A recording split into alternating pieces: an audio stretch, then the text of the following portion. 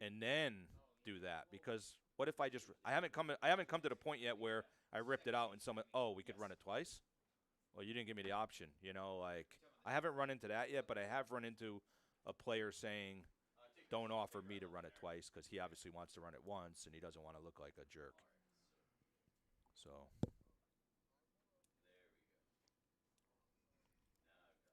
yeah, yeah, correct, correct, correct. But see, you're a professional and you think that way. The recreational player that comes in that's drinking doesn't doesn't think your way. You know.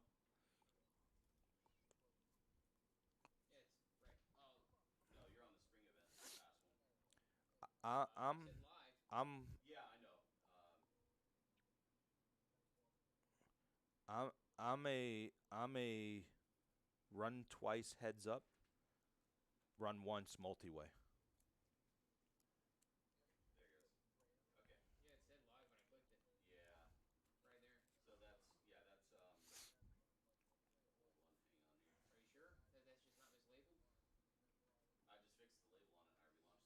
Right, right. Yeah, yeah, for sure. And a lot of times I'm playing PLO, so it's hard to beat multiple people. You know, twice. Correct. Yeah.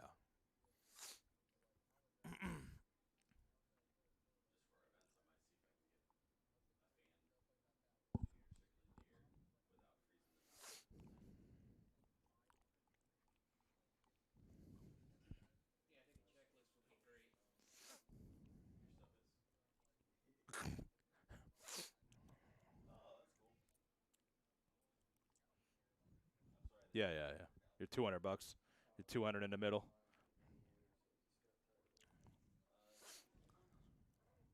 Yeah.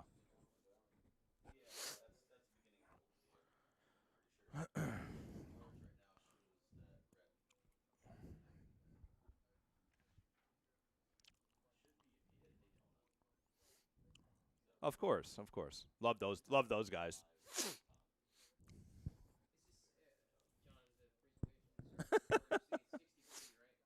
And calling super light probably with the draw. Yeah.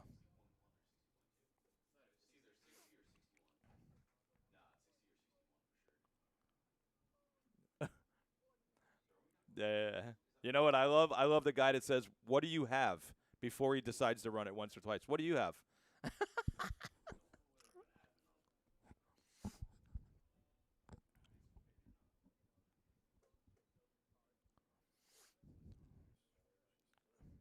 Yeah.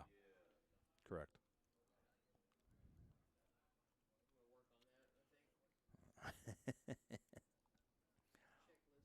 It's not relevant. I mean, it is, but it isn't. Like, correct. Yeah. Yeah. Yeah.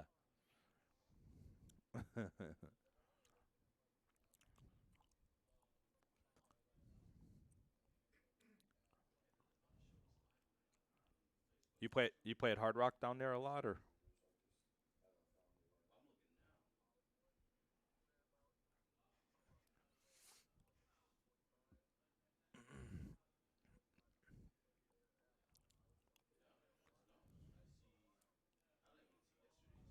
really?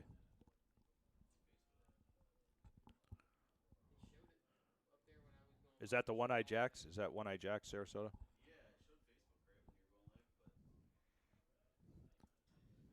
You would think that that other room would want the free advertising.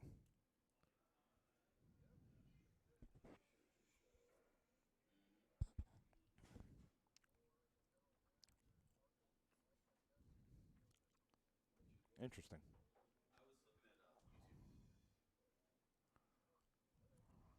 Yeah.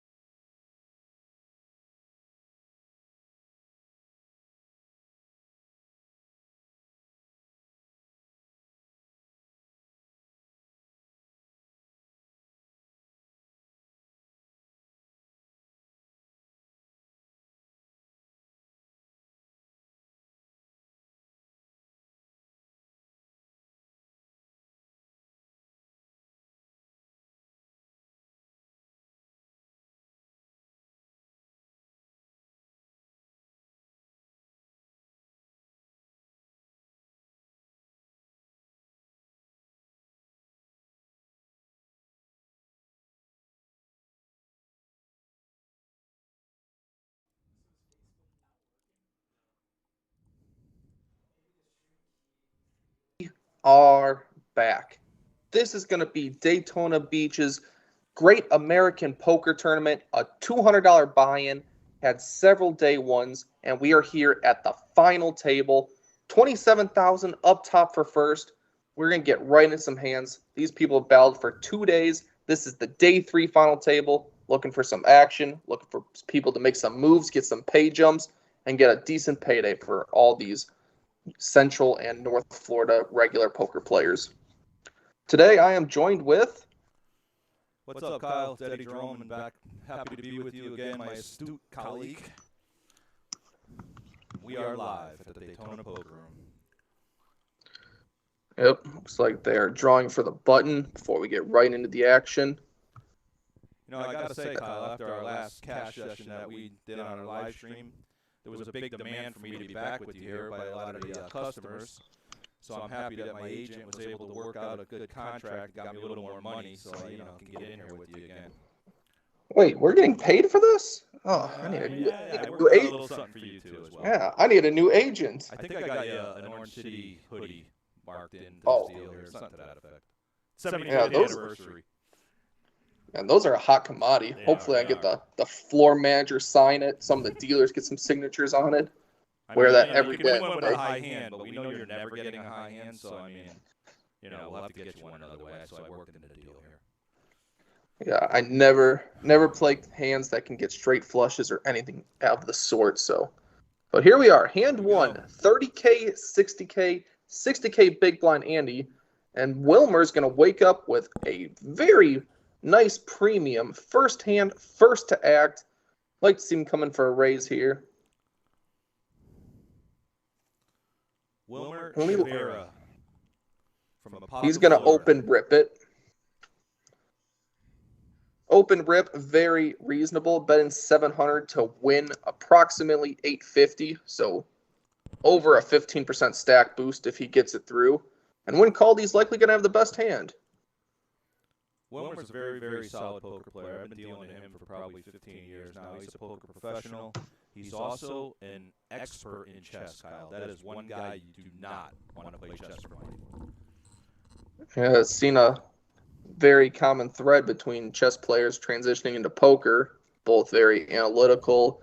Think about your opponent games. Think about multiple steps forward. In poker, sometimes you should think about, if I do this on the flop, what am I doing on the turn? Yep. Should be able to think a few steps ahead. He's actually, it's called a master. He's actually, he's rated in the top 1% of the country.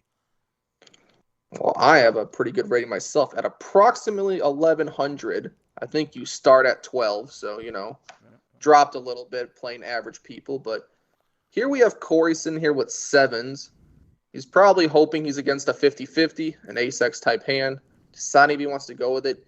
He does appear to be one of the shortest stacks, and sevens are pretty good. Can't wait along forever if you're Corey. He does choose to let it go, though. It is an under the gun open, so no shame in letting that go. And King 9 with a massive stack of 3.4 million. Doesn't have to risk too much to try to get a knockout and a pay jump.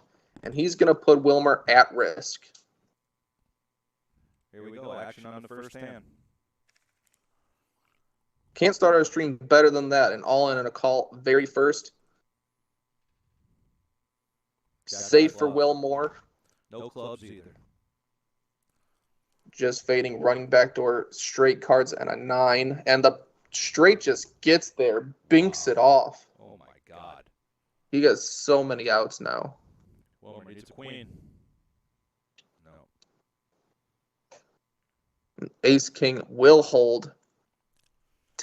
Pulled the backdoor straight card as good as he could ever hope for, but not enough to give him the full straight. Nope. So Ace-king will be the victor on this one.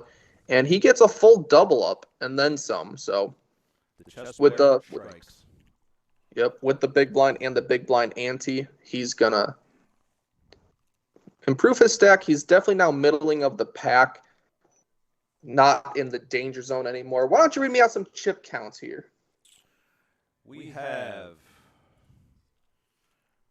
I can't see him on my board yet.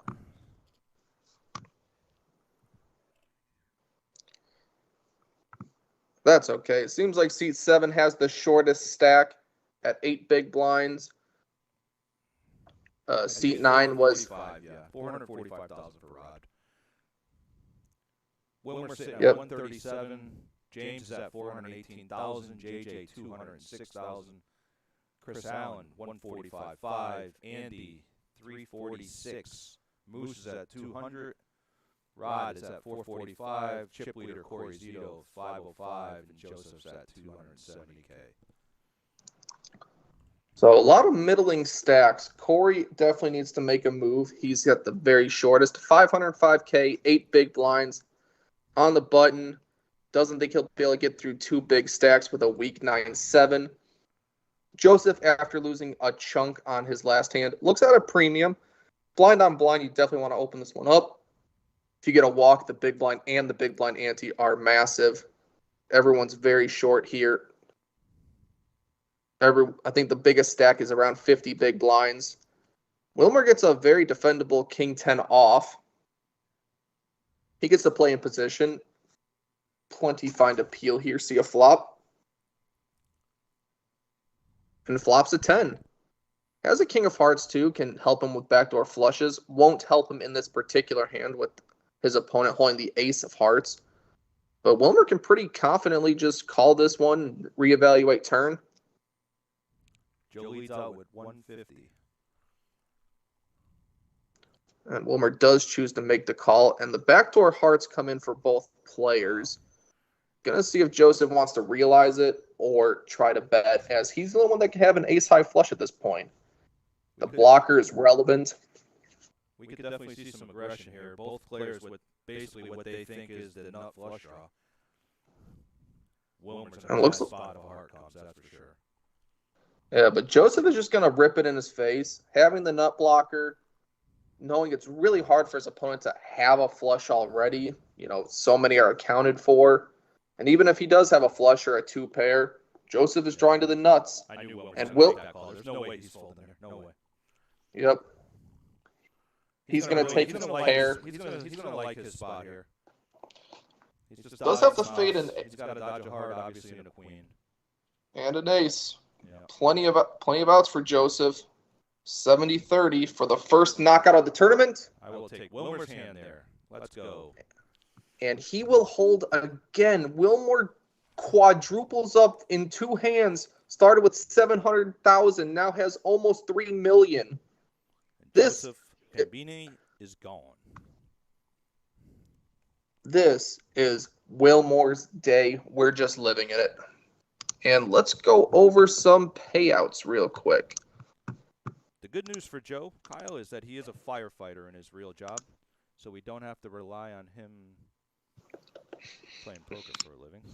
But he still has, our chip stack, our count must be wrong here on the screen because he still has chips, no?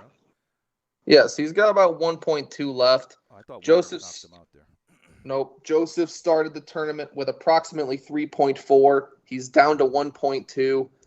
All of them being shipped Wilmer's way. 2 hands, 2 big wins for.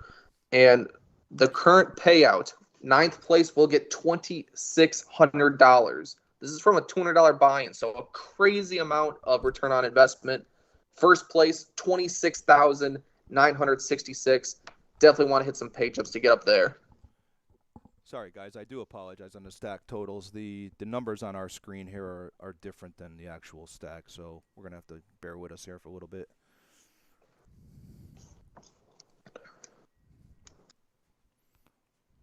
But now we're going to fold all the way to Corey.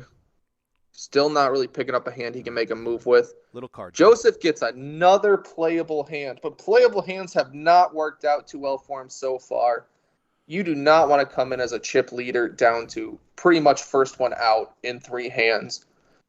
He's got 21 bigs here. He's going to lead out. He raises to 150K. And his nemesis wakes up with a playable one again. And if history repeats itself, this will be an ace-7 high board.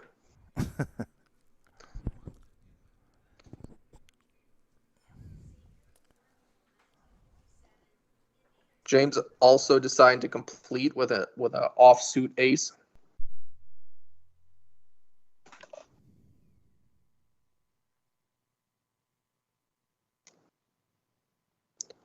up from Wilmer's hand. Couple of hearts out there. Sevens is an overpair. Not easy to get. It's going to check all the way to the button. Who checks it back? Ace high has some showdown value. Doesn't need to bluff yet. I mean, Wilmer's Now Ace high feels pretty confident in a double paired board. Should have the best hand most of the time. Yep. Unfortunately, that this time Wilmer does have a pair of sevens, and he's going to bet like he has a pair. You can actually get value from ace highs on this board, so pretty good value bet from Wilmer here. I guess Wilmer was looking for maybe a check raise on the flop. I mean, it was a little suspicious. He checked it over to the button, hoping maybe he would make a wager.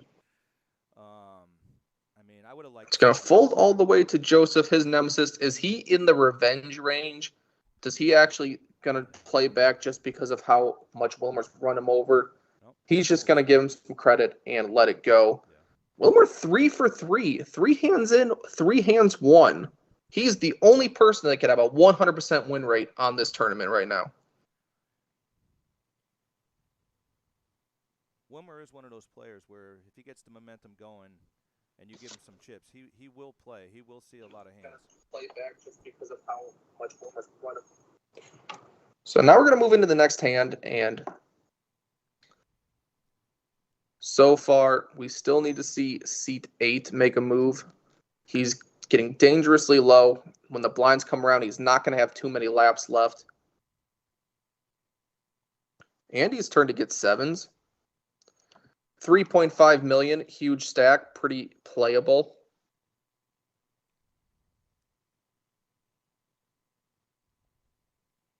Gonna come in for a raise, 125,000. This game, gray chips are 100,000, blue chips are 5,000, yellow chips are what?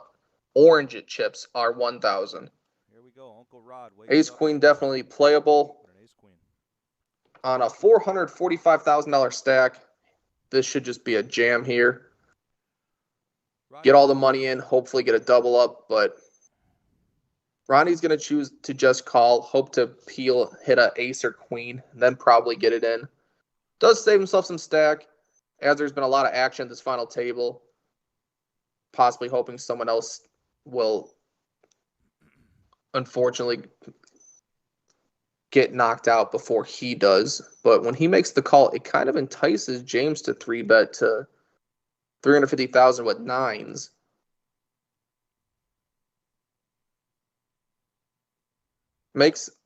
Gives sevens the right odds to call. Now ace queen has to be in there.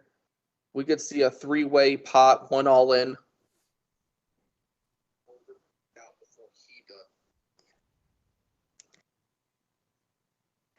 Looks like dealer's just getting some stack counts correct to make sure everyone gets the right amount.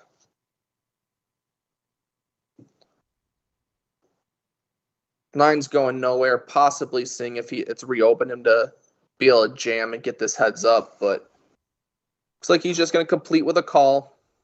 Andy's going to call as well, so 3 ways, 1 all in, 2 a flop, 1.5 million in the middle.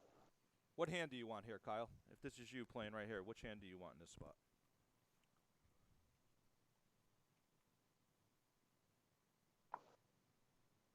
The 9s. King high board, but James hits a set of 9s. It's going to check through, though.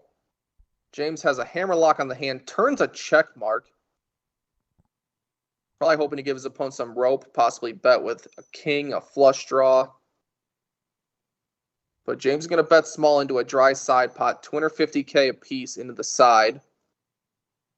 Fortunately for Andy, he cannot win. 9s are going to be best. And luckily for Andy, he does not turn a 7. Rivering a 7 would have cost him a lot of chips, possibly the tournament. And James gets to go for some pure value. Everything missed, a king will pay you. You have a set of 9s. Your opponent really can't ever have a set of kings because he didn't 4-bet pre. So pocket kings pretty irrelevant, as well as 4-5. Shouldn't really have that ever. And pocket 9s bets 475,000 into 2 million. About a quarter pot size bet. Very enticing. Andy's trying to figure out. Andy with his sevens, wondering if his opponent can have a hand like Rodney's ace queen, if he can have queen jack, miss diamonds. But Andy's going to be pretty happy to see that he folded correctly on the river, and nines are going to cause the first knockout of the tournament. Ronnie, it gets ninth place, good for $2,600.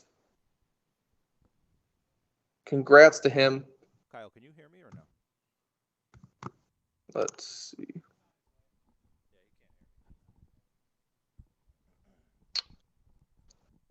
Yes, Rodney. Retired Lake Nona. He's in for 2 bullets. Biggest tournament buy-in was $1,500. His favorite hand, King Queen of Clubs. And today he turns $400 into $2,600. Good run. And now we are down to 8.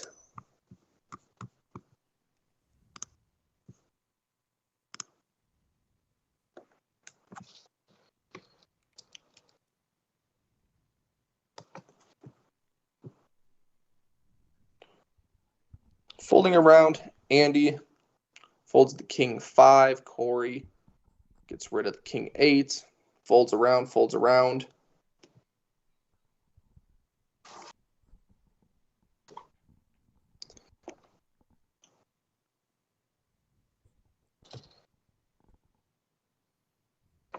$10-5 of spades on the button will be passed on as well, all the way to the small blind. Looks down at queen jack offsuit, definitely openable. And he takes down 120,000 with the big blind ante when Chris passes on the 10-8 offsuit.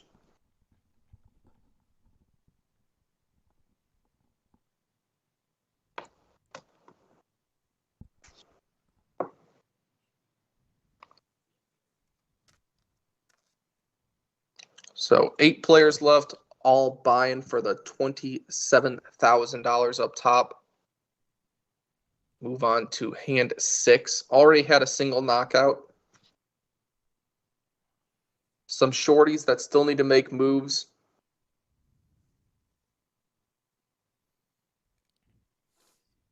Moose is going to fold a 10-6 offsuit. Very reasonable. Corey's not going to choose the queen deuce suited to make his move. Joseph had some playable hands today. They've not gone his way yet. Kyle, I am back. He is going to open pocket deuces. Pocket pairs have a chance to flop a set, win a massive pot, possibly double up. Get yourself in good shooting distance of winning. But he chooses just limp the deuces for 60,000, which he's going to fold all the way to Andy with pocket jacks. With 300,000 in the middle already, he's going to bump it up.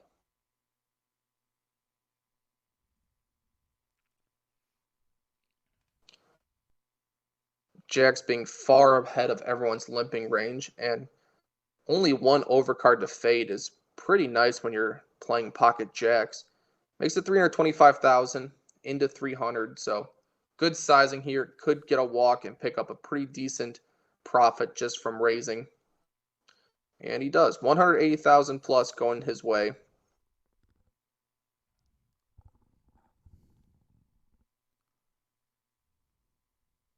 And every pot here being significant, having real money value that is substantial for these players. $200 buy-in. Next elimination will be given $3,269, but there's a $800 pay jump from that, then a $1,200. Pay jumps are pretty big here. Gonna try to wait for some short stacks to bust before making a move if you're a middling stack. Joseph continues to get playable hands. Ace queen this time. Makes it 150,000, but he's gonna run into his number.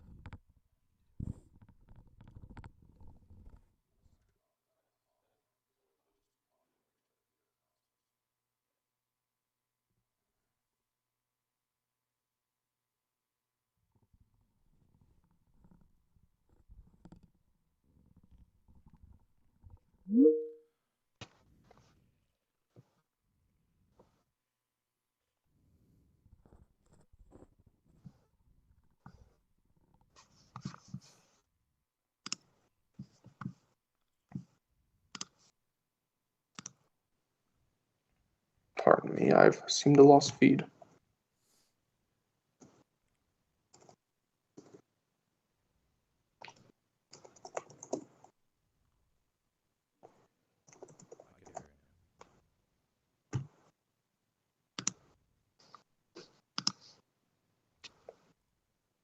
So my feed seems to have gone down. Hopefully I can be able to see the table shortly. But for right now, I guess get to just watch the action unfold without the commentary of myself. Kyle, I am back, I believe. Can you hear me, my colleague?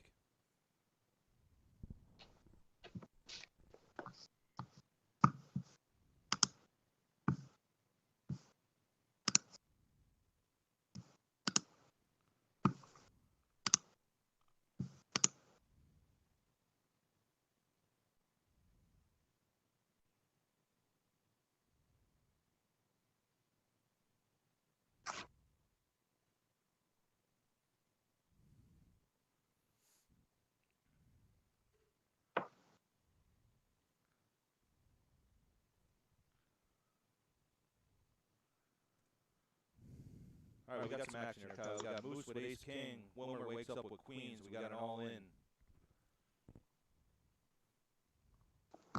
Moose's tournament is at risk with the classic race. Ace King versus Queen Queen. Here's the flop. Ah, bad flop for Wilmer. Moose hits a king on the flop. Takes a commanding almost 90% lead to the turn. Hopefully I get video feed soon to be able to continue the commentary. I have messaged the tech department. Hopefully they can get back to me pretty quickly. We need a queen and a queen only. Oh, King's full takes it. Double up for Moose through Wilmer.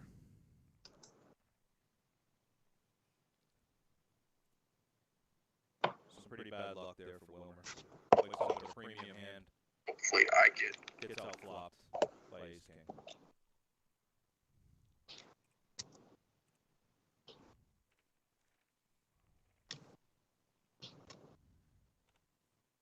But what a suck out. Ace King just cracked queens. Looks like they're going to get some exact count going to see where the chips are going to, how many chips are going to remain for each player. We are having a little audio difficulty out there, folks. Our crack staff is on it. Me and Kyle are not on the same wavelength right now. Just please give us a few minutes to get back up here and running. We're going to move on to the next hand.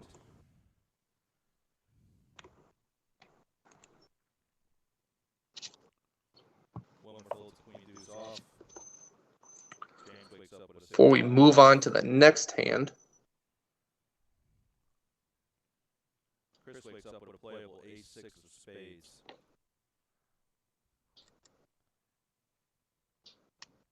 Chris got 21 bigs right now. He's in that moment. Is this the hand he wants to go in with or go out with? on the gun folds, on the gun +1 folds. James looks down at 6-5. Off suit, he's going to let it go. 9-4, not going to play.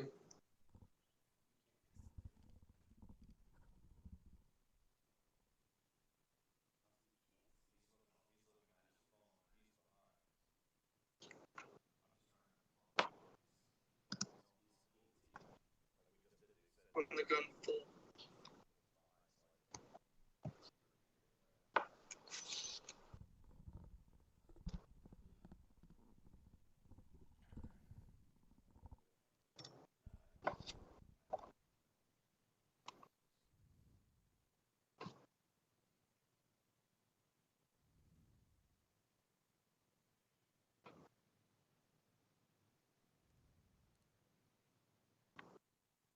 All right. Does seem like I got my feedback, so it looks like we're back into it. Sorry for the technical difficulty. Throwing on these streams, quite an endeavor. Many people involved, many moving parts. We appreciate everyone that bears with us through all these issues. But now we get fold all the way to the button. Moose opens ace deuce. Kyle, can you hear me now?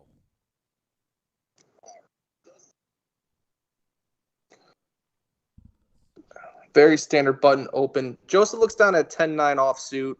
Could defend it. He's going to choose to let it go. There's still plenty of shorties out there that he can wait, force them to make a move, and him try to ladder up. Instead, no reason to get too out of line. Played plenty of hands and very good ones. Just cards haven't quite gone his way at this final table. Definitely had to get things go your way to make it all the way to here. Sometimes all the run good, you just run out of gas at the end, though. Can be disappointing, but see if he can turn it around.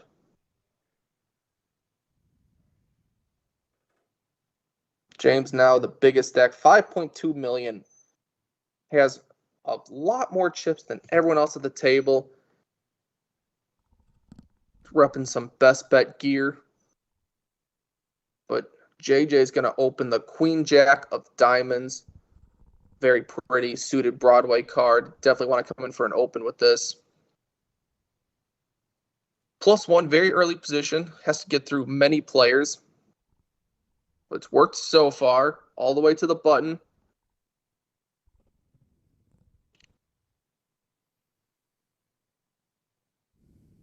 Short stack's going to let go of the King 6 offsuit. And JJ's going to get a walk. Queen Jack picks up 150K. Good result. You get one lap paid for. Big blind, ante, and small blind.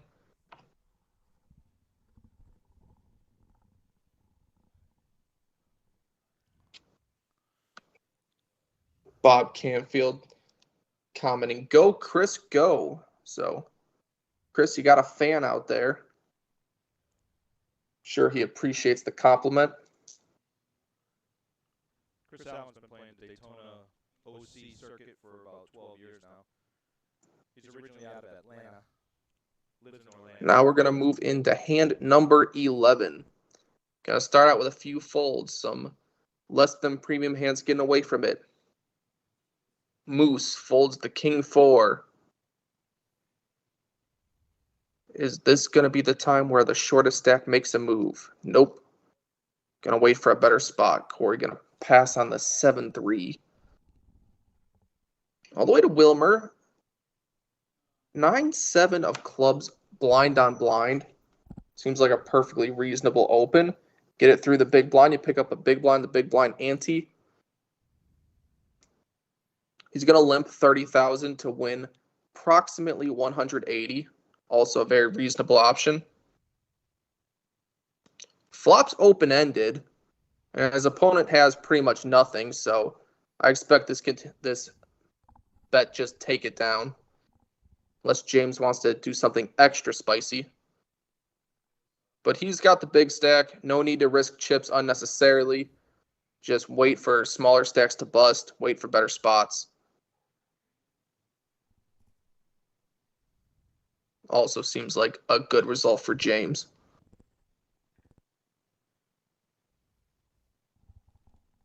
So, Wilmer now with 1.7 million in chips. A bit on the shorter side. He just lost a big one, Queens versus Ace King, after a very hot start. Came in with a very short stack, so he's been on a roller coaster. Joseph had a tough time. James, quite the upswing from the start of the final table. Pretty quiet from Chris. Hasn't picked up some cards yet. Moose not going to get spicy with the 7 deuce. Corey getting dangerously low, 355K. Might have to just take the King 3.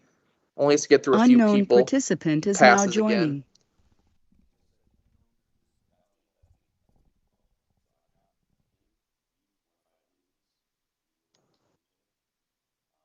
Wilmer looks down at the Jack 10 off on the button.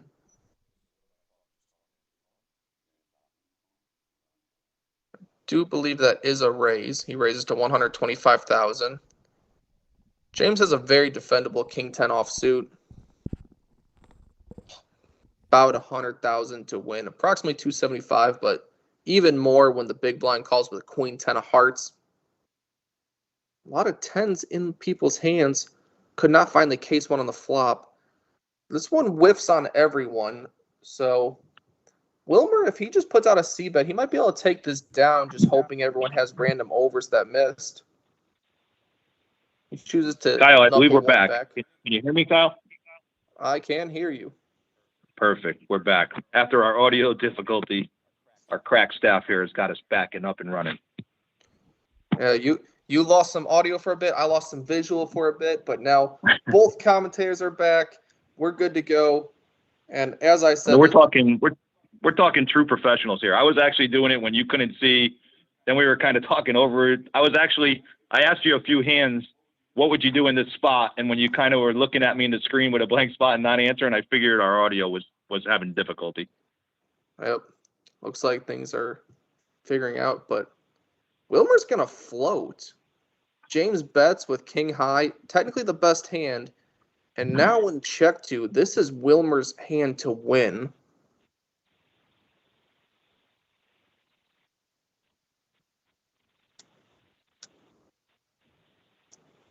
Puts a bet of 375 out, repping the ace. I mean, quite a heads up play for him to float with the jack high. River a scare Well, we're card. definitely detected a little weakness there. Yeah, nice play on the point to fold. Takes it. I mean, your opponent checks you there. I mean, you're on the button. You have to put a bet in there. Yeah, more times than not, you're going to take it down. When your opponent bets the turn there, he's repping maybe an 8, maybe an overpair. But when checking on the ace, River never has an ace. It's yours for the taking if you can identify it and put the bet out there yourself.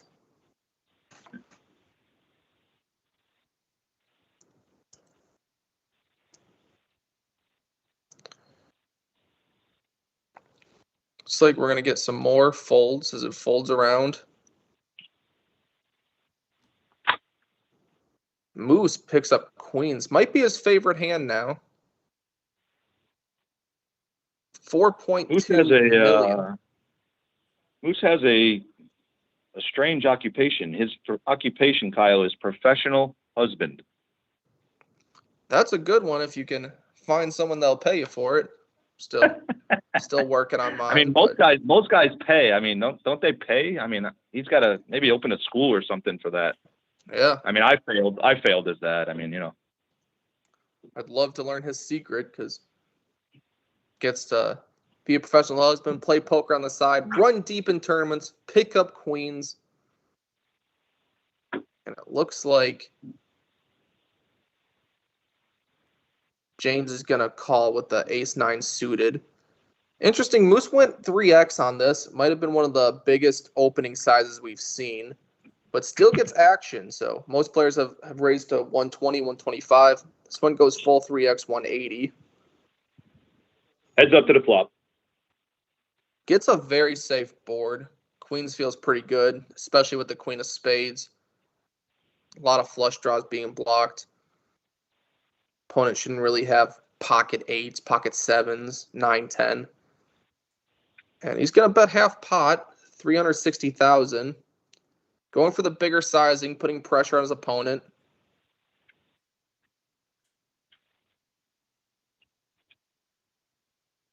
Sure, Moose is fine getting a random ace to fold or put the money in with a drawing very slim. But he'll just take it down, win 330K. Continues to widen the margin between him and the shorties. It's like him and James will be battling deeper into the day while other players need to make a move to be able to join them at the later stages. I'm reading Moose's bio here, and he's a semi-pro. He's been playing for about 36 years. His major caches are the Heartland Poker Tour and also the WPT. I believe that was down south. The only little caveat to that is it was a women's tournament, Kyle. Right you are. Seems extra difficult to be able to win a tournament, but then also win the ladies' event. I wonder if his professional husband occupation was able to help him just take down woman after woman in that tournament. He does have a lot of experience dealing with women, I suppose. It's just too easy, Kyle. It's just too easy. He did take down many of them in that tournament. And Corey finally picks a spot where he's going to go with, chooses pocket sevens. Looks like it's going to be a tough one as Joseph, another relative short stack, picks up eights. And Corey is in very tough shape in this one. And we still have plenty of hands to go through to see if anyone wakes up. Oh, and Chris wakes up with pocket jacks. What a spot for Chris to get it in here. Chris has a decision to make. This is not a slam dunk all in, as you have two different players all in, and you can just pretty confidently fold and ladder up. You can gamble and go for a triple up, double knockout. I mean, if you're Chris right now, Kyle, you got to think he's probably going up against maybe ace king in one of the hands. He's got to factor in maybe queens or something to that. I mean, it's just not. I mean, we can see it. Obviously, he's way ahead, but in his spot, the way the action just went down, it's a tough spot. Yeah, it's not a slam dunk jam. I do think that jam, you get a potential to triple up and run deep. Oh my goodness, he folded. I do think that that's fine. You're hoping for a ladder. Next player out is only getting $3,269, but after that elimination, $4,158, so approximately $900 pay jump. Chris just seen the hands turn over. He's got to be sick to his stomach right now. Woo. Yeah, it is tough to get a three-way all-in that far ahead, but there's still plenty of cards to come. Sevens picks up backdoor hearts. How about a heart on the turn here for a little sweat? Oh, and we got it. And it was the jack. Chris would have like, now Chris really has to be sick to his stomach. And that's Rivers it. a 6. Jacks could have got the triple up, but instead we get elimination down to 7. Corey Zito, the professional from Orlando, Florida. He's one of my favorites. I would have to say he was one of the best players at this final table, and he's going to be out. I'm semi-early. I picked him to go deep. I'm not going to lie. Yeah, he came in with a very short stack. Got one money jump. I believe he was the shortest at the table upon entry, so great to see him get one pay jump. And now every player is guaranteed $4,100. You know, I have some side interest here, Kyle, in Chris. I hope Chris cashes big in this because, you know, he's a big Atlanta Falcon fan, and I am, of course, a Dallas Cowboy fan. So every year for the past, I think it's about 7 years now, we have a $100 wager who has a better record, Dallas Cowboys or Atlanta. And Chris basically has paid me the last 7 years. Well, you do need to make sure he has the money to pay for the next year, too, then. So hopefully he runs good. Yeah. I'm rooting for him. I got some side interest rooting for him. He has to be sick right now. He's on break. I mean, let's just try to dive in his head right now, Kyle. You're a professional poker player. He just makes that lay down, right? Yep. Obviously, it's the long lay down.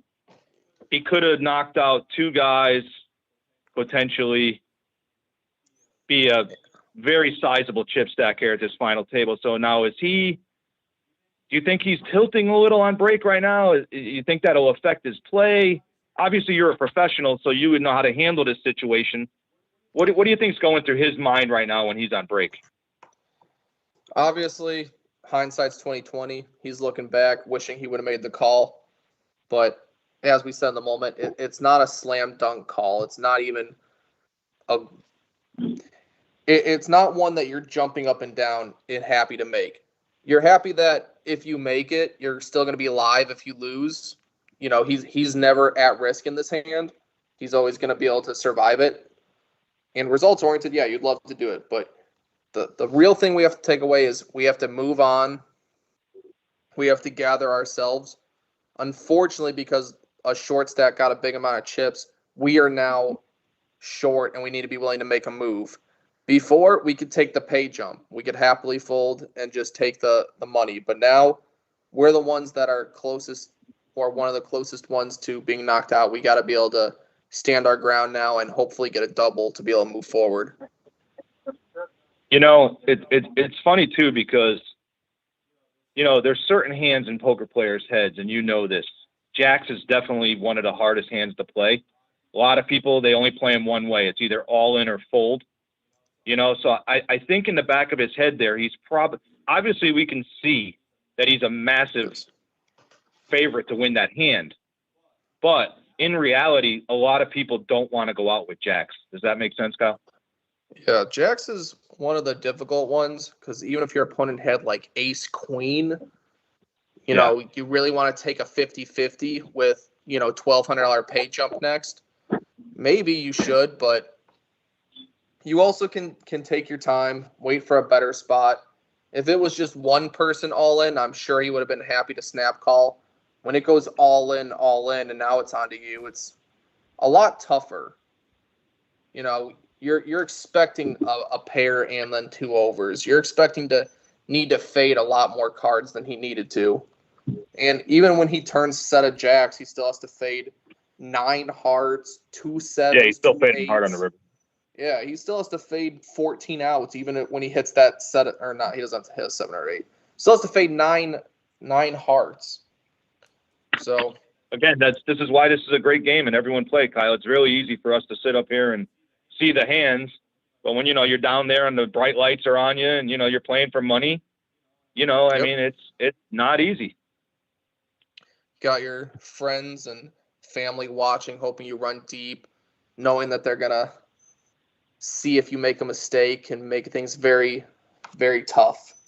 Obviously, no one wants to go home and have their spouse or a friend say, "Well, why'd you do this? You know, you should have folded here."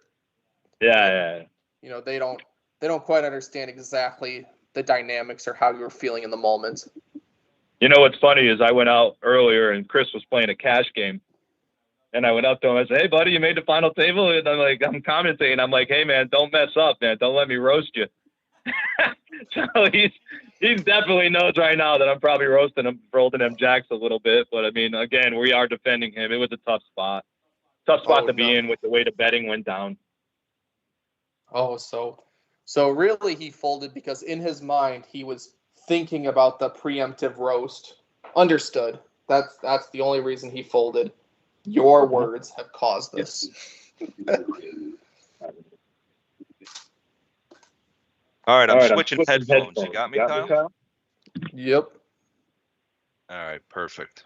I'm back up and running. No Unknown more cellular participant technology. is now exiting. Much clearer. Perfect. Yeah, we thank everyone. If you saw this headset I'm wearing right now, Kyle, you would think I'm probably I'm 1980s, maybe. I mean, this might even be a flea market special.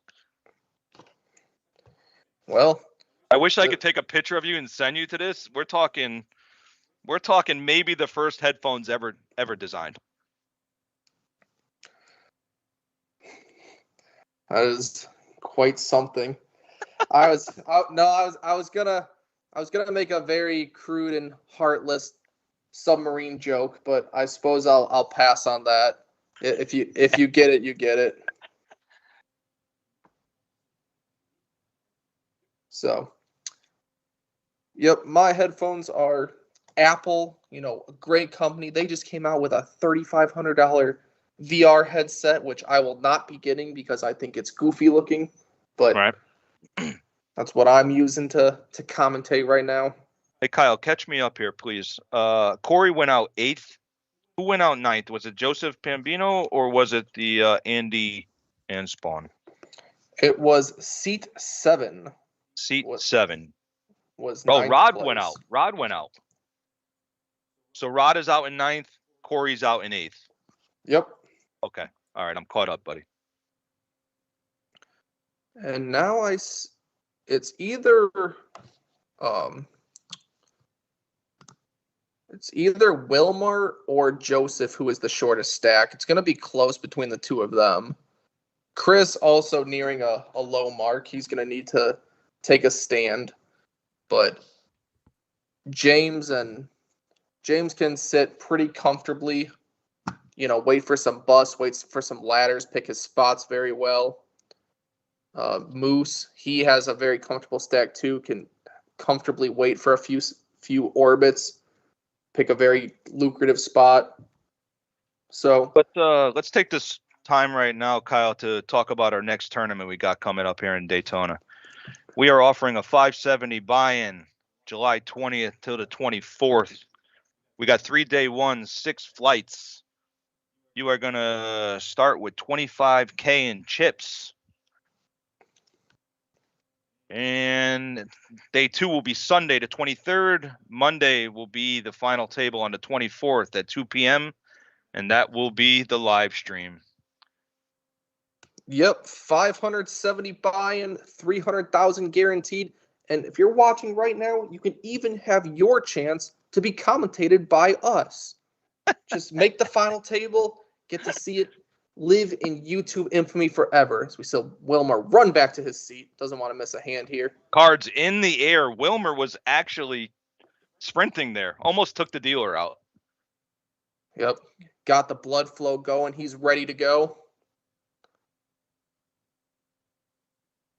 We got some people on the multi-stream chat now. Cane Man 67, what's up, Mr. Presida, my boy? We got my boy Bob Canfield out there. People making some good comments here. We got a Corey Z. Corey is the best from N. Diaz. I'm going to say that's maybe his girlfriend. Might be his biggest fan, probably.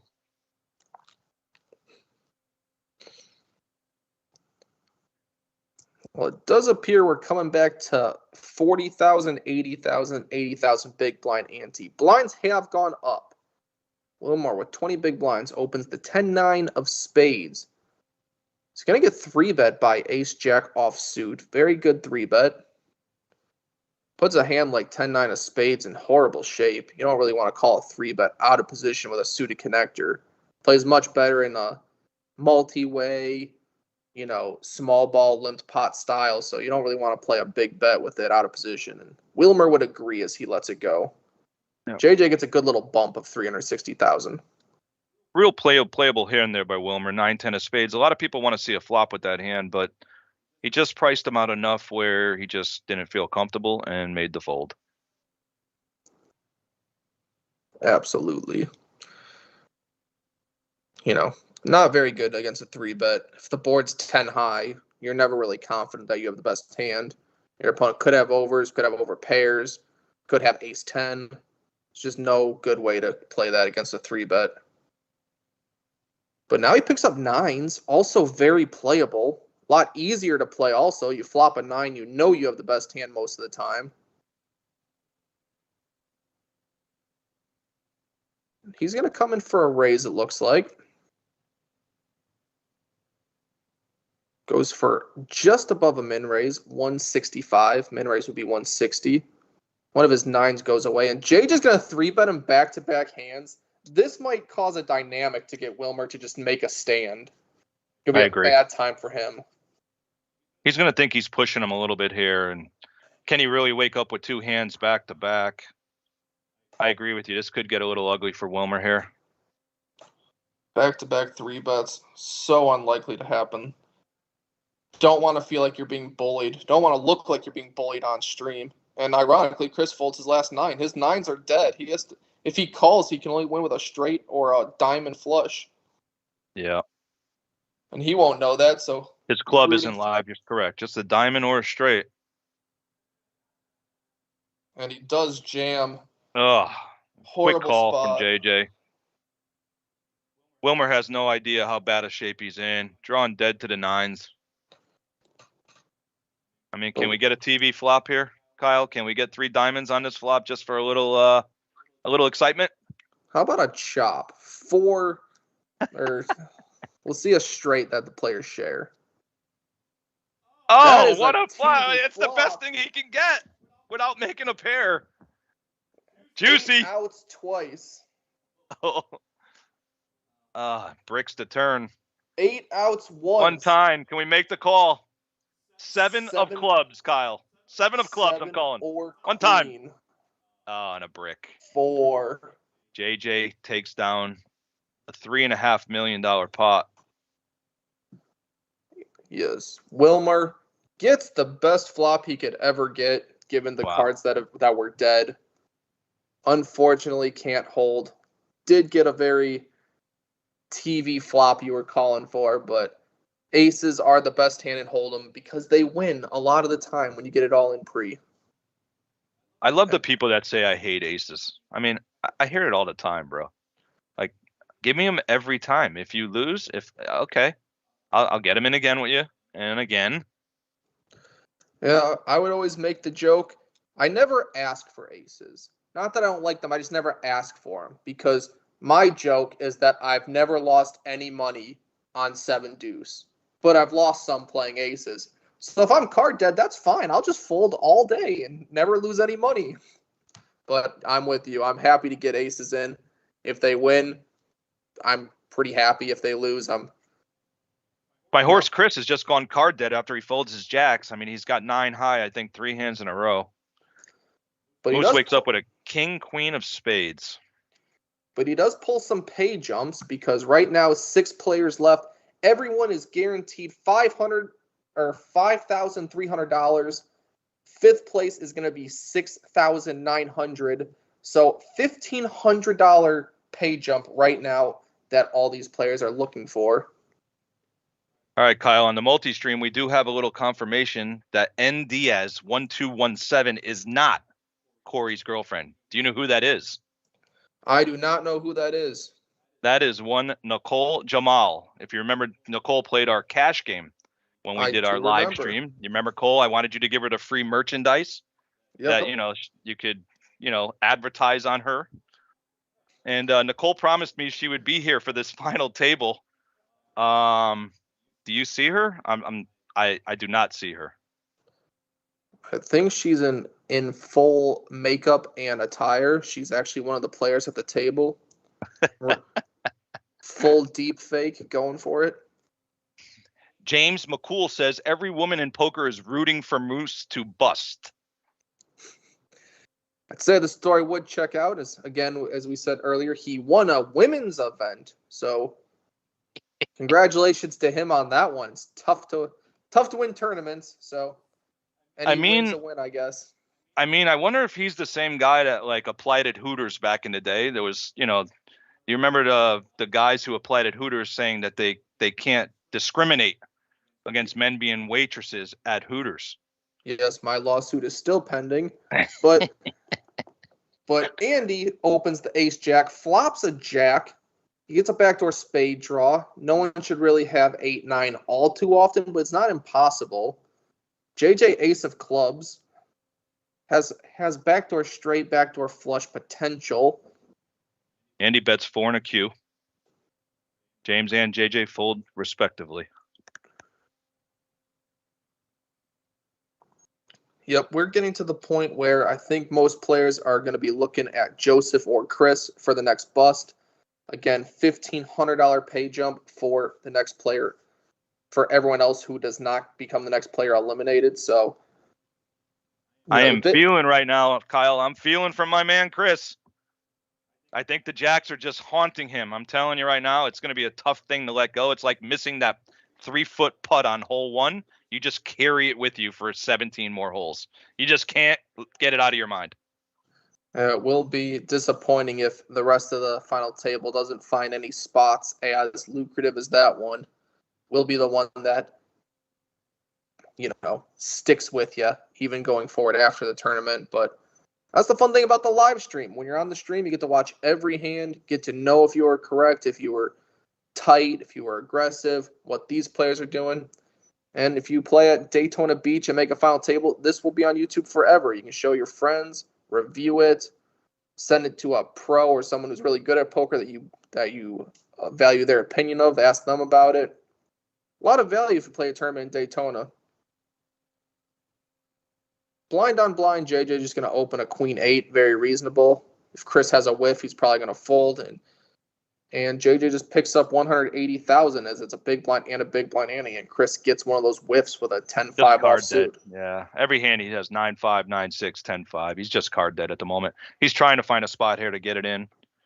And there he is, Mr. B-Rod. There is Byron Rodriguez, tournament director extraordinaire. The best of the best. Yep. Tournament director directing the chairs right off the stage. And the Byron tables. is the manager for OC and Daytona Poker Rooms.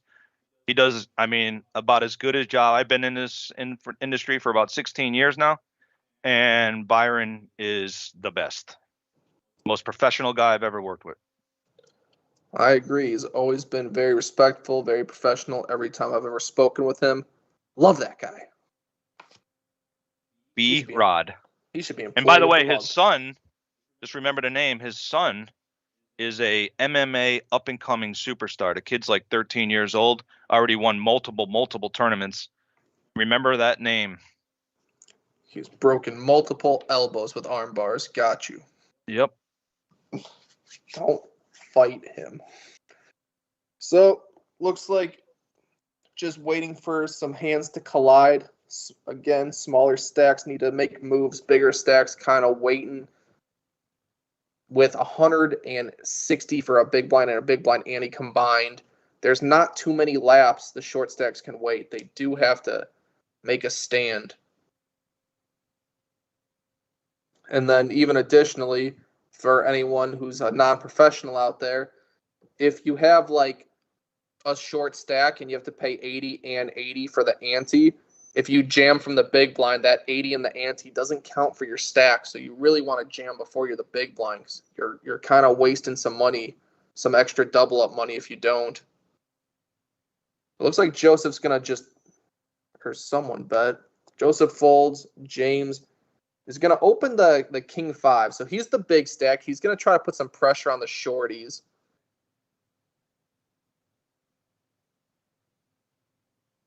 It's like the big blind, or the small blind had jack 4. They're out of there. Moose with a king 8 offsuit. Definitely not your favorite to defend, so he'll let it go as well. We are going into hand 22. We got some V-pips here. James is playing 33% of the hands. JJ, 38% of the hands. Chris, a low 9%. Again, he's trying to find a spot to get it in here. Andy, 14%.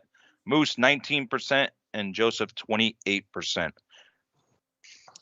Yeah, in the last hand, James opened a king 5, so we're gonna see how wide he wants to start opening, because he got it through that time. He knows he's a big stack. He knows people are waiting for jumps, and it looks like he's just gonna be big stack bully for the next segment of this final table, just opening a 10-8 offsuit. Very reasonable because he's getting all the respect. Everyone's folding. He's growing his chip stack 200,000 at a time. But Chris finally wakes up with ace king. Here we go. Here's my horse, Kyle. Here's my horse. Yep. Get it in here, Chris. Get it in. Excellent. I need some of that Atlanta Falcon money. If he wins this tournament, we might be able to bump it up to 200 for wins total for the season. He could take you to a Falcons game. Look at that. $26,000 for first place. And James now realizing he's just been caught, going to try to save a little bit of face, but likely going to let this one go. He knows Chris is short here. He knows he's only putting it in with a premium hand. Ace minimum, any pocket pair, James folds. Yeah, again, because this is a stream and it's on a delay, it is possible that James knows that he folded jacks pre. So if he knows that, then any hand Chris jams with, James could just comfortably think is better than jacks and get rid of it. But that's a big boost for Chris. He gets 200,000 from the blinds, 175 from James's open, and now Joseph is most likely dangerously short. Chris made his move. Now Joseph needs to make one, or else he's going to be in deep danger zone.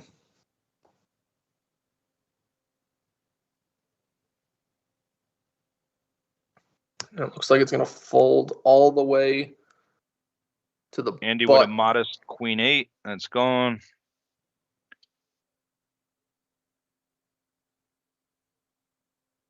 But not the best seat for Moose because he has the biggest stack in the big blind who can happily defend pretty wide because of how big his stack is.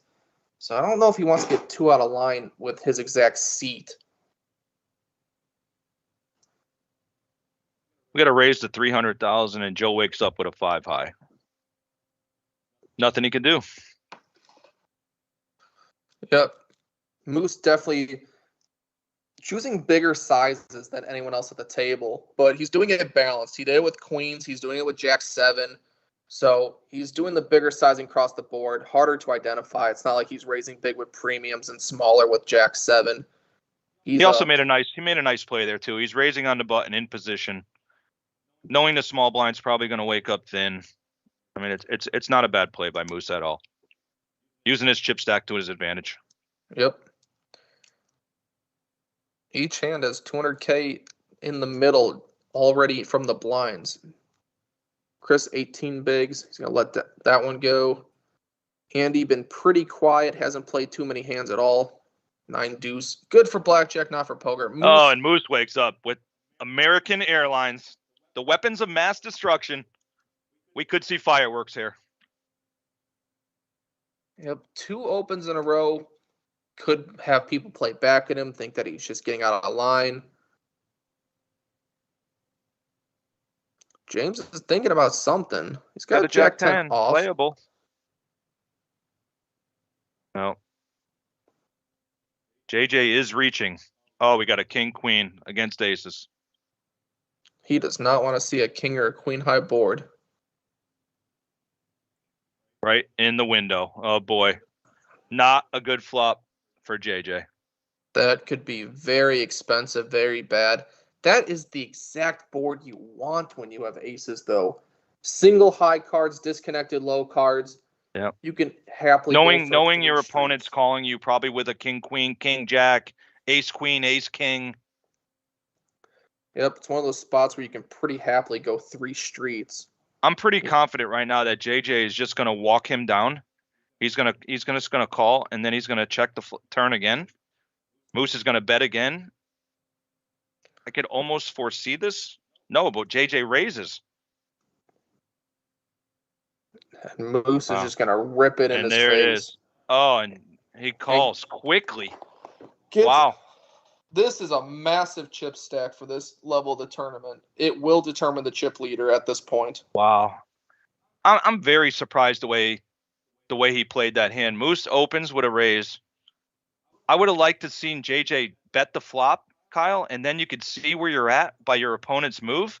Instead, he checks, Moose bets, and then he goes over the top. I don't know. He's down to like it. 5 outs. Aces will hold. Chris and Joseph sneak a $1,500 pay jump. JJ eliminated. Yeah, assuming the chip stacks are accurate, that is quite unfortunate for JJ, but very helpful for Chris and Joseph. And that means that Moose is going to have about 8 million in chips. He will have almost 100 big blinds. You see a shot at James. He's somewhat disappointed. He had pretty much a walk to the heads up, but now he's going to have a bigger chip stack to his right. Not the worst spot at the table for it, but he probably definitely would have liked to remain the chip leader and have some shorties bust. But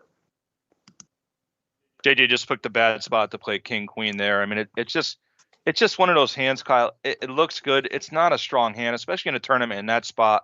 You got a pretty tight player in Moose raising. I just didn't like the play at all. At all. I didn't like the way he played the flop. If he throws a little bet out there on the flop, you can find out where you're at.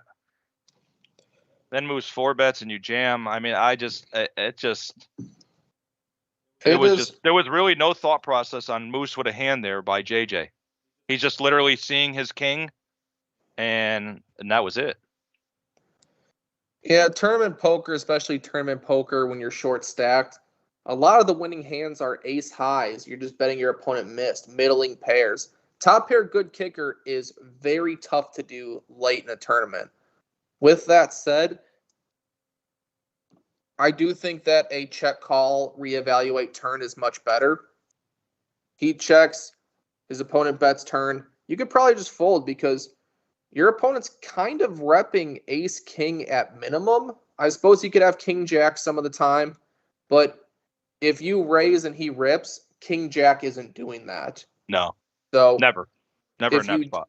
Yeah, if you do raise, I think that's fine. That could be information gathering. But when your opponent jams, he's pretty much saying he has ace king minimum. Technically, pocket king's not impossible, but they probably just call. The raise isn't horrible, but when you get jammed on, gotta just look at the shorter stack to your left and across the table and just say, well, I was caught a little bit, but gonna try to get some pay jumps. I'll tell you what, those two guys with the short stacks are really happy right now, Kyle, that JJ played that. I mean, they must have been just sitting there like, geez, let's go. Rooting for Moose to win that hand for them. Sizable pay jumps up. Chris and Joseph, very happy. Now these five gentlemen are all guaranteed $6,979. The next fourth place will be getting $9,200. So approximately $2,300 pay jump now. They just hit a $1,500 one, now 23. See if Joseph or Chris can see some two big stacks clash again, get another one, or if they're going to pick spots themselves. James understand the pressure, two shorter stacks to his left. Or just one. The elimination gets rid of the small blind. He would have been the small blind. Chris still has to pay big blind, ante. So dead small. Chris is going to make a little bit of a stand here with his king high, not putting his opponent on a big hand in a small blind. Yes, it is. It's big blind versus button, but essentially it's small blind, big blind, just because there is no small blind. And in that configuration, if your heads up, king 4 and better is better than like 50% or 60% of the hands your opponent can have. So it wouldn't even be unreasonable for Chris to just rip there. I agree. Obviously, it's easier for us. You know, we see his cards, but here's the thing, Kyle. If he rips there pre-flop, right? He has no decision on the flop. Now the flop comes out, he misses, his opponent leads with aggression. Chris has to fold. Yes. There could be exact correlations between his stack and Joseph's, but if he was just the short, we've seen James open 3 or 4 times in the last lap and a half. So Chris has to know he's doing it somewhat light or somewhat often. So, and always factor in that spot in the small blind, trying to steal your big blind and the antes. But now we're gonna get around to Joseph, see what his exact stack is, because he's got to make a move too, quite short. All right, so Moose is going to start playing his stack here now. Raises with a modest 7-3 of hearts. And gets Joseph with 900,000, just folds, waits for a better spot. Moose extends his chip lead, 8.8 million, over 100 big blinds. Not too often you are over 100 big blinds at a final table of a tournament. So it looks like Moose and James are going to take turns trying to steal hands. See if they ever clash like the King, Queen versus Aces does. But yeah, we see Moose has an absolute monster stack over there. What's that? 4 wide and 4 deep stacks of 20. That's pretty impressive in the tournament. Yeah.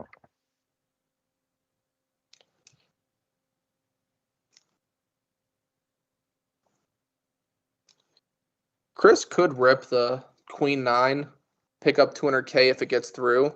But when he folds, it lets Jack 7 have a chance. Moose picks up a King 3. He could raise, he could defend, he could jam. With his stack, all options are on the table pretty comfortably. He just checks. He's happy to see a flop here. Both players miss. Goes check, check.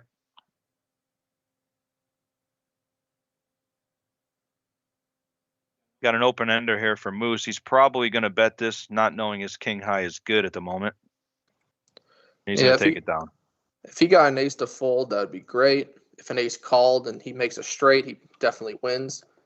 He ran pretty good in that specific spot. There's no real danger in how that hand played out for the king 3. All jokes aside, with Moose and playing his playing ability, I've watched him play now for probably 15 years. He is a very, very solid player. You know, we could sit and joke about the ladies tournament, but he's a very formidable force at a poker table. And now he has a sizable chip lead. I do know that he knows how to play a stack like that. He's proven that he's closed some tournaments out. So he has to be the favorite now, Kyle. Yeah, having full wins under his belt, getting steals, getting bets through, and then running well is going to be a recipe for success. And he got a cool 3 million right middle of the pack. You can wait for shorties to bust, but ace 9 is going to be ahead of a lot of blinds ranges, so he's going to hope to just take down 200K without contest. Moose with a weak ace here. Does he want to play this hand out of position, knowing Andy could do some damage here with 3 million stack?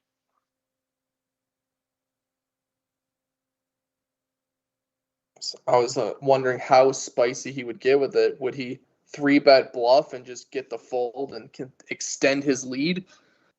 Just going to call.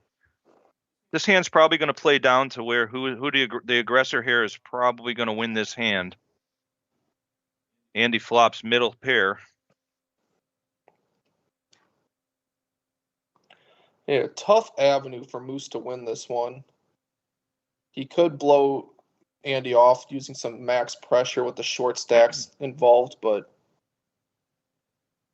Andy has ace jack in range, over pairs, king jack, queen jack, better aces. So if Moose doesn't want to just bluff, play for a massive stack, it's going to end here, and that's what happens. Yep.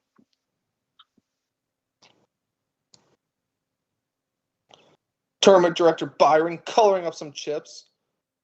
Apparently, Moose's mountain was too daunting for everyone else.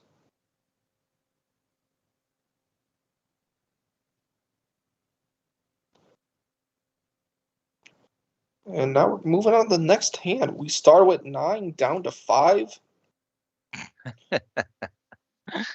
People are getting a little spicy over on the multi-stream.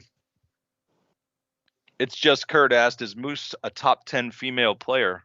Is that of all time? It's just Kurt. Gotta check the Hennen Mob for that one. Not sure. I gotta put Annie Duke up there. She's in my top 3. I'm gonna go. What's the Asian pro's name? Kyle. She does the ESPN commentary now. Probably referring to Maria Ho. Yes, I'm gonna put Maria Ho at number 2, and then you guys can figure out who's number 1.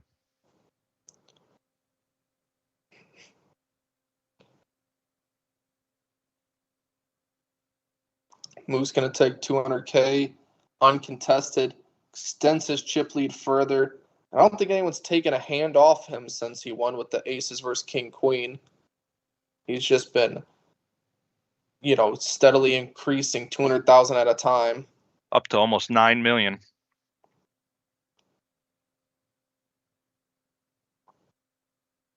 And I don't think this game's gonna really kick off until the short stacks bust. I think James is pretty happy to play passive, wait for pay jumps. No need to battle with the guy that can do real damage to you, as we've seen him do before. Right now, if I had to guess right now and I had to make a wager, I would say Andy and Moose will be playing heads up for the title. Could go that way. Moose is going to open 6-5 off. I doubt Joseph's going to choose Jack 8. Now, you got to hope if you're Andy, you could pick off some of these smaller stacks. You don't want Moose to just continue running the table and have a 5-1 chip stack on you when you play heads up. So, I mean, he needs to win some hands here. It looks like Chris got in. He only raises the king-queen, doesn't fully jam. But now you're going to play out of position, and if you just miss and get bet into, it's going to Moose just running like God. Hits a 5, takes the lead on the flop. Chris will lead out here and portray he has an ace. Will Moose believe him? is the question. The size of his chip stack here, he might call light here, not knowing he has the best hand. Kyle trying to hit 2 pair on the turn or hit another 5 on the turn. He might even think his hand's good. Chris is definitely repping the ace though. I just think Moose has too many chips to fold here. Yeah, Moose just has the stack where he can make calls, and if he's mistaken, just deal with the consequences. If it's checked to him on the turn, he's pretty confident that 7 of diamonds kind of dicey, but does look like it's going to be check bet. And now Chris is in a horrible spot. He could be drawing dead. Chris folds immediately. Just what we said. Power to chip stack, Kyle. Yep, he could afford to make a bad call there. Even if Chris jams and he thinks his 5's good, puts him on it, he can make a bad call there and still take Chris out. He's just in a good spot right there. Chris is in a really tough spot. Yeah, especially because he gets to play in position and the scenario like that happens. Scary card comes in on the turn, check, bet, fold, win. Easy game.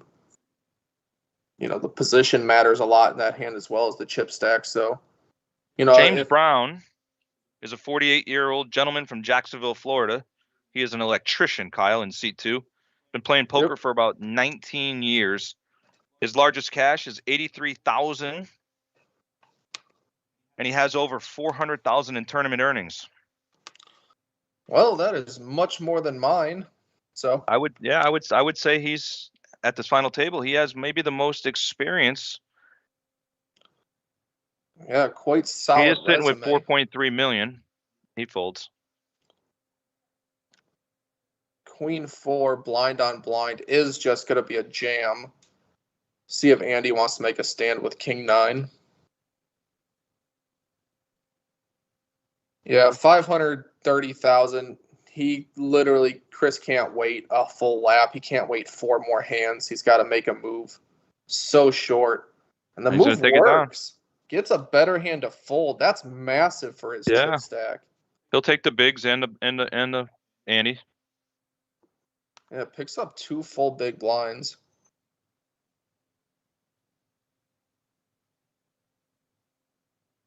It's very close for Andy specifically. He has 80 in there, so it's 450 to call. You only have 3 million, 15% of your stack for a knockout. You're flipping or, drawing at worst. So kind of interesting to see Andy not take that one, but maybe he just wants to preserve his stack, wait for a bigger stack to take out the shorties, take his pay jumps, and not put himself at any risk until finally gets a deeper run. So obviously we have some information here that the other players probably don't know, Kyle. I'm reading Andy's bio. He has no major tournament cashes.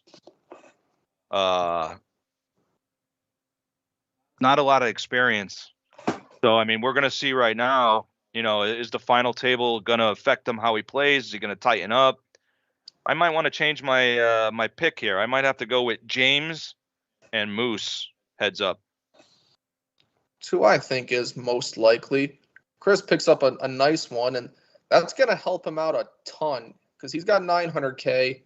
Joseph is now going to be the big blind, and he only has like 700 left. And after the big blind and the big blind, and he's only going to have like 500-ish behind to play for. So Chris puts himself in a good spot to not be 5th. You've seen Chris in a couple spots here, Kyle, where he could have went all in and been out already. I've been dealing to him for about 15 years now. He's a solid player. When his money goes in, he's usually in the lead or has a really, really good draw. He's not just going to get it in here really bad unless he's just so short stacked, that any queen is good or any, where he has to put it in. Chris is a solid player, and you're going to have to knock him out. He's not going to knock himself out. Well, he got the queen 4 through, and I believe he got another one. He got king queen through, so he's 400K up from where he was at theoretically, and now he sees an ace. We are 5-handed. The ace goes up in value a lot, but he's facing an open already. So he's just going to let it go. Put all the illness on Joseph to be able to make a move or survive. So here we go. Moose has a mystery hand. Thought we might have seen the two big stacks go at it there, but no, Moose gets out of the way. And see, this relegates Joseph to 540,000, which is so much shorter than it looks because you have the big blind and the big blind ante. So Chris can pretty much just wait 2 laps and Joseph would be almost blinded out. We will see if he makes a move or Cards. He didn't put his cards in the thing there, so we have no idea. He just remind him, maybe give him a reminder to, keep the cards in the square there. He put them together like a normal poker player would.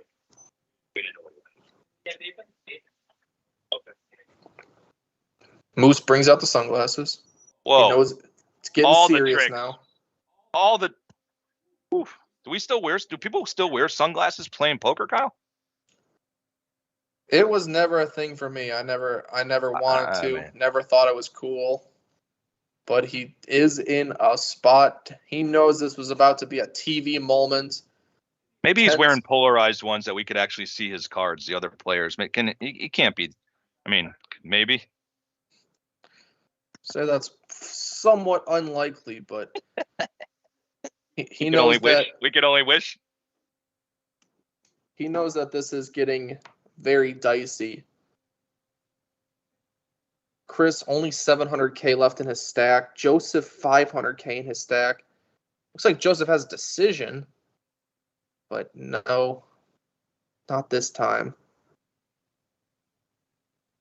It's such a difficult spot for Chris because there's 2.3K in real money pay jumps to consider. Like, you don't want to bust here and have Joseph squeak another pay jump if you're Chris.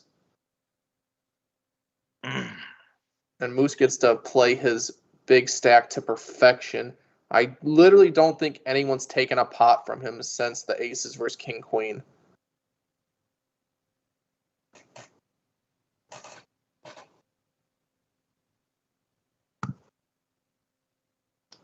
And just a reminder, Man, 1967 says I thought Moose played for the Cowboys. Is that a dig at my Dallas Cowboys, Kyle? I assume so. I mean, I'm pretty sure if he played for any team in the league, it would be the Buffalo Bills. Losers of the only record of 4 Super Bowls, Kyle. 4 Super Bowls in a row they went to, lost all 4. Well, they hold that distinguished record. That's super. Gotta take a little jab. I gotta take a jab at these people, Kyle, that are on the multi-stream. Understood. Keep them involved. Keep them involved in our telecast there. Oh no, Poker FBI says marked cards and butt plugs left over from spring break. That'd be. Is that who is that? Who's that directed to? I assume it's directed towards Moose. The joke when we were talking about the marking cards with sunglasses. Well, James gets 2 pair. Andy with a gut shot. Could be some action, but it goes check to start. James needs to start putting money in this pot. Can't let it go any deeper without getting some value for 2 pair. Looks like he bet very small. Looks like 150. Andy's going to come along with the open end. And we got a brick on the river. Should get a bet here, and James should take this down. Yeah, James not going to take the chance that it goes check through. He's going to go for value himself. It's a good bet. A queen would pay you. But if your opponent had missed hearts or exactly ace 10, they're not. So you could check, hope to induce. But this deep in the tournament, Andy might not be getting too out of line, too fancy. Just playing pretty straight face-up ABC poker, waiting for pay jumps. Because, again, these 5 are all guaranteed $6,900. 4th place, $9,200. From a $200 buy-in is a massive return on investment. $2,300 in ICM implications. So we'll see if either one of them. Moose under the gun here. Folds.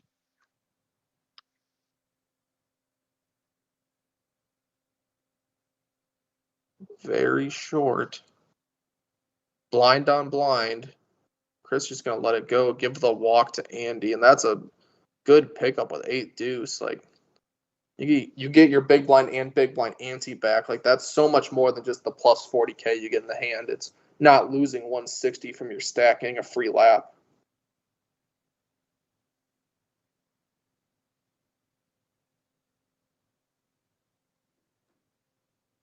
Oh, someone in the chat says Kristen Foxen's #1. I'd say that probably makes sense. Alex Foxen being one of the biggest crush. Joseph is getting this one in. But yeah, Alex Here we Foxen go. is one of the biggest crushers out there. High stakes, tournaments, all around. Very feared player. Not a bad hand here for Joe to wake up with and get it all in with. Yeah, no real other move. You can't limp. You can't bet small. You just have to No. jam. And he's going to get called by threes. Sure. Moose just going to take his time, but he's not folding threes versus the 500K stack. No. Still has 20% chance to get a knockout, get a pay jump. Joseph's probably hoping for a call. He wants a full double up, but you know, any hand can be your last one when you're all in and at risk. Moose is a really good player too. There, you know, it's funny he has to call there due to his size of his stack and the amount of the bet. But I'm pretty sure Moose knew he was beat there. You know, he was actually deliberate. He didn't snap call. He actually put it in slowly. I mean, he's a pretty solid player.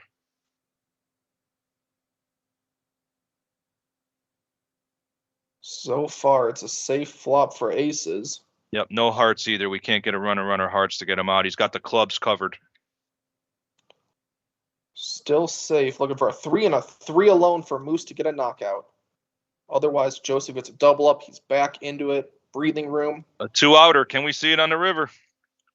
No. All right. Aces take it down. All the pressure back over to Chris. Joseph made First his little move. chink in the armor, Kyle. First little Moose has been pretty much running the table. Hasn't lost a hand. That's his first little chink. We'll see how he reacts from it. Yeah, you definitely want to not shy away from that, though. Just getting the knockout alone, scoring that, getting people to bust, and closer to heads up, closer to finishing it off. You definitely want to put these people in positions to lose all their chips and get knocked out, even if your equity is not as much as you want. I think he knows that threes are not your favorite one, because if your opponent's has like ace jack or a hand such as that, there's a lot more ace high counterfeit runouts where it's like 5-5, 9-9. Now you just lose to ace highs. So you definitely want to be like sixes or higher minimum if you're going to call with small pocket pairs, hoping against ace king. But stack wise, you have to get it in. It just is what it is.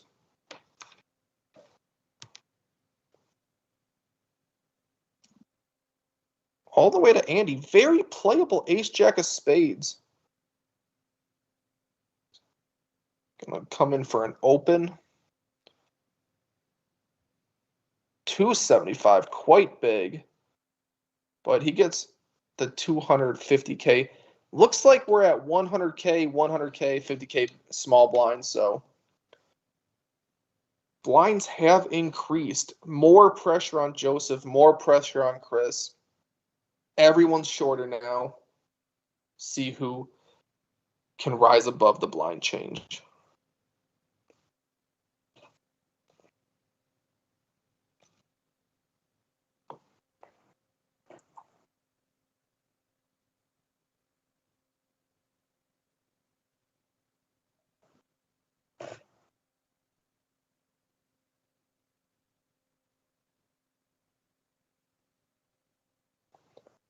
And Moose can look down at the old 7 deuce. And he's going to open it. He's feeling himself. He just needs to get through 2 players. Picks up 250K if he gets through them. Puts a lot of pressure on James's big blind. He's going to take another one down. Up to 9.4 million. So loses 500 on the threes versus aces hand, but gets half of it back just taking the blinds down. Run better.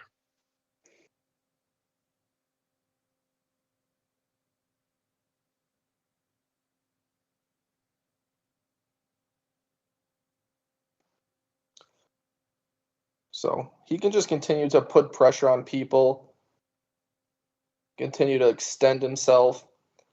Andy just Yep. not waking up with any hands. His VPIP's down to 17%. Joseph's also at 17%. You'd like to see that up around the 30 to 35 range, right, Kyle, at this point in the tournament? No, that's just for cash games. Now you're more about trying to survive. Joseph opens the King Jack because if he has to get it against Chris, that's probably the best case scenario for him. But now he picks up 250,000. So he's pretty comfortable. Chris down to, after the big blind ante and the small blind, he's down to 300,000. Like he's got 4 hands or he'll be blinded out. He needs to make a move. It's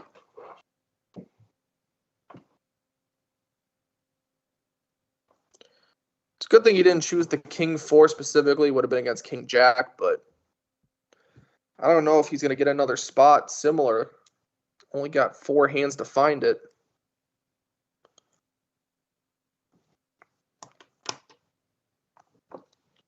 Joseph getting some playable hands when he needed them.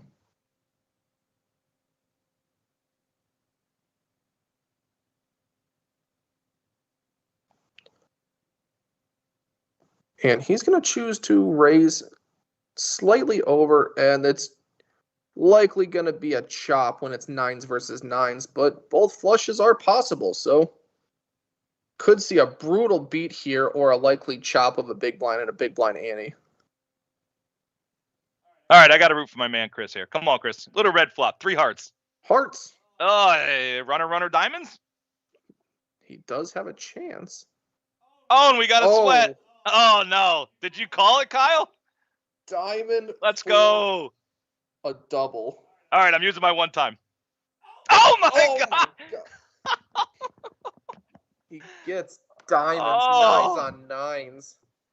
Brutal. Oh, we got some head shaking. Chris can't believe it. Chris is the only Atlanta Falcons fan that wears Cowboys blue to a final table. Absolutely brutal spot for Joseph. Gets in as almost a sure chop, but ends up losing to the player who you really want to bust to get the $2,300 pay jump. Sure. He's taking it like a champ, laughing kind of. Again, I told you, Chris is tough, man. I've watched him play short stacks a lot, Kyle. He will not get it in bad. He'll get it in there, and you're gonna have to knock him out. He's not gonna go quietly. Brutal spot. As now the two of them are about even in chips. Joseph's going to be the next one in the big blind, which is going to be 100-100. So it'll be a quarter of his stack in on the next hand. Right now he looks at a king, and a king's probably good enough. So far it's the best hand, better than the cutoff hand. But James is going to take his time. Fold. Chris not very good enough to call an all in. No. Again, one of those hands you want to see a flop, but you just can't call an all in that spot. Yep. Moose, is he going to put him at risk again? He does have a suited queen. It's reasonable. It's not bad. You have a stack to put someone at risk. Chris is probably hoping for a call. He's just saying, please call him. Please give me the pay jump. Joseph would be a slight favorite, although basically a 50-50, as it's just pretty much live cards, see who wins. Joseph's going to keep on trucking up 250K from the walk, but now he is in the big blind, so he has to put a 100-100 in there. About 20% of that stack is going in on this big blind.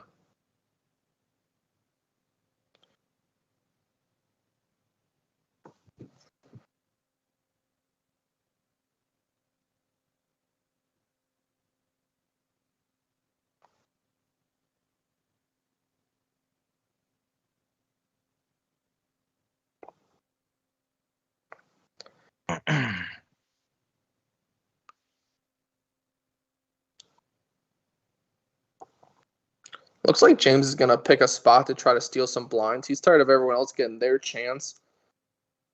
King high Andy with blocks. a playable queen 10. Andy's just not mixing it up at all, Kyle. Yeah, he understands that the two real shorties really need a bust. He doesn't want to, like the example of JJ, king, queen versus aces.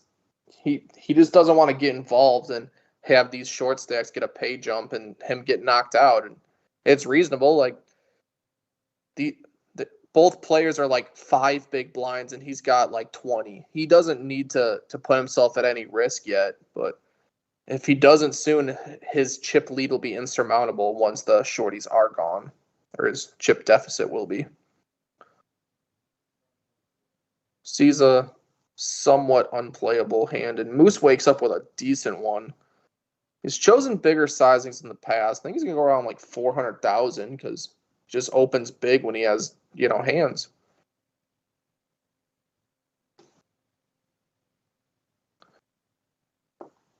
Let's see what he chose.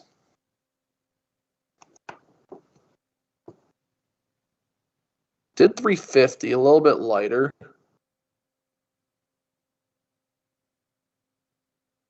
He gets himself a walk. Back to over 9 million, but Some more of our fans watching us, Kyle. A little shout out to my boy Chris Sperano, former dealer for Delaware North. I learned a lot of my little tricks and nuances, Kyle, on how to make money from Mr. Sperano, one of the best dealers I've been around. Oh, what kind of tricks are those? Share with the public what you've learned. I cannot diverge, Teach me the secrets of the trade. Put it this way, that guy should open up a dealing school because he would make a fortune. Moose is going to get another 250K likely opening deuces. It's another walk, another win, adds to his stack, gets him closer to 10 million. I don't think he's past the 10 million mark yet. Battles some short stacks, had some double ups, but Kyle, we got some questions on the multi-stream. My man Mark Sharifi is asking the top 5 payouts. Do you have them in front of you? the top 5 payouts are: 5th place will be 9,000 or 6,900. 4th is 9,200. 3rd is 12,300. 2nd is 16,600. And then 1st place is 26,966. Call it 27. So definitely, currently everyone's guaranteed 6,000. There you go, Mark. My esteemed colleague gave you those. He's the numbers guy. He's pretty sharp. My man Kyle. Currently, everyone's guaranteed 6.9 thousand, but there's 27 up top, which is theoretically on the table for any one of these players. So, and we will be playing this down to a winner, Kyle. There's no chopping. Winner gets a decent car. Honda Accord, somewhere in that range. Yeah. Good gas mileage. Yeah. Maybe some leather. Yeah. And it's from $200. If you could put $200 on the table, spin it up to a car, I'd say that's a pretty good return on investment. Moose gonna take his ace high value. James gonna take his king high value all the way to the river. But now Moose is done with checking. He wants single goofy pairs to fold. Maybe better aces. Maybe he's trying to get ace jack to fold. But he's gonna get paid by worse. Paid by a king high.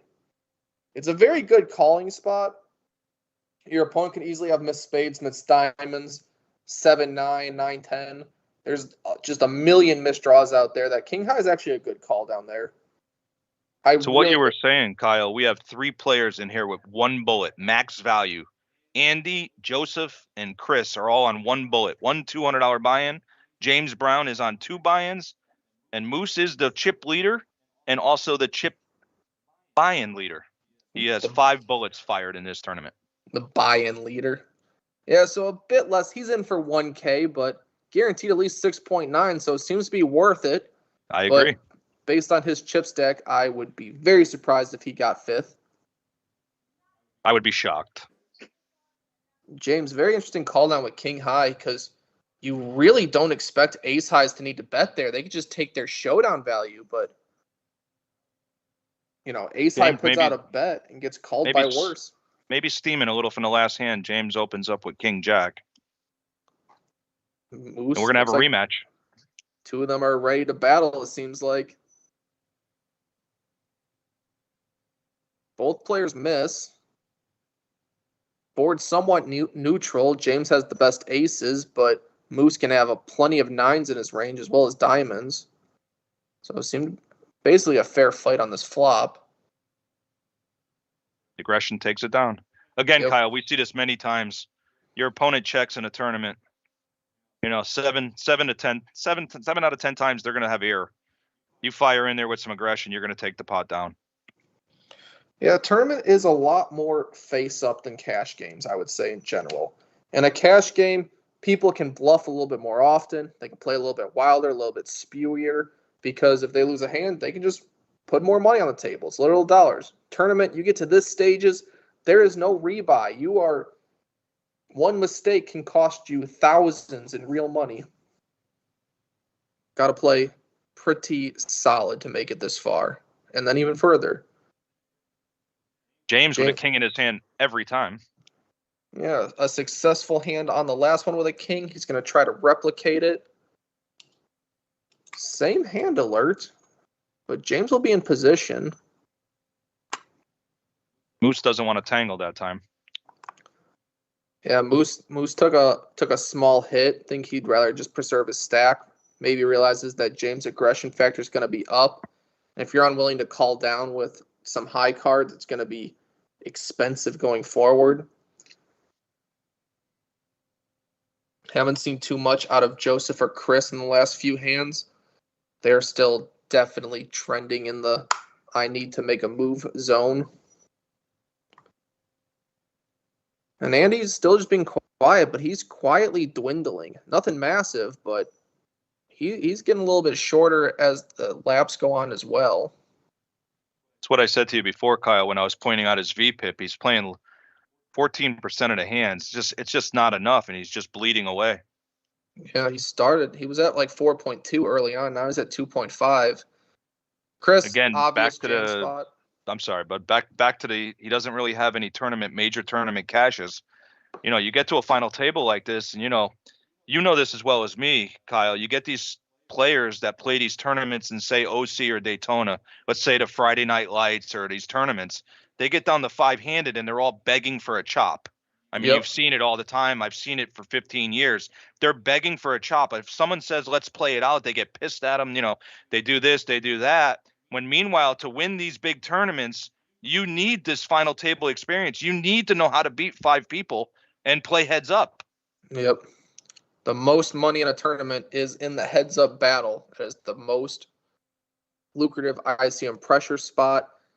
And if you can make it all the way to the end, but have no heads up experience, you're going to lose up on the biggest pay jump of the tournament. But don't get Chris me wrong, as a dealer, I want them to chop. We want them to chop every time. Yep. But, to play it out. Chris finds a good spot. Ace, again, Jack. I told you, my man Chris, he will not get it in bad. Run good here, my horse. Come on. Oh, not bad. Safe flop. He's got to be careful from a 7 or a 9 to give some kind of straight draw. No club. Very safe card. Still safe. Just needs to fade 6 outs once. Here we go.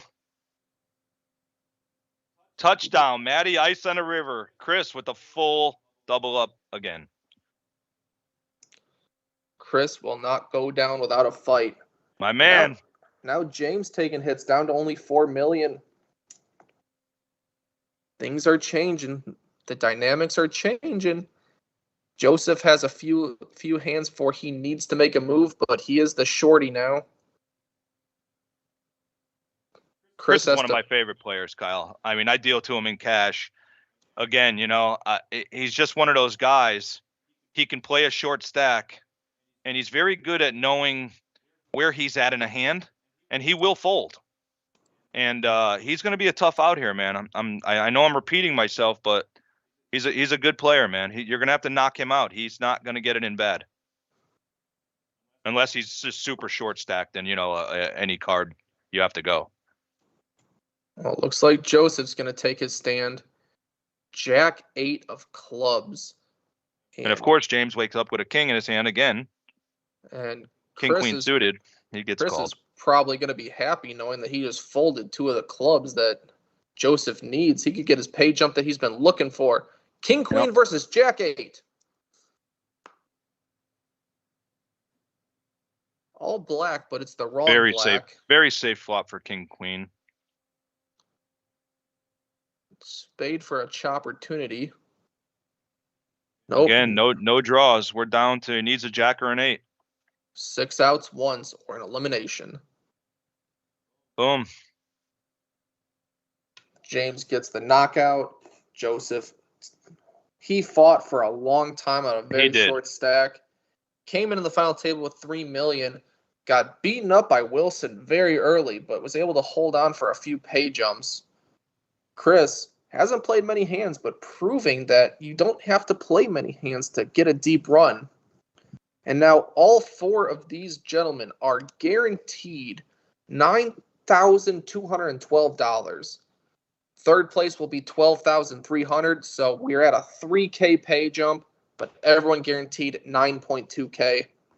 It's a nice payout, Kyle, for Joe. Played well. He's a firefighter, so we all know those guys don't make a lot of money compared to the job they do. We want to thank him for his service to the community. Yep. Nice little payday for him. Nice little bonus, especially on a $200 buy-in, 1 bullet. Yeah, he's got a car down payment, not a full car payment. He's got. I mean, he could buy like a 2011 maybe Camry or something with 150,000 miles for like 6,500. Yeah, it's pretty good for $200. Yeah, I would take it. You can't kill those cars; they're bulletproof. Yeah. But now Chris is the very short stack, nowhere to hide. Everything's on you. You got 1.1. Andy's got 2.5. So it is possible he could make a mistake and bust, but it does look like pressure on Chris, and Moose is going to be able to just take advantage of a lot of spots very easily. 7's a premium 4-handed. You're pretty happy to open 7s here. This is a bad spot. Andy might get a little frisky here. He hasn't played any hands. Yeah, I think this hand functions good as just a call. I like it. Yeah, I agree. Flop a 6, you know you're good. Otherwise, you can kind of proceed with caution, fold if there's a lot of connected over cards. I mean, he's just looking for a 6 here. There's no way, unless he flops a 6 here, these other guys are going to bet. The big stacks are going to bet. I mean, I don't like his spot here unless he flops a 6. Yeah, I mean, he's in a bad spot. This is actually a board that I think Moose wins a lot of the time. I don't think 7's bets here all too often because you're really not getting any actually connected overcards to fold. And now Moose is going to look at that and be like, all right, well, I also have the ace of diamonds, so it's my time. Seeing as how they check, Kyle, he could put them on small pocket pairs. Neither one of them is there, and here he goes. He's going to take it down with aggression. Just what we said. Yep. I would have liked to seen James fire that button. He has to bet the button there. Do you agree? I do not like that because I think your opponents are calling with a lot of king, queen, jack 10, ace 5, exactly what they have. And then a lot of those 2 Broadway type hands are just never folding on that flop. They have 2 pairs. They have pair plus straight draws. They have open-endeds. Like, I mean, it's easy to, we're looking at it. It's easy for me to say. I mean, I would like to see he opened bet there. I'd like to see him continue to bet on the button there, see where they're at. If he calls, I mean, I don't like the way he played that when they both checked to him, to be honest. I just think there's way too many times you're just going to get called, and then on the turn, now what? All right, you bet, you're called. So what? Do you bet again? Do you check fold? Like, I think that one's just a take a turn card, hope to turn a 7, and then I just think you're way behind and you're never getting folds all too often. But James picks up a flush draw. He's probably going to bet this one. So you want to bet when you have hands with equity that, like, if he's called here, he can pretty happily bet turn on pretty much anything. Just take his flush draw. if a 6-3 ace, anything giving him a gut shot comes, he can barrel even higher, but it just takes it down now when he has a little more equity to work with. Yeah, agreed.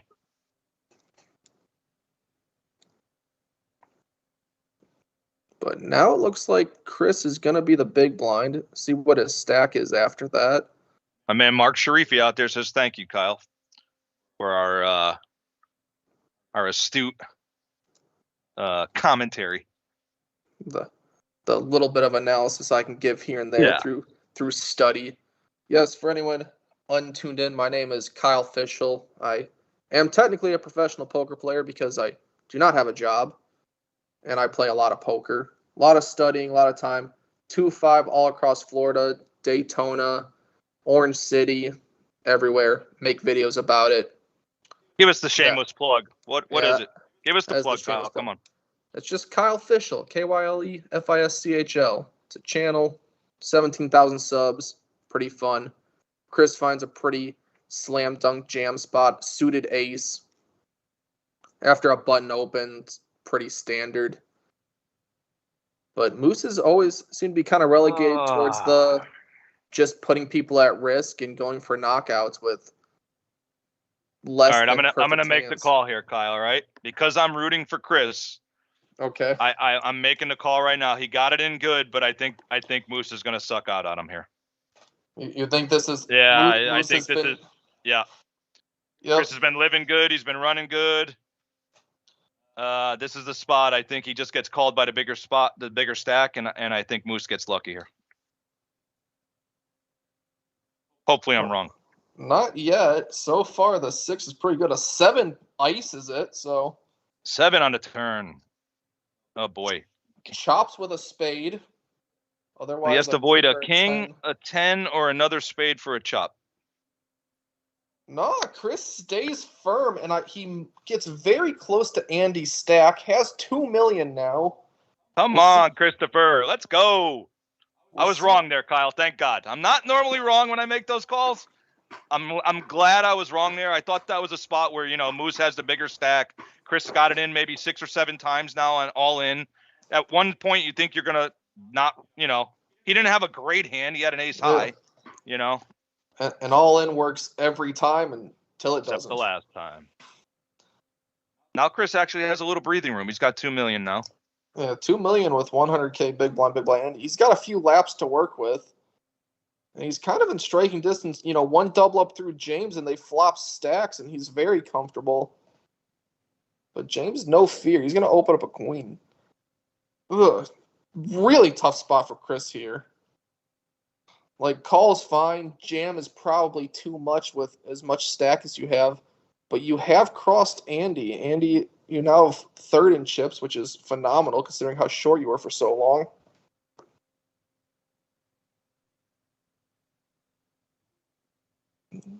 A flop that's better for the blinds than the button. But James is just going to hope that he missed. And, he has a pair of 3s, has trip outs.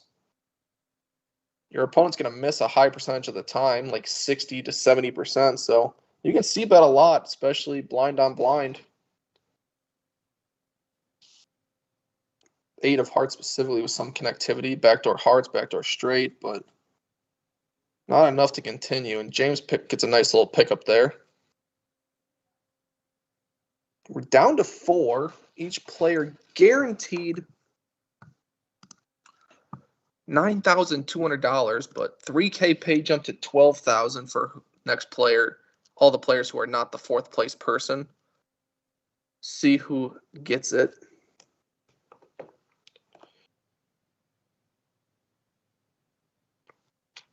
We got some people here, Kyle. I'm a huge sports fan. My Boston Bruins had the best record in hockey this year, right? They are owned by the people who employ us, Kyle.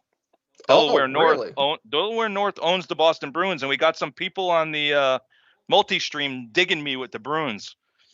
I just want you guys to know it hurt for a little bit, but as I watched the Panthers lose in the finals to Vegas, it made my pain go away slightly. But thank you guys for reaching out to me there on my Bruins. We'll win next year. Guaranteed. Lock. Luck. Thought you were gonna say the owner's gonna hook us up with some tickets, but Nah. that's cool. TD too. North Garden. They ain't flying us. We're lucky we get our food here, Kyle. You think they're gonna fly us to the Boston Garden? Yeah, I think we're worth it. I agree. I mean, I agree. James taking some hands down, some aggression. We're gonna see if he can continue to do it. Moose looks very suspicious. James's aggression factor's gone up a bit in the last few orbits.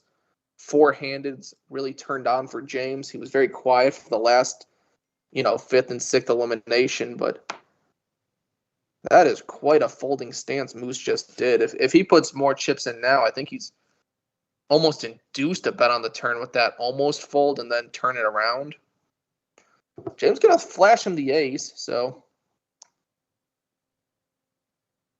not sure you want your opponents to know you're only betting ace high. Maybe he's trying to rep ace jack there, but if you're in real money spots, you really don't want to show your cards. If you're in like an average 2-5 game where it's jokey, fun, everything, everyone's kind of just having a good time, maybe you lose a buy-in or something, showing cards is good. Good for the game, lightens things up, but final tables, a little more serious, a little more money on the line. I think you got to protect the information for as long as possible. Quick folds there, Kyle, out of the small stacks. They're very content to sit back here and hope that Moose and James go at it. Yep. And Moose gets a premium four-handed, king jack suited. That's very good on the button or small blind versus big blind. Another one of our fans out there, Kyle, Nick Makes Fun, says that good thing I'm only right 7 out of 10. I'm wrong 7 out of 10 times. I think he has that backwards. I'm about 70% right, 30% wrong in my predictions in sports and poker and life. I'm going to say I'm about 70% correct. You could be a professional sports bettor if you were 70% correct. That's impressive. And people wish for that. You're 55% correct and you're a professional sports bettor. I'm not going to lie. I've tried to sports bet, Kyle, for a living, and the reason why I'm here with you trying to earn a couple extra dollars is I'm probably around 50-50, and you lose the VIG, and it is not a successful career. Well, Chris, all in, king jack suited, prettiest cards in the deck, spades. He's going to take it down again, my man. Looks like James went for just the limp and gets it stuffed in his face, which is what needs to happen when you have the king jack suited. You need to. Chris wasn't fooling around there too. He's just going to jam. He's going to make the guy make a decision. Yeah, the benefit about doing that is it also puts it in your opponent's mind that you are just going to jam some of the time. So you have to be a little more selective with your limps, with your raises. If you know your opponent's just going to jam, 30% of the time, you're going to have to adjust to that. Like right now, he's opening very wide right now. If he gets jammed on again, it's really going to shut James down going forward. But probably going to work this time, 10-7, a little bit worse. Chris actually thinking about this. Is his little radar up? No. Andy wakes up with nothing. Again, he's just trying to steal the blinds here. And in a tournament, Kyle, you must steal the blinds. Yep. To keep your stacks sustained. Does look like Andy and Chris Andy's bleeding. Chris doing a bit of jams, fighting back. Moose taking some hands. James taking some hands. Very back and forth right now. I mean, James is in a good spot too. When he's the button there, Kyle, you got Chris and Andy are both smaller stacks. He's putting pressure on them. If Moose is the big blind there, it's a different story. He's not betting as aggressively in that spot, Yeah, Moose a little bit tighter, a little bit bigger sizes when he does put chips in. But Diamond's covered, and looks like Andy's going to limp. Moose going to just take his position, take his hand to a flop. Could not find any more diamonds out there. Gut shot and an over for Moose. And he's just going to bet when check too, and that's just going to take it down. Yeah, unfortunately for Andy, when you just whiff there and check, the big blind who just checked back has all pairs, all draws. He literally has an uncapped anything hand, so can't really continue against that stack, that size, that position, everything. We got a little mixture at this final table too, Kyle. We got a Jacksonville, a best bet player. Chris plays at OC. I believe Andy plays here in Daytona. He's a Port Orange resident, and Moose kind of plays both, I believe. So we got all the rooms pretty represented in the area. Yep, all the players from Florida congregate in Daytona for these $200 tournaments that can get $27,000 up top. Very large payout. And again, if you're interested in coming to a tournament in Daytona, the next one coming up is July 20th to the 24th. 570, 300,000 guaranteed. I'm sure the first place prize for that one will be a very nice card, not a standard card like 27K. 300K guaranteed tournament, very lucrative first place to be announced. There will be a streamed final table Monday, July 24th. So if you want to be on the stream, you're watching me commentate, you want me to commentate your play, just final table that tournament. I'll be there. It'll be fun. Also, remember too now, Kyle, in both OC and Daytona Beach poker rooms, we also offer the table games. Ultimate Texas Hold'em, 3-card, Pygow, DJ Wild, $5 minimum bets. Only place you can get, Kyle, $5 minimum bets. You go to other rooms, 15, 20, 25 minimum. Come join us for all the action on the table games. Yeah, table games have definitely gone up with inflation these days. So $5 minimum, that's fun. That's reasonable. 25 minimum, you get killed in those. There's no fun to be had. There's no swings. It's 5-10 hands and you're at the door. And I've seen multiple $50,000 payouts for a $5 wager in the DJ Wild game that they offer in Daytona and OC.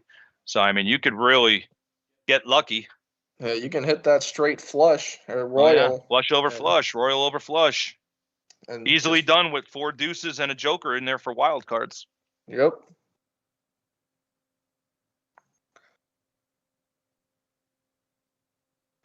Hand to hand 63. Moose not going to open a suited queen. James, with his aggression factor, he's probably going to open the queen 10 off. Compared to some of the hands he's opened, this one's probably guaranteed. 2 shorter stacks to see if either of them wake up with something and want to defend. Otherwise, you get 250,000 uncontested. King 9, reasonable. See what Chris feels. Not feeling this one. Nope.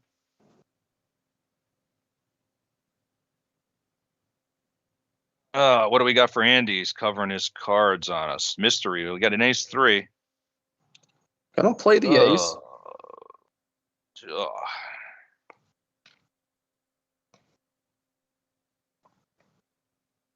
He flops an ace, but kicker is definitely a concern. Yeah, James definitely going to c-bet, rep the ace. Andy with the real thing. Going to ship it in his face. Now the jig is up. James knows now. He knows now he has an ace in his hand for sure. Yeah. I can't see James calling here. I mean, he could call for a jack. Yeah, I mean, he has other runner straight possibilities. Gut shot, backdoor diamonds. Could go diamonds, diamond. 1.2 million, but I think he's just trying to save face here a little bit. Yeah, I can't see him making this call either. He's too good a player here. I don't think he's going to make this call. This guy's Andy's playing. He's played very snug. I mean, you have to give him credit for an ace here. The thing that's making him think a little bit, Kyle, here is he just flatted. Maybe James is thinking that he doesn't have an ace. He would have jammed him pre-flop if he had a weak ace. Maybe that's entering his mind. I mean, other than that, I don't see how you can't give him credit for a better hand than you in this spot. Seeing as how snug he's played. Wow. Guess he's praying for the 6, 7, 10. I mean, what does he beat? What does he beat here? 6, 7, 10 jack. Whew. Putting a player at risk is part of it, and he still. So this is one of them spots, Kyle, where if I have the ace 3 here, I run bad. It goes runner, Jack, King, or anything to that effect. When someone makes a bad call like that, I almost always get knocked out. No back door. James is held to a jack and jack alone. There it is. Running deuces. Andy with a full double through James. Yeah, James is hoping for a 6-7, maybe small diamonds. I mean, if his opponent just has like 10-9, then you're pretty live. You got an over that's possible, but super light call there. I'm just saying the way Andy's been playing, Kyle. There's no way I'm not putting him on a better hand in that spot than you. I mean, me personally, I'm happy to see if I'm playing someone who just folds a lot, arguably overfolds as Andy's been doing, and you just know, like, all right, you bet 200, got jammed on. Next time you bet 200, probably going to get a fold, probably going to take the chips down. You don't need to reward the guy who's folding a little too much. You can just wait till the next one. Correct. I'm not giving him action in that spot. I'm not giving him chips in that spot because then he's just going to sit on the chips again.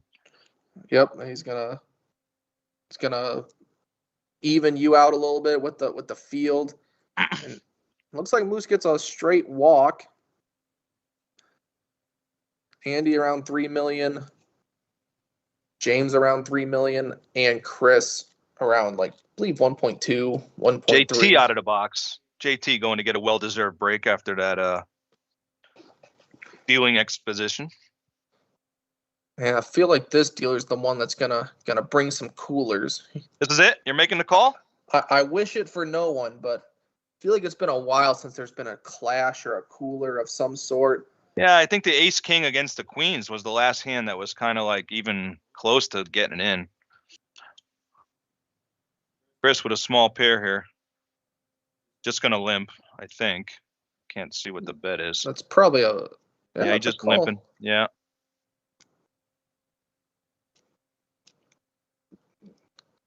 Another limp.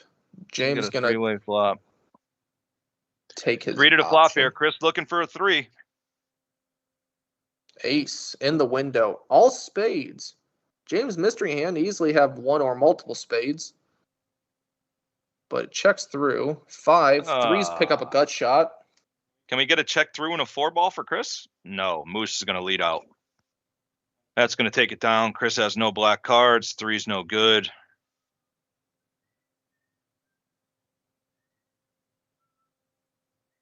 But this might just be the spot he wants to make a move. I know my man. I know him too well. Not happening. Yeah, but he will fight to the last bullet. He's not going to give chips away. I'm telling you.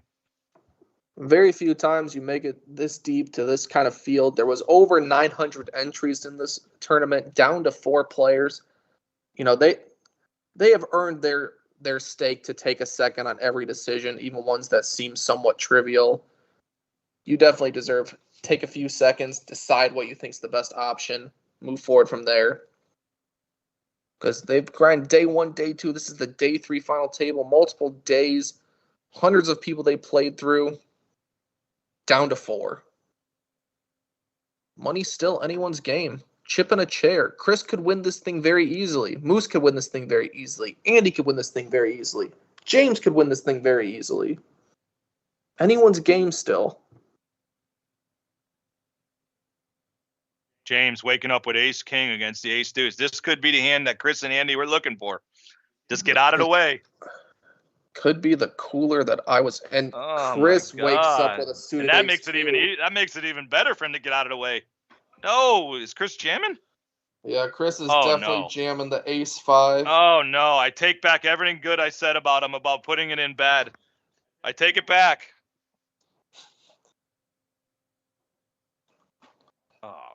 And James has played this hand expertly. By just calling, he induces the jam. Correct. Correct. Even Moose could be feeling like he's just going to call and get to see it heads up, re-jamming to isolate. He's got plenty of playability and moves on the table. And then James can just happily, call or jam depending on what happens. That's the great thing about poker, Kyle. So Moose bets, right? And James just flats. And you say it's a great play because he induces the action behind, but he only induces the action behind because he has an ace suited. You know, you never know that. Yeah. It turns out to be a great play. That's the one great thing about poker. You know, you just, in certain spots, you make the right move. In that spot, he made the right move. He got Chris to get it in, thinking his ace suited is good. Oh, no. Oh, That's bad. king in the window. Oh, no. That Drawing is relatively probably dead to a curtains. jack queen for a chop or Running 5-5. My man Chris is out. Good game. Good tournament, Chris. You hung in there, buddy. Nice payday. What does he get, Kyle? What did Chris get? 12K? Chris has earned himself $9,212. 9,200. Everyone All right, I else want to go on here right now. I want to raise our bet with Chris. I would like to make it $200. Best record, Dallas versus Atlanta, Chris. So when you listen to this and watch the telecast, I will be waiting your text, my friend, for confirmation. Don't worry. I can cover the comms for a bit if you want to meet him in the parking lot, get this wager settled. But these three remaining players are on the pay jump. They have earned themselves $12,312. Second place will be $16,600. First place, $26,900. So one 4K pay jump and then a 10K pay jump. And now eyes are on Andy. Shortest stack out of the three. He's going to be the one that needs to make a move. All right, Kyle, I don't want to brag or anything, but I did say Moose, Andy, heads up, and then I changed it to James. So I did pick all three horses here in the final leg of this race. I'm still going to stick with my James against Moose, heads up. I just feel Andy might not have enough experience against these two. He's going, and Moose has played for 30-something years. James has played almost 20 years. They both have big cashes and big tournaments. I just don't like Andy's spot here. I'm going to root him on as the underdog, though. I always like the underdog. So I'm going to root him on. But I'm going to go with the two heavyweights right now, meeting heads up for the championship. That does seem to be likely. Seems as though that they're just going to battle on some blind action for a bit. Seems as though James and Moose would be pretty happy to play some small ball, just kind of take shots back and forth, wait for Andy to make their move, and then head to their heads-up battle.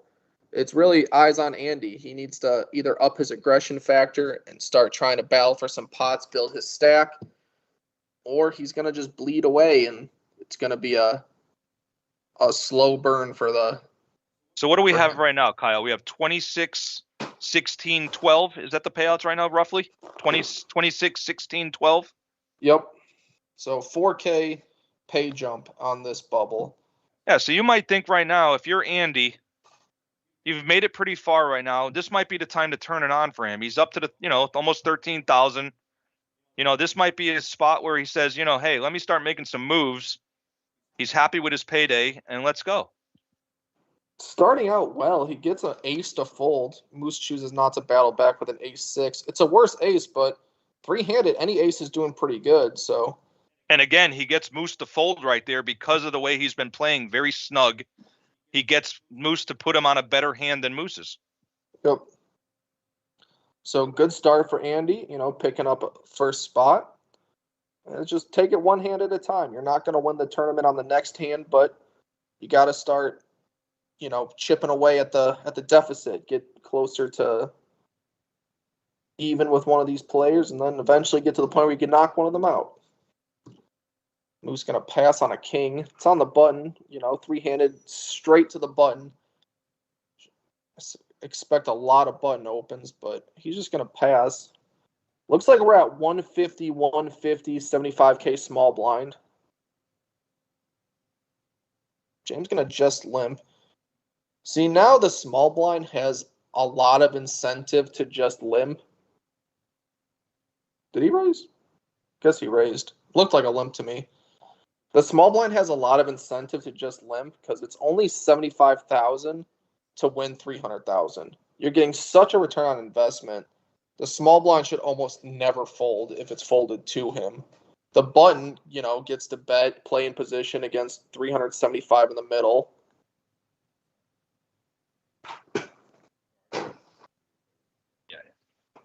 So the aggression factor should go up here heavily. Like to give a little shout out, Kyle. We got Mr. Mike Stringer in our booth here right now. I think it's 30, 35 years, Mike. How long have you been in this company? Oh, my bad, Kyle. I shorted him a little. 42 years with Delaware North. Quite a career. I would have to make it, Kyle. I would have to work here. Whoa, 30 to 2053 to match Mr. Stringer. And he's not done yet. So what you're saying is sign your contract today, lock him in. He's going nowhere. No, he's going nowhere. I don't think he'll ever retire. I mean, they might have to wheel him out the back door here at some point. He does a great job for our company, though. Anything they need him to do, he does. Yeah, I've been here 15 years and very approachable, and he's just a nice guy. His only drawback, Kyle, let me see if you can guess it. He's a Cleveland Browns fan. Oh, can't like that. The agony. The agony. What was it? He thought he was going to escape that, Kyle. He thought he was going to get out of here without me mentioning that. Well, we have a flopped middle pair versus bottom pair, which turned trips. This might be a card that James puts the 2-barrel in because reduces the combinations of pairs that are possible. He still has a pair. Gross river card. Yeah, straight gets there. No How one's can really somebody gonna, rep the straight? But I doubt it. I don't think anyone wants to put money in here. Moose will bet his trips. Thinks that a 10 could pay him off. Yeah, Moose going to lead out for value here. And James had called a river bet with king high. So against someone that has that light of call downs, you can happily bet against that particular James is going to make the call. Yeah, pretty predictable. Moose ahead the whole way. Gets paid off on the river.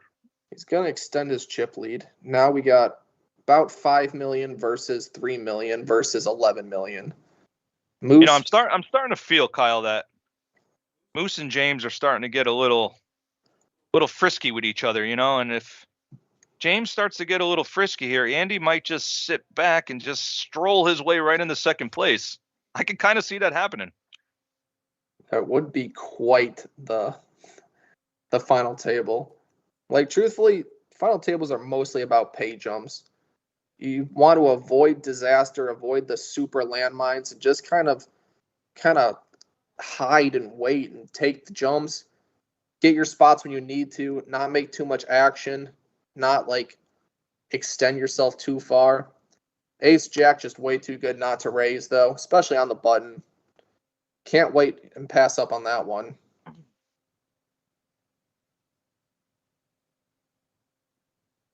And we see gonna see a mystery hand from the big blind James. King Ooh, Jack of King hearts. Jack. And he flops a king. I mean, this guy, James, has a king every hand. Yeah. Getting repetitive. Andy's going to wake up here when Yeah, Andy gonna James do has a couple route. options here. He could either just flat and just walk the dog with him, or he could put in a small raise. Andy does a pretty relative continuation bet, and it looks like James was one chip short of a min raise, but it is gonna count as a min raise to 500,000. And Andy gets away.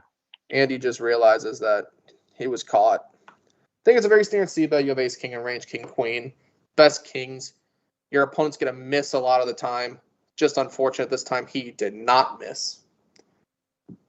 And if that C bet gets through, Andy's up to like 3.8, maybe 4 million in chips, but instead he goes deeper into the shortest stack. Kane Man says Kyle's a Philly fan, even worse. Are you an Eagles fan, Kyle? Not necessarily. I just had Jalen Hurts on my So you were a fantasy fan. on my fantasy team. I too, sir, had Jalen Hurts, and I'm a Cowboys fan last year, and I won the Super Bowl with him. Well, So yeah, I too was a fan. It's a lock. It's on the 1 yard line. You can just count the Yeah. 6 points going to your team Yeah, already. just give it to him. Yeah, just give it to him. Yeah, I They don't do know. that little formation with the fullback behind him, and they just push the whole pile forward. The guy squats like 700 pounds. You're not stopping him for 1 yard. A player so good and so unstoppable that other teams petition to change the rules regarding quarterback sneak Oh. because they can't actually stop it. Even Kyle, when my they know it's friend, you are happening. you are sharp. You paid attention. They were petitioning for that rule to be. They're saying that it's dangerous for the linemen, anything to stop them from doing it. And they're just like, no, you just give him his wins for a few years and get some stronger linemen, go to the weight room, and, I disagree. They found something that works, they get to do it. 10s are going to work on the small blind. Should be a raise. Andy raising it up. Moose with the little nose twinch. It looks like a pocket pair. When did Moose take the sunglasses off, Kyle? They weren't working for him. He started bleeding a little? Off. Yeah. All right. A 6-high board would be devastating. This one relatively safe for 10s. 2 queens are much better than 1. Also get value from flush draws. Maybe a hand like pocket 6s will pay off. Andy's not going to play around. He's not even. He's shoving it all in. He wasn't going to give Moose a chance. He wasn't going to check there and give Moose a chance to steal the pot from him. I like this play a lot. It's probably not going to get him paid, but it could. I mean, there's no reason Moose can't put him on overs and a flush draw. But Ace King, Ace Jack. We can't hear the audio. Moose showing him the hand, which is technically you're not supposed to do in a tournament unless he said fold. We can't hear. It looked like he was folding, but somewhat friendly. He kind of chuckles as he lets it go. I do think 1.6 is a little too much for your jam. Like when the pot's only 600,000, you can happily bet 500,000 and possibly get the exact same result if you're looking for a fold. Get bet smaller if you're hoping for a call by flush draws and overs, but when you jam there, you're probably just getting called by a queen and everything else is folding. Yeah. So you're letting your opponent get off pretty cheap there, to be honest. It's just dangerous. Like when you get snap called, you're dead, and when you get tank called, there's a lot of hands that they have that are still have plenty of equity against you that you could have had them in there for cheaper and give yourself a chance to not go bust. But we're gonna see a limped pot. James choosing not to raise a suited queen. Gets a 3, gets a bunch of 3s. Because it's limped, you can't really expect your opponent to have an ace all too often, but it's hard to get I would have liked to see a check there. No, Kyle? Let your opponent catch up. I mean, there's really nothing here that can hurt you. I know you're pretending that you don't have one, but, I mean, at least let your opponent catch up to you. Give him a draw on the next card. He's just going to let Moose get out of here with this bet. Yeah, I definitely prefer a check. You have so much board locked up. Your opponent almost never has an ace. Also, Kyle, if you check there, it gives your opponent the chance to rep the 3 because he is the small blind on the turn. Yeah. I mean, it gives a lot of options. I didn't like that bet at all, to be honest. Yeah, it gives your opponent the chance to bluff on pretty much any turn. If flop goes check, check, your opponent might, min bet turn, hope that you missed and they'll win. But we are on the same page there, my friend. We are thinking exactly the same. Yeah, when you bet yourself, all the nothings are just gonna fold. If he has absolute air, he's not even doing good against random spade draws. He's just gonna let it go. Looks like another. Is that a suited somewhat connectors here for James? 6-3 is good enough. Limped pot. Again, the players are getting a little tighter here now. We're down to the money. We haven't seen too many limp pots, and all of a sudden we're starting to see four-handed where your hand range should go up. We're seeing some limp pots. Yeah, we got middle pair versus bottom pair. And also, this is a $4,000 money bubble. Not too many people have $4,000 money bubbles even every month. This is a deep spot. Sure. James turns 2, or Andy turns 2 pair. But spades complete. Puts a bet out there. Game's going to float. I got a feeling here he's floating for another spade. If another spade comes, I think he bets. Not putting on his opponent on 2 pair here, obviously. Well, not much he could rep now unless he's repping the flush. Having a 3 is helpful. Reduces 3-5, but James has a chance. If he jams, he likely Andy wins. bets 400. Yes, I agree 100%. But that's easy for us seeing the cards that's Even if possible. he jammed before he checked, I think he wins the pot. But that play right there just calls down with a 6. Your opponent can have king, queen 10, 1 spade holdings. Like, again, the story being told is quite difficult to believe because he bet all 3 streets. So he bets with a jack, and then he continues because he has 2 pair. It's really hard to make a flush. And if your opponent doesn't have a made flush, Yeah, especially 3-handed. He doesn't have too many hands he can triple barrel. A random turned 2 pair is the only other one besides a made flush, so it's actually not a bad call down. Because an ace probably should not bet that river. When spade's complete, what else? What are you trying to get value from? So I actually like the call there. But player specific, I haven't really seen Andy bluff yet, so maybe just wait for a better spot. But James is out for blood. He's trying to end it, or at least get a heads up. Again, Andy's sitting in a great spot here. 2 chip leaders. He just would love them to battle it out right here. 900K in the middle. Ace 5 versus 10 jack. And an ace 5 board. Who's Good trapping. check. Good check. Quick bet by James. And deuce is a bet. This jig's going to be up right here. Moose is probably just going to flat. He doesn't want to scare his opponent off here with a pretty locked hand. Yeah, he has so much of the board. I think a raise is just letting your opponent fold all his bluffs. He's probably not folding a better ace, but that now he's that hoping better for ace a is probably jack bet here. anyway. Jack on the turn would get a little more action. If not, he's probably going to shut down if Moose checks here. Moose gets the check mark. I mean, we've seen this before, Kyle. It's easy to fire the first bullet. It's the second bullet and the third bullet when you're bluffing or the one's hard to fire, but he is loading, and he's not going to like the results on this at all. There's no way Moose is going anywhere. Yeah, Moose is definitely not folding. I mean, he's not putting him on 3-4 here. There's just not too many hands Moose is going to be scared of here. Moose is just thinking now, how much am I going to extract here? Do I just call here and do I let him bluff the river again?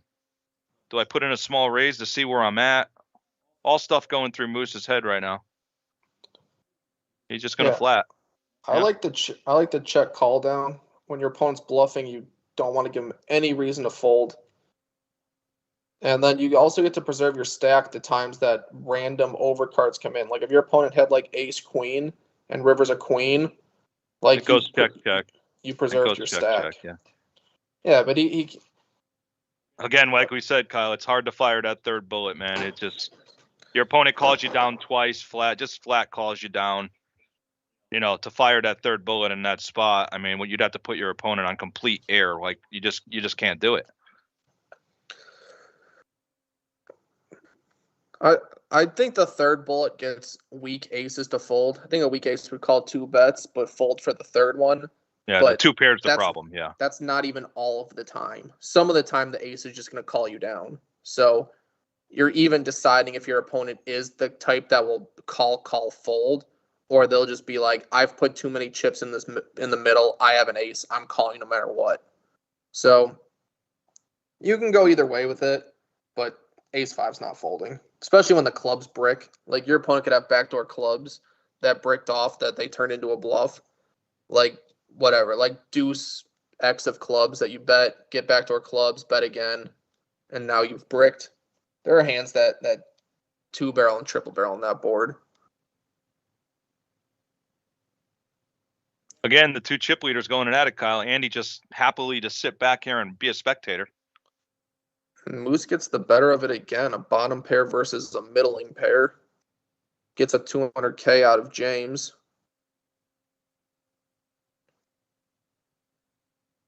And I expect this one to go check, 7 win. And that's exactly what happens. James is really trending in the wrong direction right now. Very close to Andy now. My boy Bob Campfield says, Eddie, James is going to win this. So I'm going to ask you, my partner in crime here, Kyle. Who's your pick right now? You got to pick out of the three. Who's winning? I actually think James is playing very, very good. Okay. But I think the deck is cooperating with Moose a little bit more. Like, even in the last hand, Moose just has nothing, turns a pair that's better, gets some value. Flops two pair, but James has the ability to put bluffs in, but Moose has just been having the cards. And sometimes in tournaments, just making hands and having the cards are, better than all the skill in the world. All right, don't give me your lawyer answer. Give me an answer. You didn't pick a horse. You did the old dot. You dodged. You gave James credit, and then you gave Moose credit. You didn't pick a winner. I'll just pick Moose based on the chip stack alone. I am also picking Moose to win right now. I think he has a chip stack. He's running well. He's got some experience. I'm going to pick him to win as well. He's won a ladies event. We're going to have to disagree with you on this one, Bob.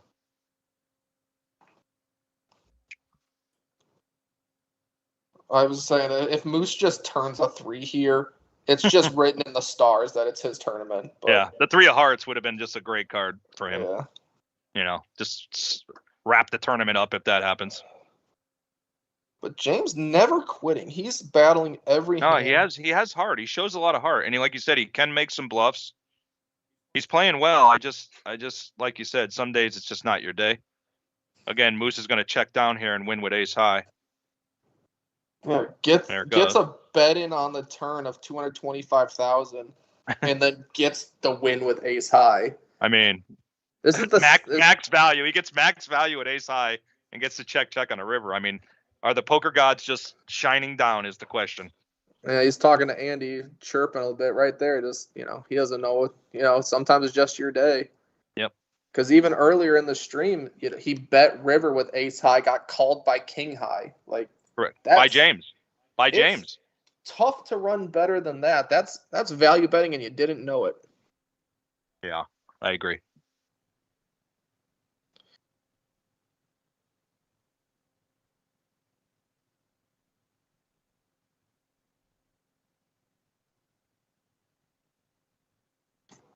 For all my fans out there, I will be dealing at OC tonight, Kyle. Oh boy. 7 to 3 shift. If you boys want to come in and, banter it up and gamble a little, I'll be there slinging the cards around. Oh, I'd love to. I love OC. They give you like 24-ounce beers for like $6. It's a great Golden deal. Monkey. The Golden Monkey. It's like 10%. I know. It's wonderful. On tap, huge sizes. It's a great room. Your mouth is watering a little bit, Kyle. I can see it. It is. Everywhere else, it's like a 12-ounce beer for like $8. Yeah. Orange City, more bottle beer, beer less $12. dollars. Yeah. It's great. Great value. We got a great sports bar out there for all you people out there. Daytona also here has a great sports bar and teletrack where you can make all your intertrack gambling plays. I did love betting the dogs. Watching the dogs. I never bet the dogs, but I liked watching them when it was fine in Florida. Sad to see that go. I thought it was a travesty, Kyle. I'm not going to lie. We used to take my kids out here. A lot of families used to come out here. They had the roast beef dinner special on Friday night, I believe, or Wednesday. You take the kids out. Yeah. I mean, dogs are bred. They're bred to run. I don't understand the whole. There's just a group. There's a group against everything now. Yep. You put a whale in captivity, there's a whale group. You put a dog in a race, there's a dog group. I mean, I loved watching the dogs. I did too. I'm not gonna lie.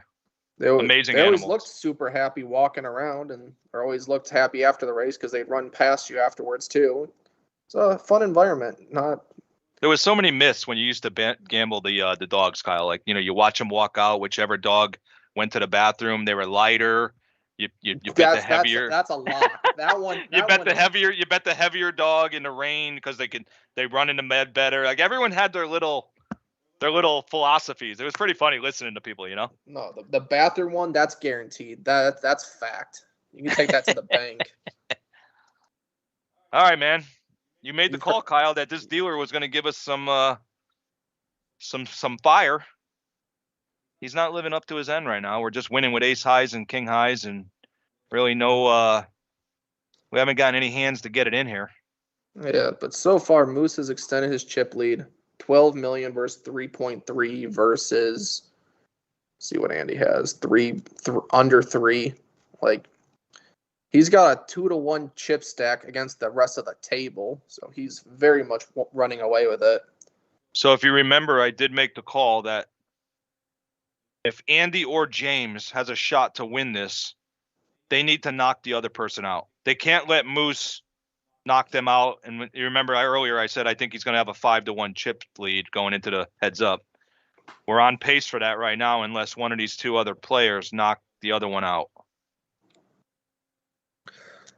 Well, we have a chance here with James with pocket 8s. Snowman. Gonna go for a 300,000 raise.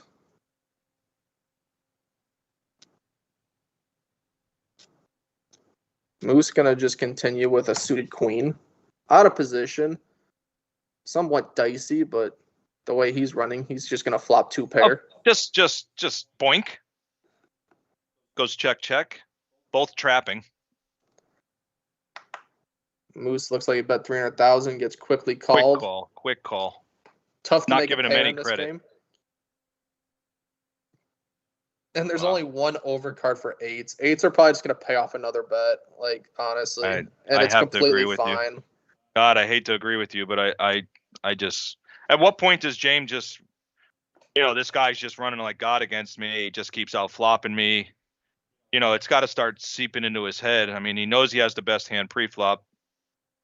Oh, he went chunky with it. 1.2 million. Yeah, he's just making it look very bluffy. And I do James think is that reaching. this is just a call in principle. And Andy's just licking his chops like, call. God, no. He's not going to see. I mean, even Moose doesn't want to flip it over. You could see his reaction right there, like knowing how lucky he's getting. He's like, yep, I have it James again. is just like. Well, Andy's eyes, his eyes were bugged out of his head. He's like, man, this is not going to be easy if it's on me versus this guy. No, it's just going to be a steamroll. I'm sorry, I hate to say it, but it's just going to be a steamroll. Good for us, though, Kyle. I'm starting to get a little hungry. We might get out of here a little early for dinner break, and still make our salary, till 6:30 or so. It's, it's a win-win for us, buddy.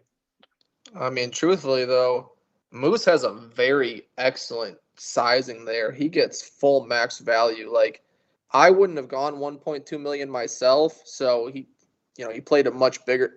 He played it much better than I would have. I would have gone maybe 800,000 at the most because I don't even know what I can get value from. I'm blocking the entire board. I have the top 2est of pairs. Like, my opponent can't really have ace queen all too often. He can't really have 7-8, but he somehow has pocket 8s and I get paid. So Moose extends it to 14 million in chips, just steamrolling, and he gets a playable hand again. Andy hoping he can take another chunk off of James and Andy can just slide into second place. And James is going to rip. How much was it?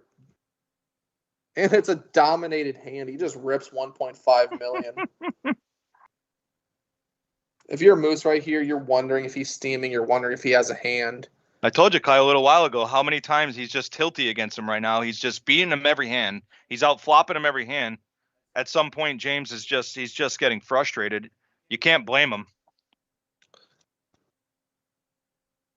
I mean, it just shows you how, like, poker is just a mind game where you just have to stay in the moment, and yes, you can't remember your past flops and how bad you're running. You got to play each hand to the fullest when you're in the hand.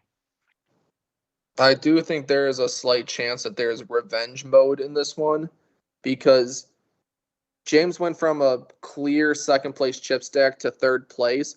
There's still a $4,000 pay jump right now. So jamming here with Queen 10 seems like a bit too much. I think this hand functions fine as a call, reevaluate flop, turn, whatever. But like if you're called here and you lose, you just kind of wasted the 4K pay jump that you were almost likely to get, if you just gathered yourself, Waited Look at for the Andy next right now, hand. Kyle. Look at Andy. He can't contain himself. I mean, he's just inside. His chest is beating. Please call, Moose. Please call. He wants him to Exactly. call. Well, he doesn't know what he has. He still wants him to call. Get it in here. I told you his face during the last hand when the 1.2 went in, he's literally, his face looked so happy. He's like, I'm getting so close to a pay jump. Yep. And that's what you have to pay attention to in the tournament. Like, I mean, Moose is a solid player, man. His radar is up right now. He's weighing it out in his mind. He's probably thinking the guy is a little tilty. I mean, even against an ace X hand, Moose would have like 30% equity at worst. So I just think Moose realizes James is a good player, that he didn't want to give him some more chips, but in reality, he has the best hand. He's gonna like love what he sees. He loves it. he's like, oh wow, He loves it. Queen Jack is good so far. Wow. 70% chance that we're going to heads up. Let's see a flop.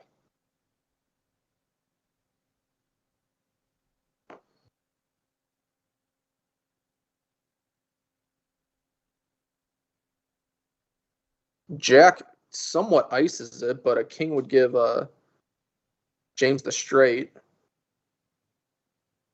Queen for a chop. Now down to a king for a win, King or a and queen queen. for a chop. One time. Nope. And we got a big chip leader, my friend. Yeah, 16 million versus 3 million.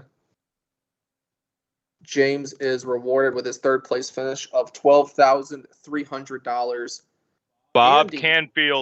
Canfield, do not mess with me and Kyle.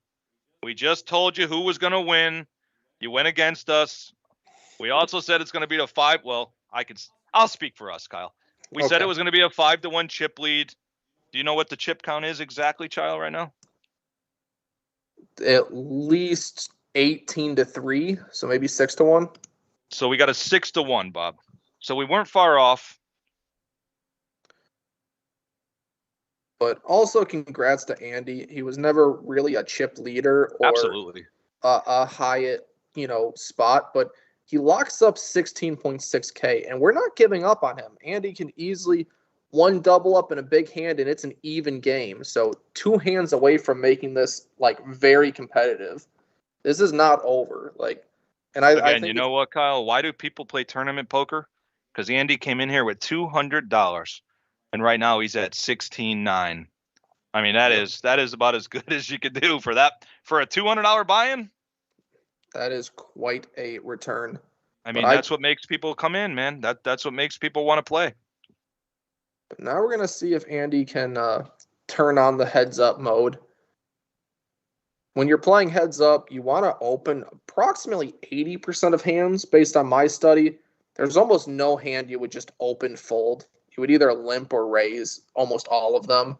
Because you're only versing one other person. Looks like Moose wanted an exact count of Andy's stack before we started. 2.6 million. See if Andy can grind it up. I'm very surprised that Moose limped on the button there, to be honest. With his chip stack there, you're gonna put in a 3 times raise almost every hand. It really doesn't matter what's in your hand at all. You're just playing your opponent. Yeah, I agree. I think even standard sizing in this particular spot doesn't matter all too often. You could just 500K it every single time. Like regardless of blinds, your opponent only has 2.6 million. You've got almost 20. Just 500K off rip every hand. Force him to wake up with something, take a stand, or else he'll blind down, and you're pretty easy path to victory if you're in Moose's position.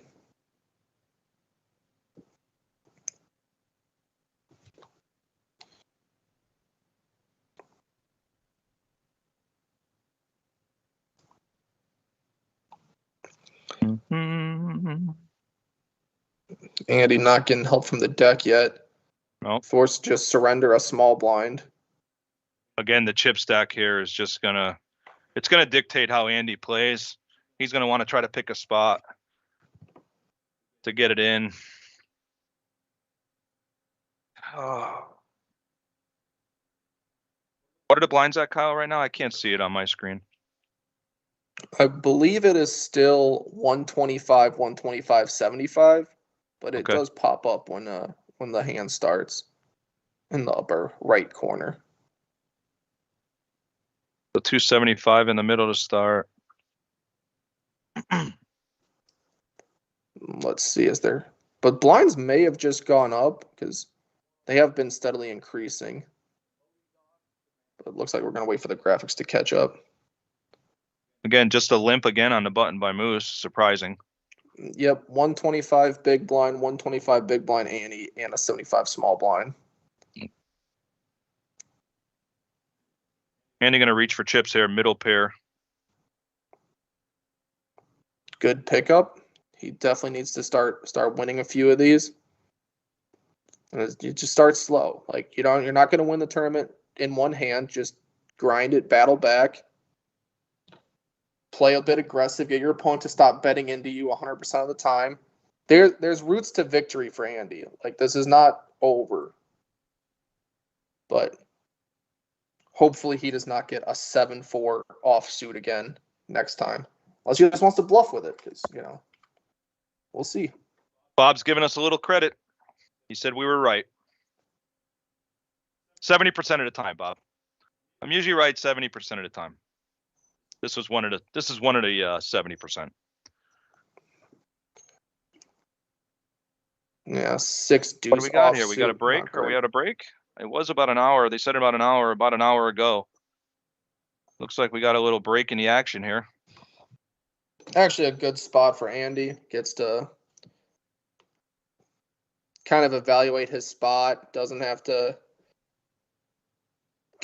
He could actually, in this time during this break, he could actually look up like appropriate jam spots heads up with his exact stack size. That's a good thing about tournaments. You get breaks. The information's out there. Like,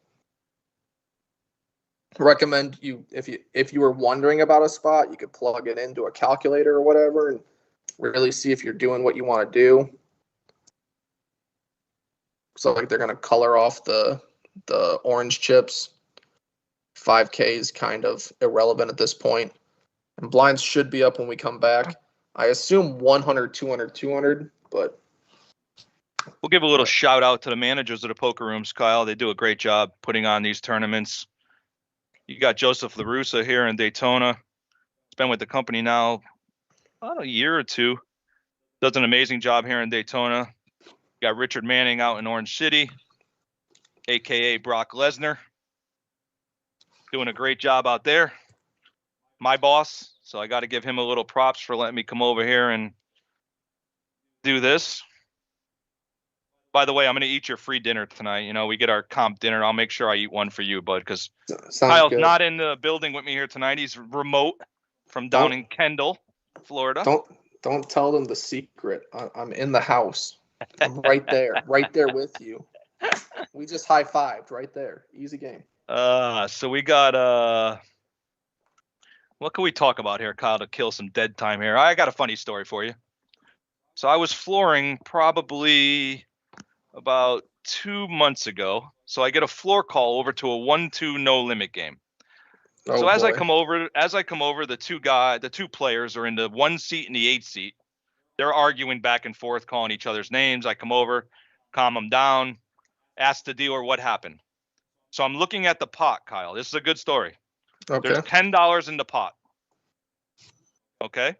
Okay. We have an all-in the 8 seat for $512 and a 1-chip call from the 1 seat he had about $430.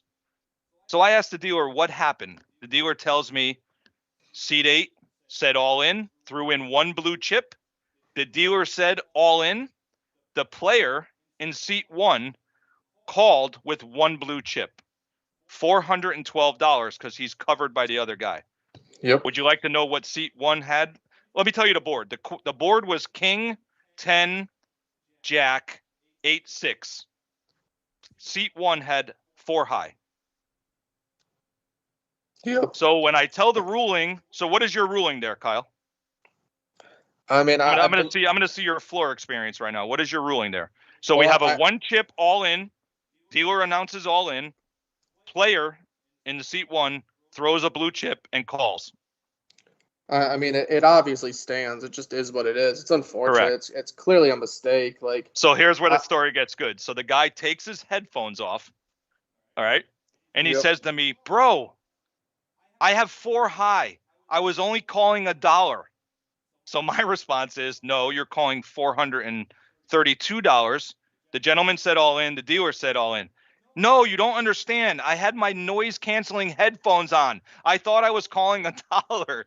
"No, there's no bet that's $1 in the house. At what point did you Yep. not think that something is fishy? The guy bet $1 in a minimum $2 bet game." So it went back and forth, back and forth. He wound up getting thrown out. We laugh about it now. He's a regular. Yep. And he'll say, "Bro, remember when I called 4 high, $432?" But at the time, I thought it was pretty funny. I've never seen that before. I've been around a little bit. I've never seen a $432 bet called with 4 high.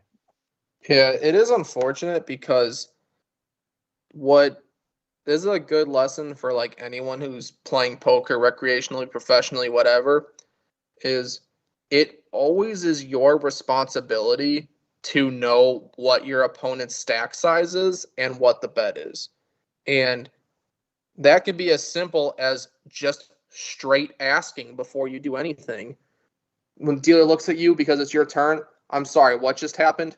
"He bet 25. He bet all in. How much is it? I can't see his stack." Just for a rule of thumb, so you're not predictable, so you're not exploitable, just ask 100% of the time, "How much is it? What is the bet?" Anything like that. It'll help you in the long run. Because I have a somewhat other funny story that happened. So I was in Sarasota playing a 1-3 table before the 2-5 opened. And a player says, "How much do you have?" Looked at his stack and then goes all in. While he's going all in, a player to his right, because they're on opposite sides of the table, says he has 3 black chips. Says it, finger out, pointing on the table. Player not in the hand, which I think is reasonable. It's far away. It's only 3 chips to be a pretty big swing in a stack size at a 1-3 game, because he thinks he's all in for 200. It's 500. Quite substantial.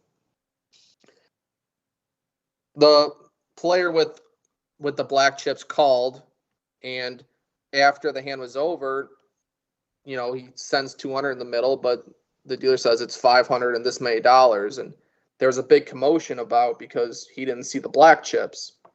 And it's one of those spots where Player responsible. Again, you have to ask what the all-in bet is. It's pretty simple. Yeah.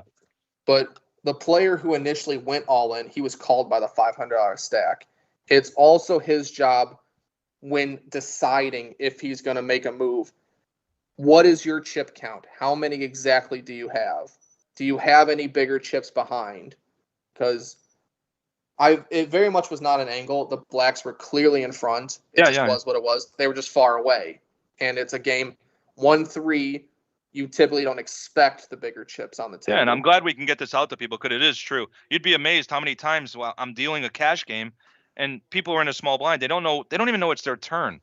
When I'm in a hand, I know where I'm at, position, what the other guy's stack is, what's it going to cost me? Do I have them covered? You should factor all that in before you even play a hand. So I'm with you 100%. And it's the player's responsibility at the end of the day. And then when deciding to make a call, make a raise, make a move, it's completely reasonable if you're planning on playing for stacks to clearly ask how much his stack is beforehand.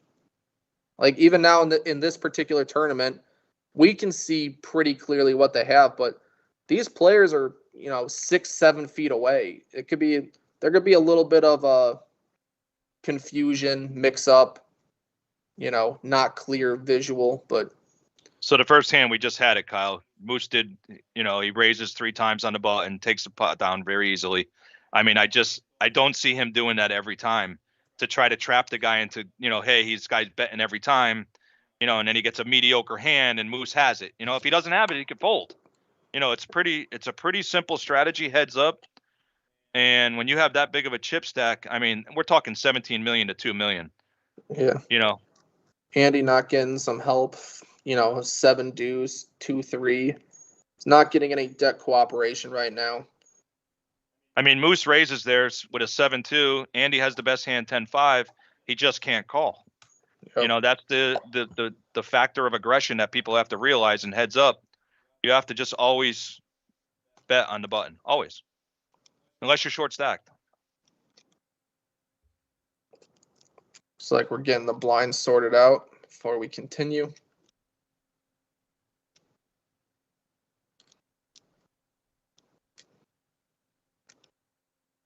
Just a limp from a 7-3. Andy's going to see it for free. He's going to look for some clubs, a queen. Gets a queen. All spades, though. Shouldn't really be too worried about flushes, heads up. And Moose just going to do 100% aggression. Gets stuffed in his face. And this is the battling back that's going to This is it, Andy's. He's going to make it stand. Moose actually has a 7, so not middle a pair, no fold. spade. I mean, yeah, your opponent. Again, we're at a point, Kyle, where Moose, he can make a mistake here and he can make a bad call and it still doesn't barely dent his stack. Yeah, it wouldn't really affect him too much at all. He could just put his opponent on the naked high spade card and hope to fade. Even when he's an 80% dog here. I mean, I'd like to get it in a little bit more, 40%ish if I'm Moose in this spot.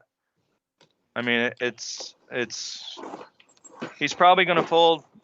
He could make a loose call, but I don't know. Does he really want to give the guy chips in this spot with his hand? Again, Andy's been playing really snug. He has to put Andy on at least a pair, if not better than his, or a spade. I think Moose is going to call just because, like we saw when he was thinking for a bit. I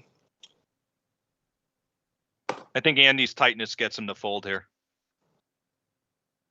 Looks like he's trying to talk and get some information out of him. We can't hear. It looks like Andy's pretty stonewall, though. He's not going to give him any information, which is probably a smart play. Going by their experience, he would be better off not to say a word here.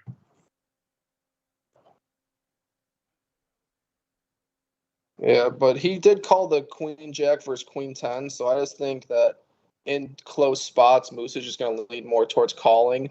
Well, he's reaching. You might be right, Kyle. I say fold, but the more he sits here and thinks, the more he might make the call. Again, it's barely a dent in his stack. All right, that's what you were talking about. Let's let Andy get one double up here and see if we can get a match.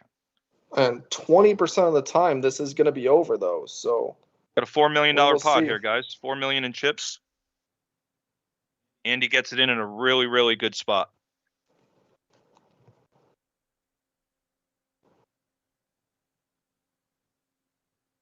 Club doesn't change anything.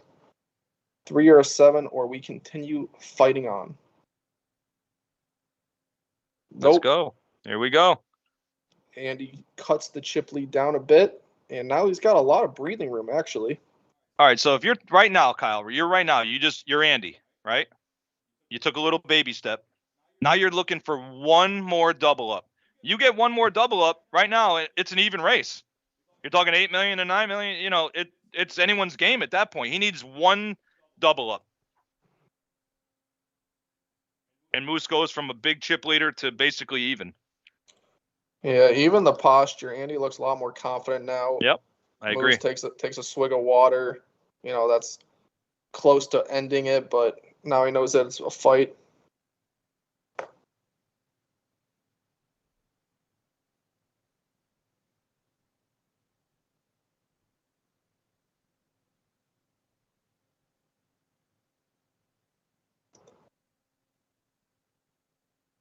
Andy raises it up. 400K, Moose comes along. Yeah, he's got some confidence. He's backing him up. See if he continues on an ace-high board. Better for him. Oh, he's got a little pep in his step here. Looks like he's going. No. I thought he was going to. Now I wouldn't even doubt. I wouldn't even doubt it if Moose steals this hand. Just an absolute terrible check. Sorry, Andy, man. I'm a fan, man. You're playing good, but you know, you have to see bet there. You have to continuation. If you're gonna raise pre and he checks to you, you have to fire a bullet there. You have the best aces in range. More so, you have the momentum, and in poker, momentum is a thing. 100%. And like when you have the momentum like that, you just bet, got called, got a full double up. Your opponent might fold a jack there. Like if he doesn't have a straight up ace, you can get him to fold better hands. He doesn't want to double you up twice. Again, you're talking to momentum, right? Moose was 3-betting before. I mean, he was raising the button. Now he just limps on the button, you know, because he's afraid, like you said, the momentum's a little off. Both with a 7. Likely going to be a chop if it gets to showdown. Kickers probably won't play. Andy not going to fold his 7. No. Turn could be a big card here. Brings straights into play. Yep. Brings a club draw into play. But Andy, the only one that can actually make a straight. 9 gives him the dummy end. It's going to get a free look at it. 5 won't ever play. I mean, whoever bets here wins. It's pretty much that simple. See if Andy learned from his last hand that he wants to be aggressive. Looks like he did.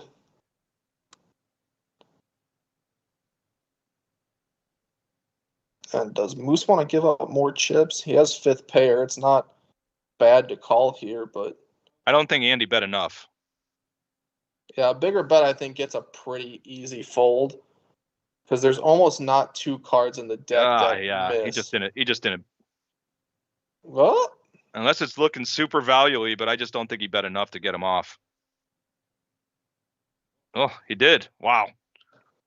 All right. See, this is what we're talking about, Kyle. He has the momentum. Yep. If he would have bet the ace last hand and repped the ace, there's 3 hands in a row, and Moose is reeling a little bit. You know, He got him to, he didn't raise the button there. If I'm Kyle now, I raise this button right here. I don't care what I have. I'm sorry. I'm sorry. I said you, Kyle. If I'm Andy, sorry, buddy. I'm putting you in there. I got you. Put me in the game, coach. Oh, my money would be on you, my friend, if you were playing this heads-up battle. Oh, gets an ace. There it is. I just don't even care what it was. I just want to see him raise the button here. Get Moose on his heels a little bit. Oh, a little smirk there. Yeah, he's definitely feeling himself. There's a smile. He's picking up some hands too. There you go. Yep, that's it. That could be 4 in a row.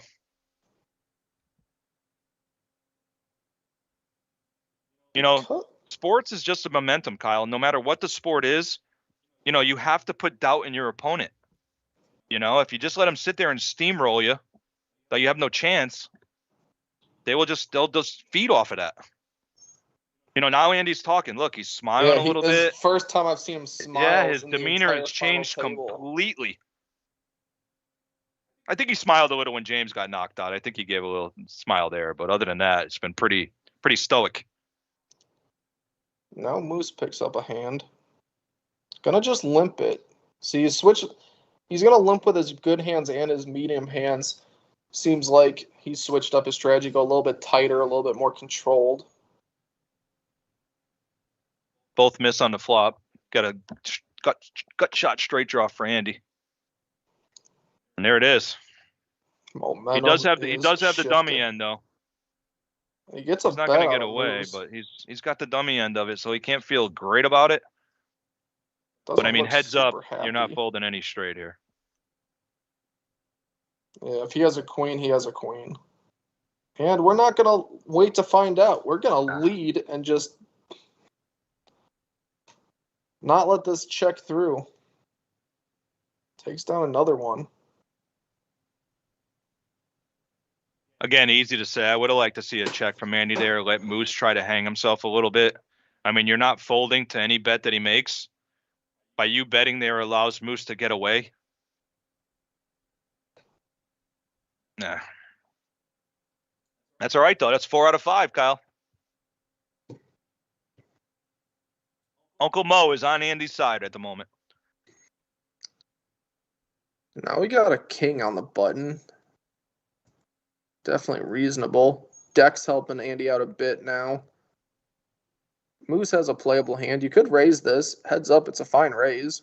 You definitely want to have some weaker connected cards in your raising range, so you're not like super predictable. Have the chip stack to do it as well, but gonna see it for free. And see if Moose raises pre, he gets to rep all the aces, but Yep. now he can't really say he has any ace, and he's forced to just kind of let it go. You could just read his face right there. You knew he was folding right there. If I'm Andy, I'm looking at him too. I'm trying to pick up all these little tells. Do you see his eyes, Moose's eyes Yep. there?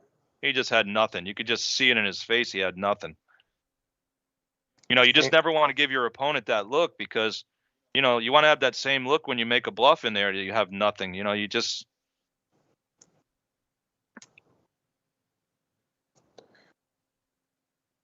So we're moving forward.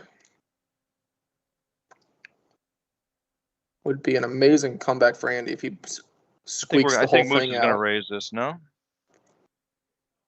No, he just calls again. He just totally shut down. He's Playing gone conservative. Andy's full waking up with hands passive. and dominating a pre-flop player.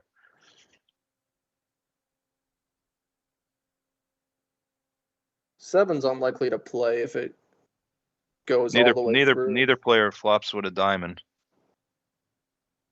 Oh, but Moose flopped 2-pair. He's got queens Correct. and fours. This might be a tough one for Andy to get away with. I was gonna say if a 10 hits the turn, then it is Yeah. full momentum shift. Just counterfeit you, just be done. Still got a chance for it on the river here. No.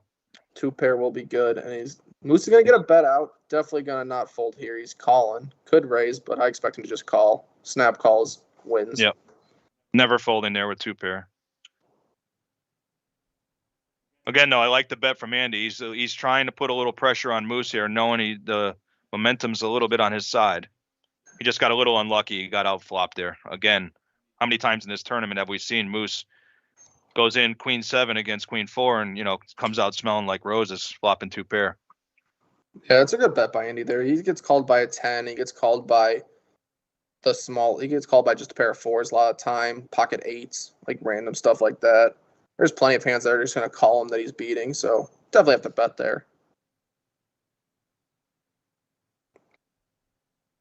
Now Andy picks up a junky kind of hand, and it's just going to be a 1. Moose would have crushed him there.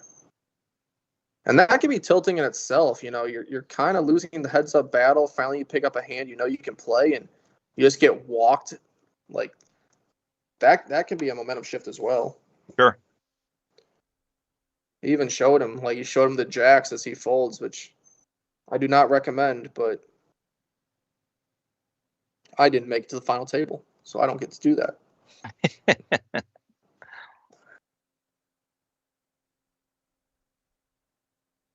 I'd rather have you here, buddy. I wouldn't be able to do this without you. So, I mean, you know, I know it hurts your pocket a little bit, but, you know. Oh, I'll be there next week, or July 15th. We're doing the 1-3 meetup game in Orange City, so that'll be fun. You already got the table set up? It's already a game that's going to go? Yep, July 15th. So, you know, the funny part is when you get that, the game doesn't really run a lot in OC to 1-3, which I actually like the 1-3 a lot. But when it does go, when they get it going, you'll get a big list. Like, it'll keep going on a Friday. Just for some reason, they don't put it on the board. Nobody asks for it, and it just doesn't get going. But once it gets going, it gains steam, and it plays really well. I like it. I think that to run a really good poke room, you want the stakes to overlap slightly. Like a max buy-in at 1-2 should never be lower than like the min buy-in at 2-5. Because if it is, like, no one could ever move up and down stakes, and then it's a little harder to progress. So I think we're having a little issue here. I'm not sure if the dealer is dealing. You know, the first card always goes to the away from the button, heads up, and I think there was a little confusion there on whether the button was correct or whether the hand was dealt correctly. Seems as though everything was done correctly because I do not see a misdeal happening.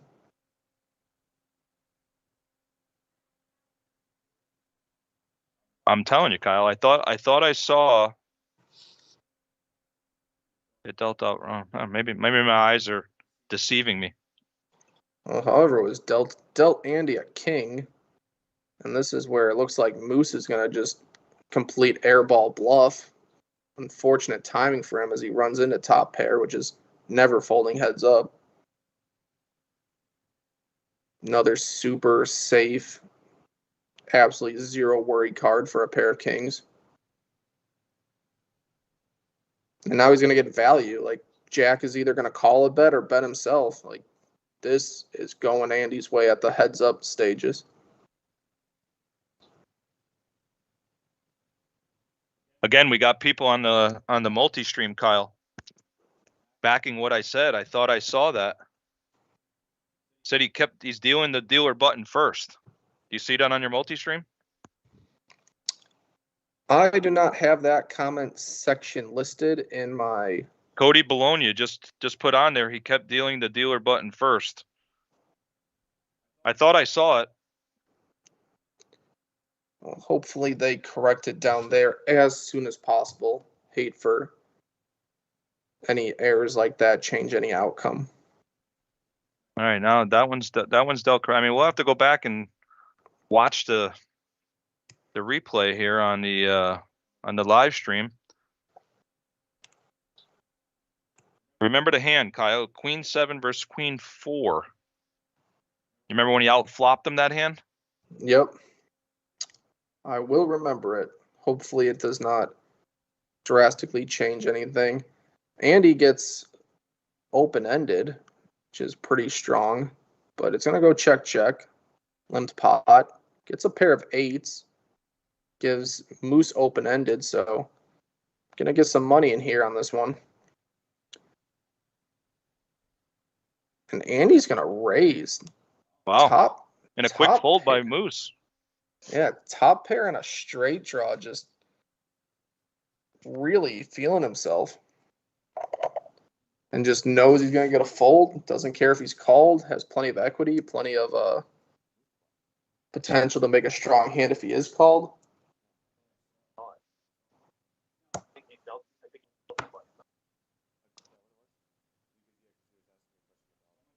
On the live stream too. He kept doing his dealer button first.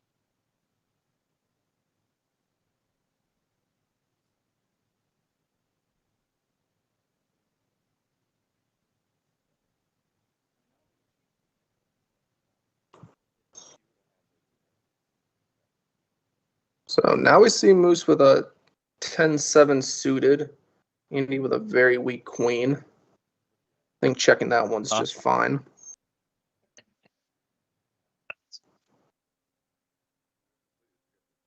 Monster flop for Moose. Top pair open-ended.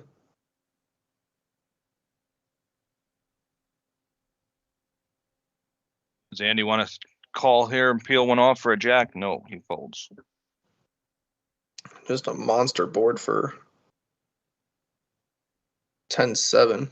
So that's the kind of flop you get where you wish you put more money in pre. Then it comes out, you're like, oh, I wish this was a raised pot. But, you know, you can't really ever expect to flop perfect or...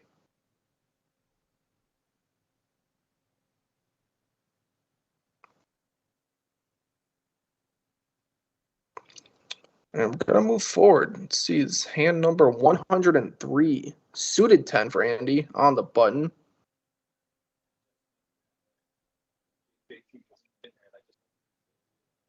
Seven deuce, probably going to fold. I just see a matrix or something. Like, what's going on?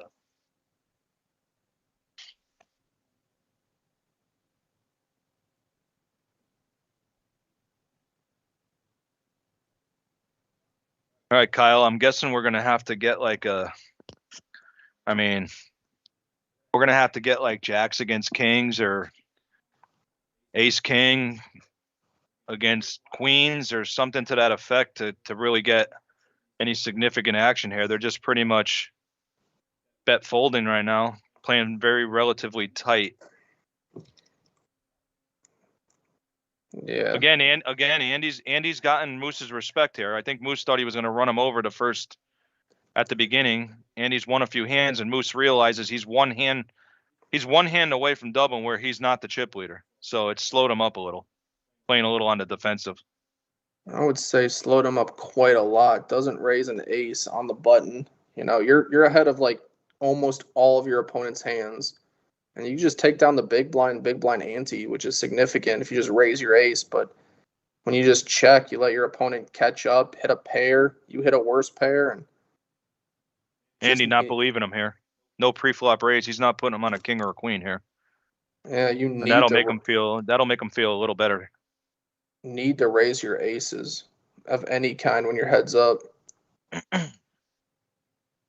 And then Andy just leads into him, just knows. She's like, I get paid by a 6. Yeah. I mean, the queen made him just feel that much better on the river about his 2 pair.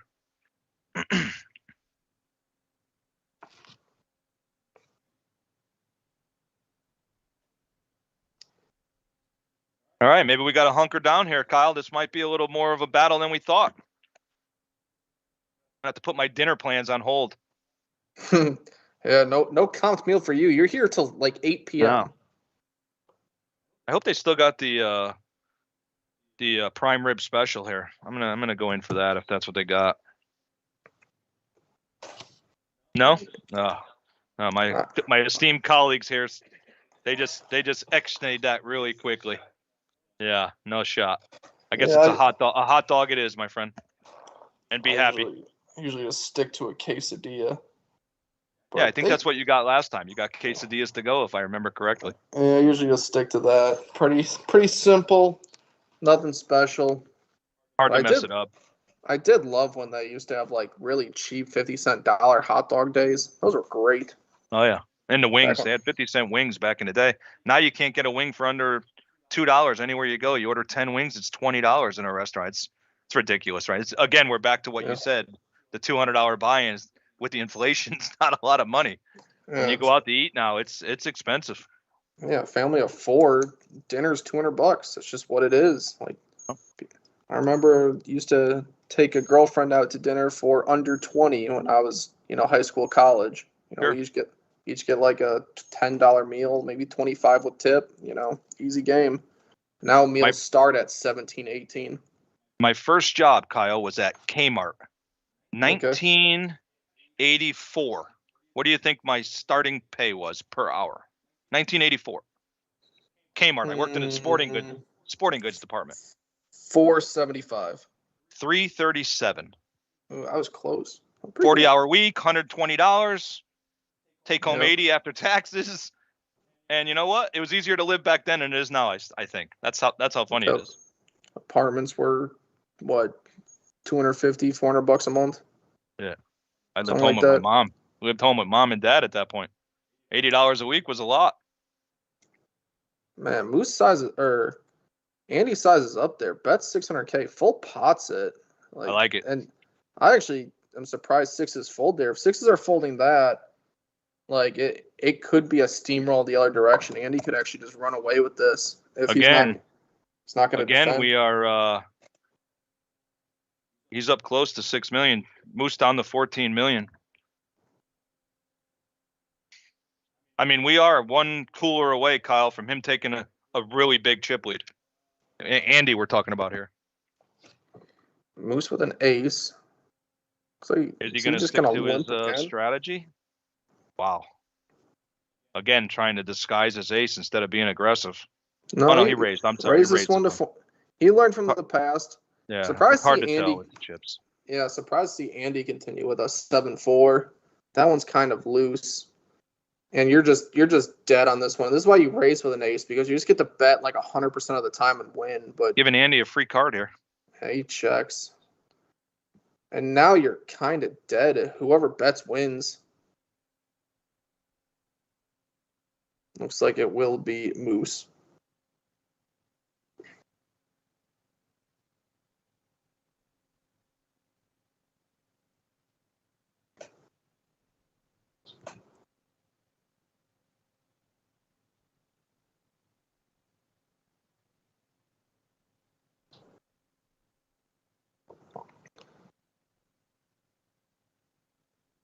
Jay Money says he got the burger and the beer deal here at Daytona today. They do have that special at OC and Daytona. Cheeseburger and a beer, I believe, for like $7.95. I mean, you can't beat that. I can't get the beer though, obviously. I wish. All right, we got Moose with a king, queen of diamonds, and Andy with an ace deuce. Moose checks. Again, Kyle, they're just not betting their ace on the button, which is amazing to me when a player checks to you and you have an ace heads up. I mean, it's just a really strong hand. You have to bet it. And again, he lets Moose take the lead and then he folds. I mean, it's funny when sometimes, you'll watch players watch and, they'll play in this and, you're in the heat of the moment. And then when you go back and you watch this, you can learn from certain things on what's going on and, and use that to your advantage the next time you play.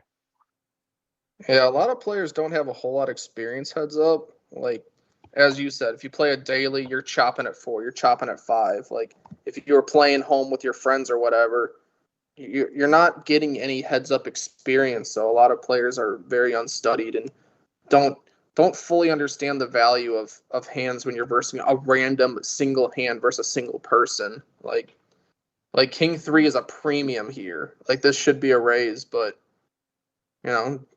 you get to play in position, so you can check, I guess. Hope to hit some hearts. 1 heart. King high is good a lot of the time on a queen 5 board. Because heads up, it's hard to make a pair. Like, high cards are typically going to win. We are watching it over and over, Kyle. Hard to make a pair. Aggression wins. Again, here, same hand. First one to bet takes down the pot. Emerson says, good job, Kyle and Eddie. Naturals. And he says, hey, pals. I don't know if you know, Kyle, but I have a sports podcast. Me and my buddies started up. It's called palspod.com. PALSPOD.com. If you guys want to check it out for some laughter and banter. It's pretty funny. Just 4 pals talking about sports and Daytona, housing, anything that's on the agenda. Andy with an ace queen raises it up to. Oh, here we go. Is this a cooler? Kyle, this is what it was, buddy. This is what I asked for. Ace king, ace queen against kings. All in a snap call. And a snap call. This could be the end, or this could be the beginning of Moose's or Andy's chip lead. All right. So you said Andy would steamroll him if he won that other hand, and we both predicted Moose to win here. So you could be right twice, or we're both just correct. Well, let's see if an ace brings this all the way back. Queen gives him more outs. Yeah, we could get runner hearts. We can get a jack 10 for a. We can't get a chop. He's got the king. Yep. A queen. He takes the lead. Wow. Massive lead in the hand. Oh my goodness. I don't know if Moose can recover from this. And ace queen just takes a massive hit. Wow. It's even, and now just how passive Moose is playing. This Kyle, might be can you remind me, my colleague, ace queen? What is that hand called? The parking lot hand. Oh, but not this time. Not this time, my friend. This time we have a game now. Promised land. Wow. I think you called it, bud. I mean, we both sat here and watched Moose starting to get a little bit hesitant and almost like he was limping with hands trying to catch him instead of staying aggressive. And then he just got coolered pretty bad.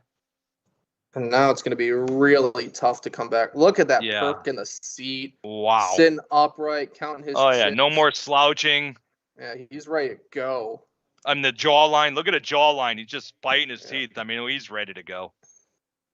Again, both players have locked up 16,000, but first place is going to be 26,900. Call it 27. So, wow. Quite literally, these two players are playing for $10,000. So, just like you said, Kyle, just look at the body language right now. Andy up, going, touching the chips. Moose with his hand on his head, just looking the other way. I mean, he just can't believe what just happened. He just got robbed. Pretty much just basically got robbed.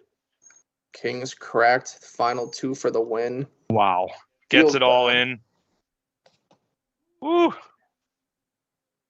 Moose looks down at a suited ace, 8 deuce.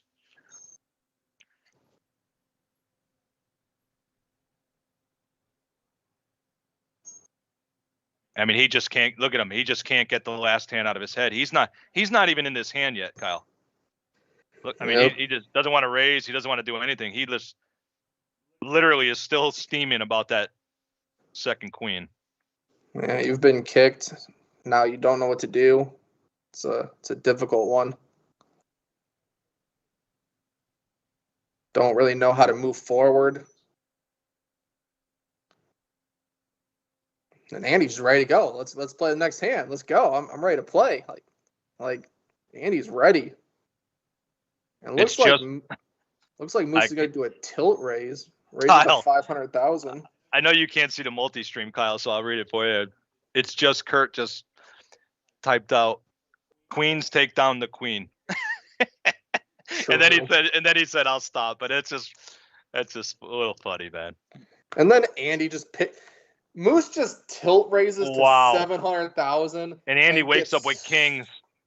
I mean, this could be it. Stuffed on. No, he's not calling, but he just, I mean, Moose is just trying to make a move, get some momentum, get something back. Wow. Push something going his way. Yeah, Moose has he's got to gather himself right now. This would almost be a time for a timeout. If you're a basketball coach right now, your team's reeling, you're calling a timeout hard here. I mean, just looking at him in that hand there, he didn't even want to raise. He just wasn't. You could just tell he was thinking about the last hand. Yeah, and then he just decides that he has to do something. Passive isn't worked. Let's try aggressive. Oh no, my opponent woke up with a hand. Andy waking up with 9s. Oh my God, the deck is just hitting him in the face right now.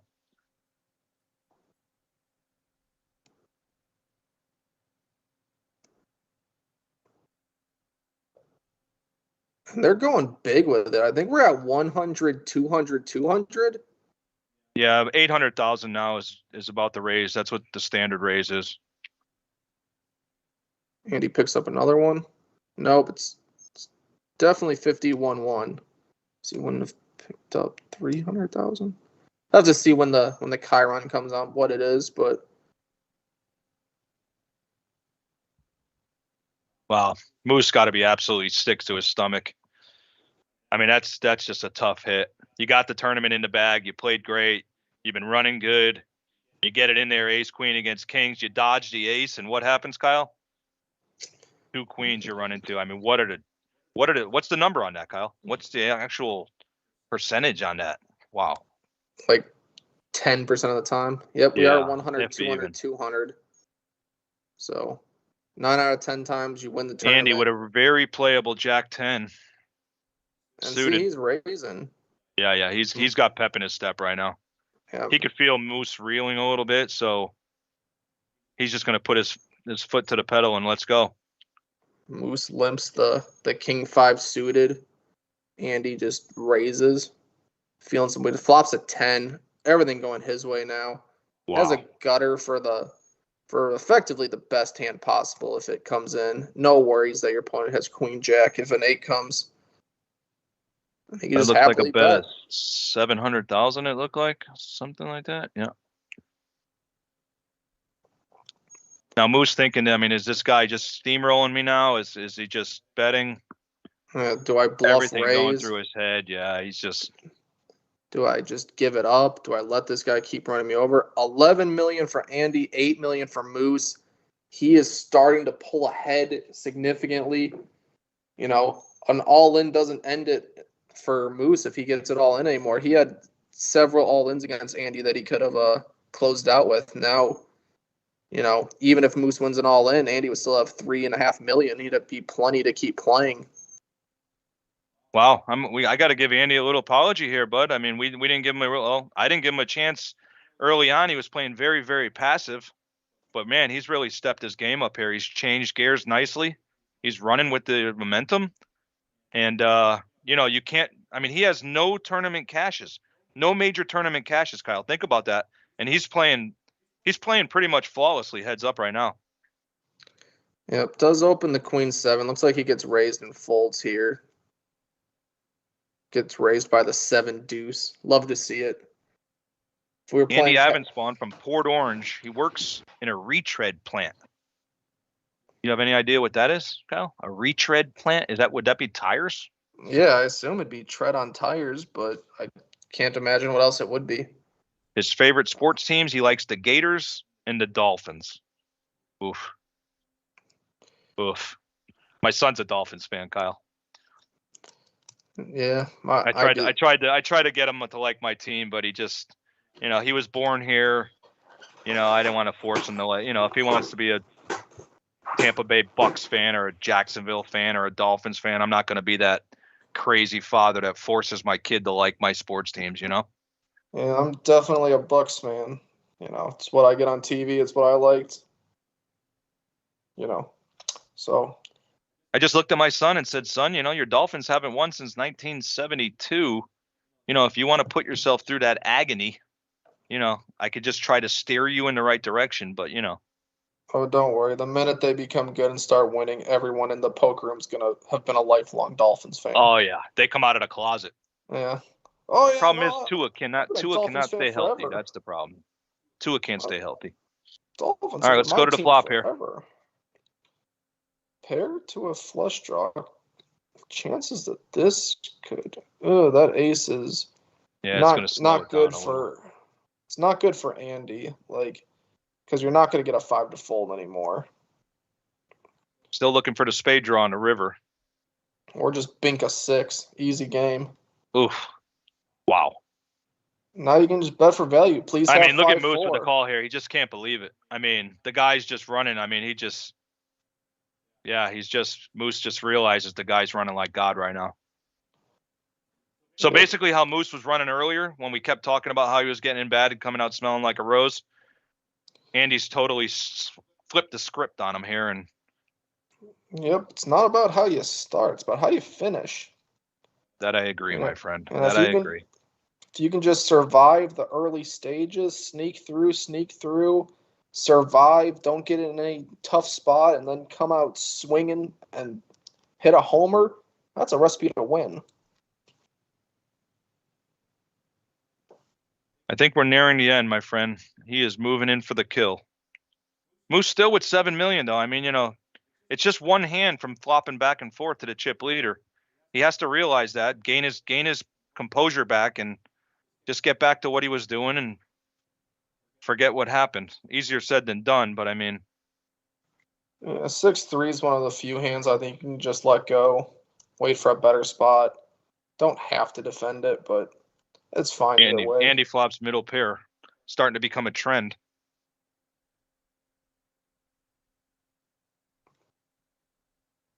Andy going to bet his 10 here now. Moose looking for a gut shot 5. Juicy card. Yeah, 5 giving him 2 pair, giving him a straight. Could change the whole dynamics if a 5 peels. Oof. A 4 was exposed there by the burn. Exposed. Not a particularly good card for 10s, but Andy's choosing to be aggressive now and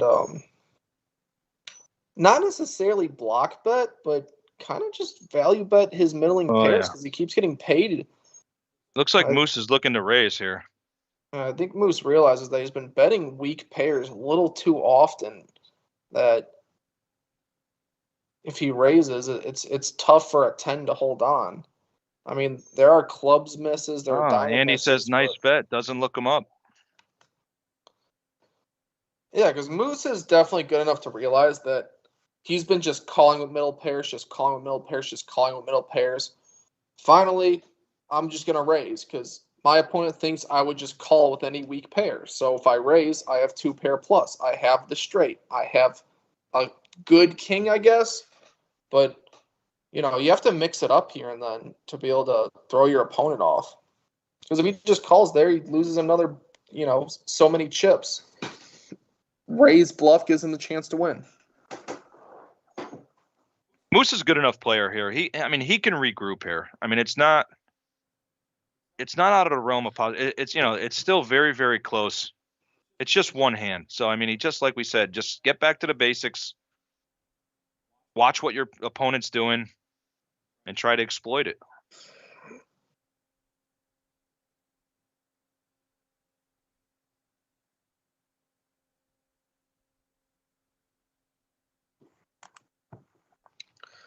See a limped pot, top pair versus middle pair.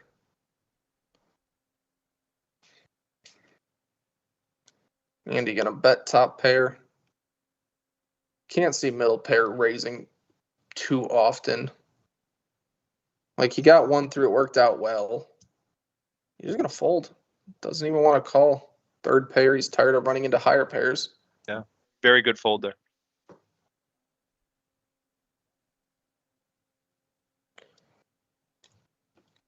So the path moving forward for Moose is he has to do what he did in the last hand. He has to make some moves, make some raises. Like, again, it's heads up and you're plenty deep. It's a battle. Like, your opponent's very rarely gonna just wake up with a two pair, a flush, a straight. Like, so if you start raising more, you're gonna force your opponent to fold all his ace highs, all his middling pairs, like happened. Like, you're not gonna run into a nutted hand nearly as often as you will in a full ring game.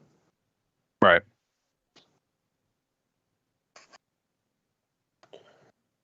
But it gets a little bit harder to identify when it's limped pots. Like, now 6-3 can just have 3 threes. If you raise it, it makes it a little less likely. Moose looking to dodge a 10, but he's gonna try to steal this one. Yep, good double Small check by the 200,000. 3. Yeah. Small $200,000 bet.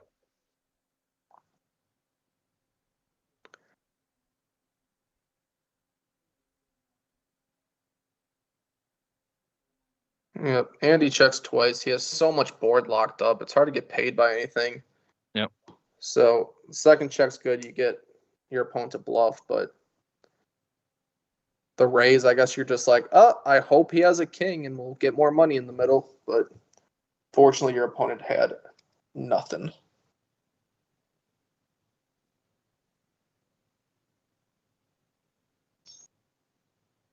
Again, we go back to Kyle. When you're raising, if you're raising the button every time, your opponent can't put you on a king or an ace or anything. But when you do not raise it every time, he's not putting you on a king there. Like, the chances of you having a king there is very slim.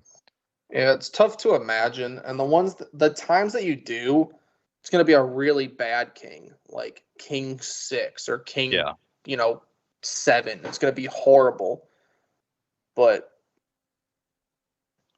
I mean, obviously these players can't see the full stream, but Moose has been limping some aces. He has been limping some suited queens, some suited kings, which heads up should just be raised.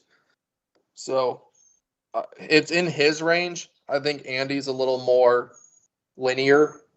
You would, if high cards come up, he would have raised them if he had them. So I think if I was playing either opponent, I think Andy would be easier to read. Moose is a little bit more undefinable, for lack of a better word. I don't mean to cut you off, Kyle, but I got to make $100 here really quick. Mark Sharifi, Dolphins rule. You have a smart kid, Eddie. I'll lay you a better record. Dolphins versus Cowboys.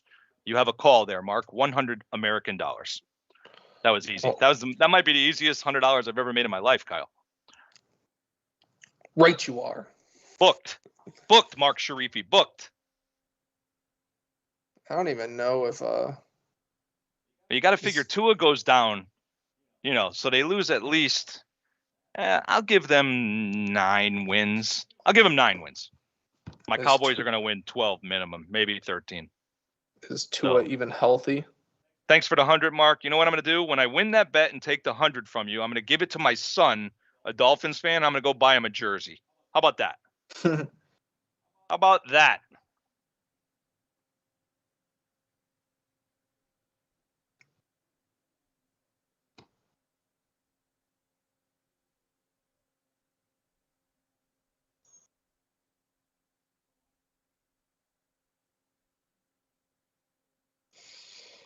So we see a few more just nothing hands. Haven't seen any clash since the Kings versus Ace Queen. And honestly, even with the kind of passiveness that the game's been going, I'm not sure Ace Queen should just get it in there. No. Like, I mean, you see your opponent limp 90% of the times, and now he's all in for 10 million. I'm not so sure. I think we can just give him credit for Ace King plus, Queens plus, and just move on, because he never has Ace Jack there, I don't think. And Again, I don't think 10, he has 8, Jacks. 10-8 suited. We don't get a raise from Moose on the button. Yeah, also pretty comfortable to raise. High card's good. Queen is very high. Yeah, like you said, just very passive at the moment. There's really no. Andy picks up a flush draw here. He might want to bet this now. No. Moose That was gets his chance to open-ended. steal it. But he does have the 8 of clubs. Guess he doesn't think that's good enough to continue. Again, Kyle, we can't talk about this enough. The pre-flop aggression and heads-up action, especially when you're on the button, it just, if you just follow it up with with the flop bet, you're going to take the hand down probably 80% of the time. If your opponent calls you, then you can slow down on the turn if you want. But I mean, if you don't have the pre-flop aggression, you can't set a tone for the hand. Yeah, you definitely want to be able to define your hand and tell a convincing story. Like, if you limp and then the board is like King Queen X, you can't really ever say that you have King Queen. You never have kings, you never have queens. Your nut advantage is effectively gone if you limp and any high cards come. So that's why you want to raise pretty much all the time, so that you can just rep whatever the board hits and you have Correct. a bigger range. But if you're gonna limp and the board comes high, you're never really gonna be able to say good. But if you limp and the board comes low and unconnected and you have good cards, but you start bluffing on those boards, that's how you take advantage of that. But that's not happening all too often. Like, players are playing pretty face up. If they have it, they bet. If they don't, they fold. Now Moose with a quick bet right there. Yeah, he's turned on the aggression. He said, I'm going to raise this hand big. Yep. It's ace high. I can rep the highest card on board. You can't have a good ace. Or spade. Unlikely you flopped a flush, but no. Andy can have like 5-4 of spades, 7-8 of spades. He has flushes there, but it's hard to actually flop a flush. So we'll just bet and hope he didn't. And 10 is good. The sunglasses are back on, Kyle. We're back in business. Yeah, had to mix things up a bit. Yep. It wasn't working when they were Moose means off. business right now. Again, we both picked Moose to win, so hit a little wall here, but he's starting to turn it around. We're pretty much almost dead even in chips. Yeah, it looks like Moose limped. Andy raises, takes 200K down, going to another hand. You got it, Mark. You're welcome.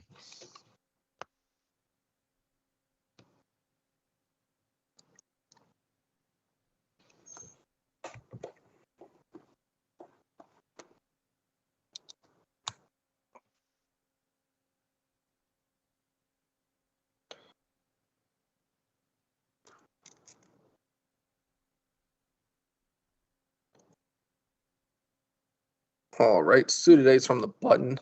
I expect a raise to come here.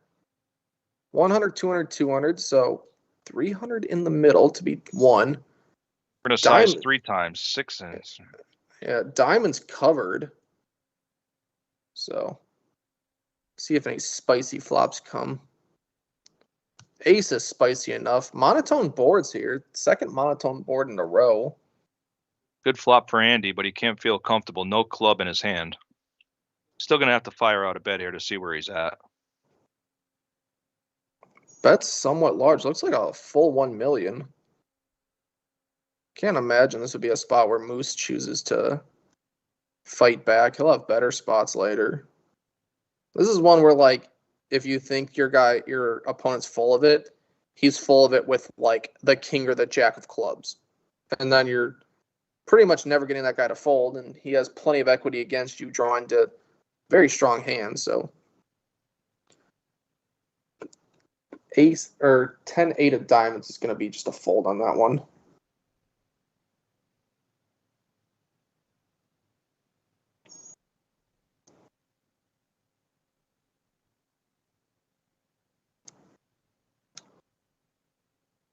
Hand 128, Moose. Oh, my favorite hand, Kyle. He wakes up Picks with up some pocket tens. tens. That's my favorite hand, sir. Did you know that? That's your favorite hand? You are a Cowboys fan. I don't know why. I mean, I won some big pots with it. That's the story every time when someone has a favorite hand, right?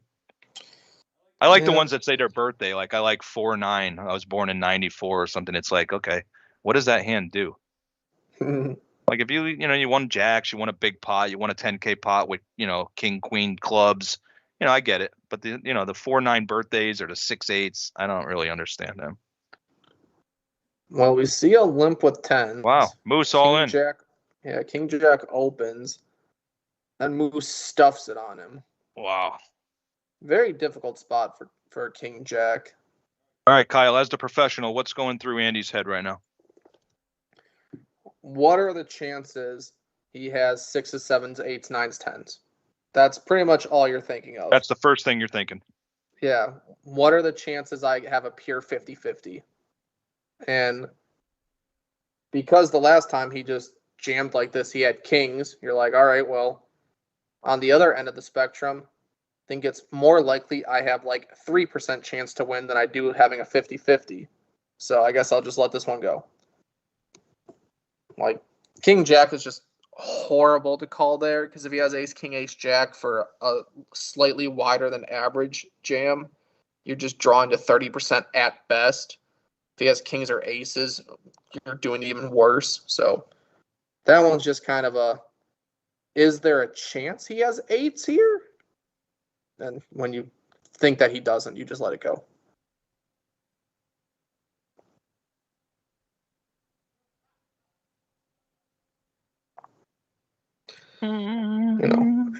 Eights would be a perfectly fine jam in tournament poker, but these players are a little deep for that. 30 to 50 big blinds for each of them, so unnecessary to jam that big with, anything less than very strong hands. What's going on here with Moose with the 2 stacks? You notice that? He doesn't want those little chips. He's only playing the big chips. What's going on here? What's going on here with the double stack? I might have to get in his head if I'm Andy right here. I'd tell the dealer, hey man, can you put that all in one stack? I might have to play some gamesmanship, get in his head. Yeah, I think the rule is stacks of 20 is the only acceptable amount. So correct. Put them up. Yeah, I think I'd have to try to tilt him. I'd have to call the supervisor in or make him stack it. Just try to get in his head a little.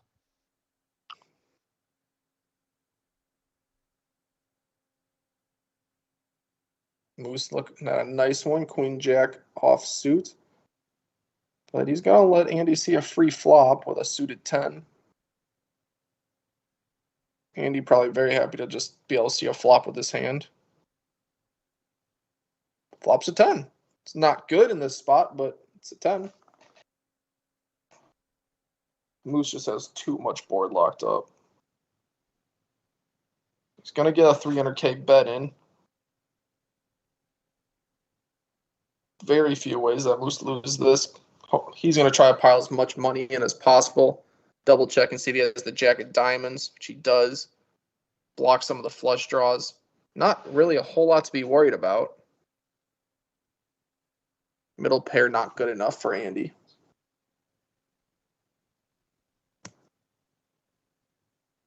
Jonathan Rowe, Cowboys lose 2 to the Eagles, 1 to the G-Men, 1 to the Commanders. That's 4 losses in the division. Jonathan, whatever you're smoking, save a little for me and Kyle later. The Cowboys will split with the Eagles. They will beat the Giants twice and they'll beat the Redskins twice. We'll be 5-1 in the division. And if you're bored right now, Google Dak Prescott's record against the division, and you'll see it's pretty good. The Commanders? Are you talking about my Washington football team? I mean, are you playing quarterback, Kyle, for them this year? that's my favorite team. Has the coolest name. The I can't even. Washington football team. No. They changed it. They're the Commanders now, sir. I know. I call them the Redskins, and I will forever call them the Redskins. They will always be the Redskins. I was on the bandwagon of, out of principle, they should have kept the name Redskins and just made their mascot a potato. Then they could have been the Redskin Potatoes, and they still be the Redskins. All right, And we then- got no pair here, so whoever bets here is going to steal this pot. Might just go check, and the Jack High is going to take it. You know, I'm starting to think, Kyle. I don't know if it's a conspiracy theory that I think of, but you know, all these teams. Okay, so the Indians were the Indians for what? 80 years. The Redskins for 60 years. All of a sudden, there's groups that want to change the name because it offends people. I think it might be just the owners just changing names so that everyone has to buy new jerseys. That's what I think. They're just going along with it. Okay. And they have to buy new jerseys for the whole team and all your new stuff you hang on the walls and, you know, your stickers on the car. I think it's just a conspiracy. I think the owners are in on it. It's just more money for them. I change my team name every 3 years. Yeah. I mean, all of a sudden after 70 years, like there's Indians that are offended on the Redskins name. You can bid on team names. I'd have raffles. I'd have drawings. I'd have graphic designers compete for my new logo. Man, Yeah. I'd be running that. I'm telling you, it's a conspiracy. It's like Moose is looking at the actual blind levels, see what's going to happen. So we know his shades are not prescription because he took them off to read the blind levels. So we could take the prescription part of the glasses out. They're just straight, cool sunglasses.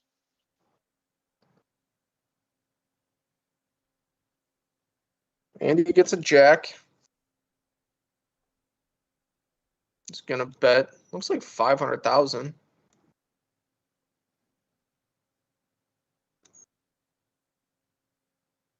Big size, wants to protect against any 10, queen, king, spade. Oh. Even at 9's not great. Plenty of hands you want to. This match has come to a standstill. Yeah, no one's throwing out haymakers anymore. No, we're just very conservative. You know, I almost want to get in there and just start raising for these guys. Let's get out of here, guys. Let's go. Well, they are battling for a $10,000 pay jump, so definitely can't blame them for wanting to be extra careful with every move they make. But see if either player raises, they just get to bet this flop and win. Moose telling a very unrealistic story, but Andy just doesn't really have the hand to play back at him. But I mean, I think just a raise as a bluff there some percent of the time is pretty good. Like, you have to know that you're not really representing anything besides maybe pocket 9s and queen 9, but like you're just saying your opponent can't have any strong aces, so you're just raising because you just know that they're capped at weak hands. So it's kind of catch-22. Like you're not really repping a whole lot, but you just know your opponent can't have a whole lot either. But gonna see another limped pot, suited 8, unsuited queen. See, anyone who raised pre gets to just bet this board and win. I mean, we're saying it over and over and over. And everyone out there watching, I mean, take Kyle's advice and my advice. When you're playing heads up, aggression is the key. I mean, we're just watching it hand after hand. If you just take the lead, 8 out of 10 times your opponent's going to miss, and you're just going to take the pot down.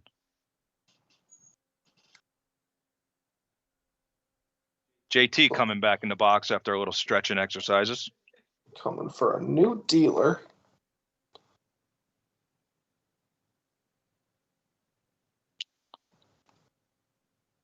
I don't know. Is this one the pain dealer? Is he gonna deal the cooler of the tournament?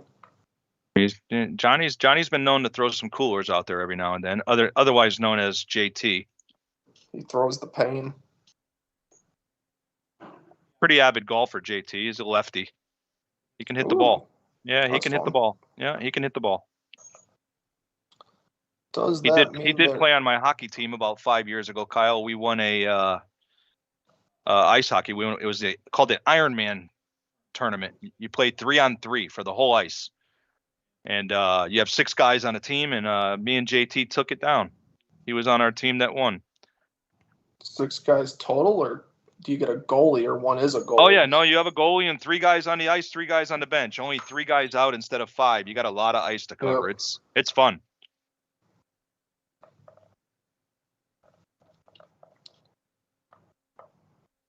Relatively nothing on the flop for either player. Again, we're going to go back to who bets first here is probably going to steal this pot. Moose has ace high and a gut shot. Ace high is going to be good, but we're going to see if Andy can't win if he checks, and he checks. Ace high is going to take it down. Yeah. Yeah. A good rule of thumb is if you have absolutely 0 chance of winning by checking, sometimes you should bet. Not always, because sometimes your story doesn't make a whole lot of sense. Maybe your opponent's just a straight up calling station. You see him call down all the time. But, you know, if you know checking back is going to be a loser, throw out a bet. Andy here sitting here with Queen Jack of clubs. Good enough for a raise here on the button for sure. Oh, we Ooh. might see a little something here, Kyle. Clubs are covered. King 9 of clubs. Moose with a quick call. And we are at 250, 250, 150. So blinds are up. Andy Queen flops high board. top pair.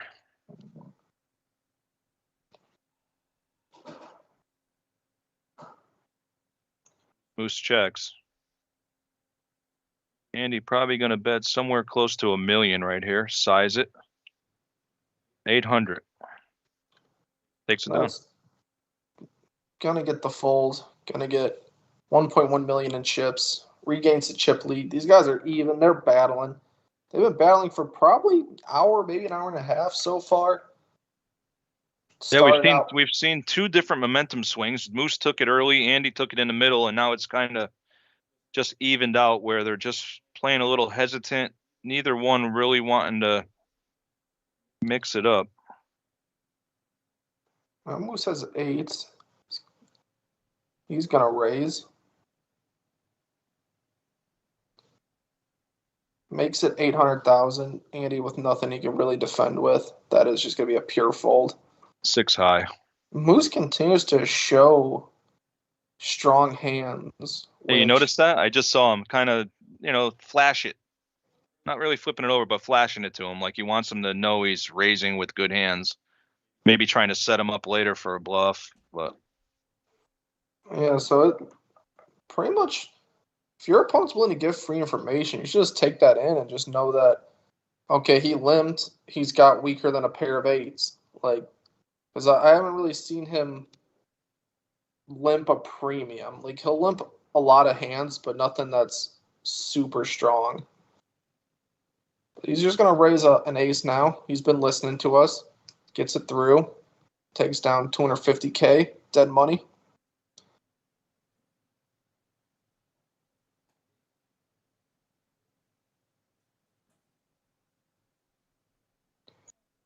And we are on to hand 140. 200K, 200K, 150K. Moose with a suited jack. Looks like he's deciding if he's going to limp or raise. Looks like a limp.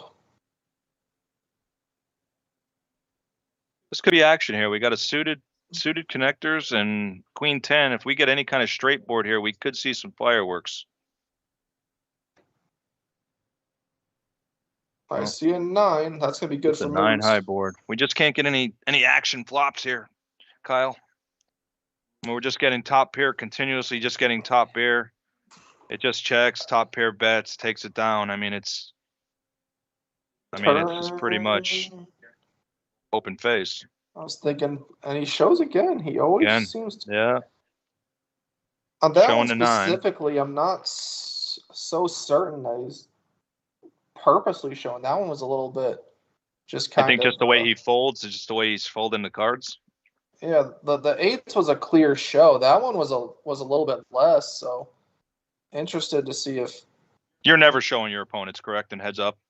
I'm never No. showing my card. You have to. It has to be at showdown. I mean, I'm called. It's the only way I'm showing my cards. Heads up. If I show, there will be a very specific reason about it. Either I've been betting a lot and my opponents have been folding a lot, Yeah. so now I'll bet with nothing.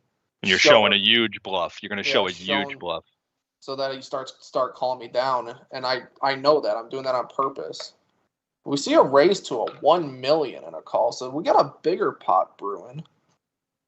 Looks like a 2 million pot. Clubs covered. Andy going to splash. Again, we're seeing clubs. We've seen this about 4 or 5 times here. Heads up. I mean, the chances of clubs coming out are obviously minimal, but we can get some fireworks if we get them. Both players with a gut shot. Moose with overs as well. 10 doesn't change anything. Andy doesn't want to fire to try to bluff at it. Can't win if you don't bet, Andy. You can't win if you don't bet. Nah. Your opponent has checked you 3 times. You have to get the ace and king highs out of there. You have to bet like 1.5 million. Pretend that you had even a 9 probably plays the same way. Sure. Feels bad. Now it's like, all right, he's checked me 3 times. 9 is good. I can bet. A 10 may play the same way some of the time, but unlikely. I mean, force your opponent. You could be even betting an ace there. I mean, you could be betting an ace there, and he has a king high. Yeah, force your opponent to pay to see. Like, don't let king high show down. 7 high is never the winner. Put him in weird spots. Like, make it difficult for them. That should be your main goal. If you make it hard for them to continue and they're confused and can't really get anything going, like, that's only going to benefit you. Like, and if you bet he calls with king high, he feels all confident. Now you know he's calling you super light. Now you only bet with pairs. Like, you just make adjustments, but Moose flops middle pair here. Going to lead out. Top pair. 600K. And we could get some fireworks here, Kyle. This could be a hand, depending on this turn. Yeah, Andy's raised with some top pairs some of the time. A scare card for both. It's going to slow the action down for sure. An 8 gives them a chop. A 3 would give Moose a straight that works. But now there should be some value. 9s versus 6s. Andy looks like he's picked up really good sizing. 600,000 can actually get paid by worse, and he does. Like, it was working really well for Moose when he was turning his middle pairs into bluffs with raises. Yeah. Because on this board, I'll preface this by saying it's easier for us to say when we see the cards and everything, obviously, and we've said it before, but Andy, I guess it's slightly difficult for Moose because Andy checked down and king high was good. But now he's betting and you're just calling with a pair and losing. Like, your bottom pair is never going to be good there if your opponent has shown the willingness to just check down with 7 high. If they're gonna not bet air and you're beating 0 bluffs and you have like 4th or 5th pair, you can't call there. You can raise or fold. I mean, it's possible you can just think that, oh, your opponent watched me just win with king high, so now he is doing that bluff. But on that specific board where it's like 9, 7, 5, 5, 6, all the middling cards are pairs, and all the higher cards have high card showdown value, so he probably wouldn't bet there. So in Moose's spot, I like a raise or a fold. Call is probably not the greatest.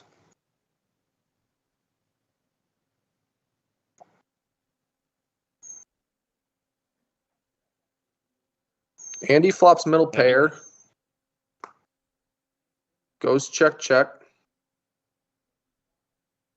Andy with 2 pair. That's 400,000.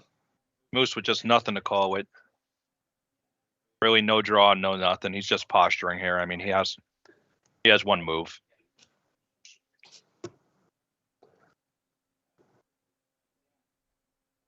Yeah, again, a lot of information is given from that king high showdown. Like, so much so that it should impact how you play your opponent for the rest of the hand. Like,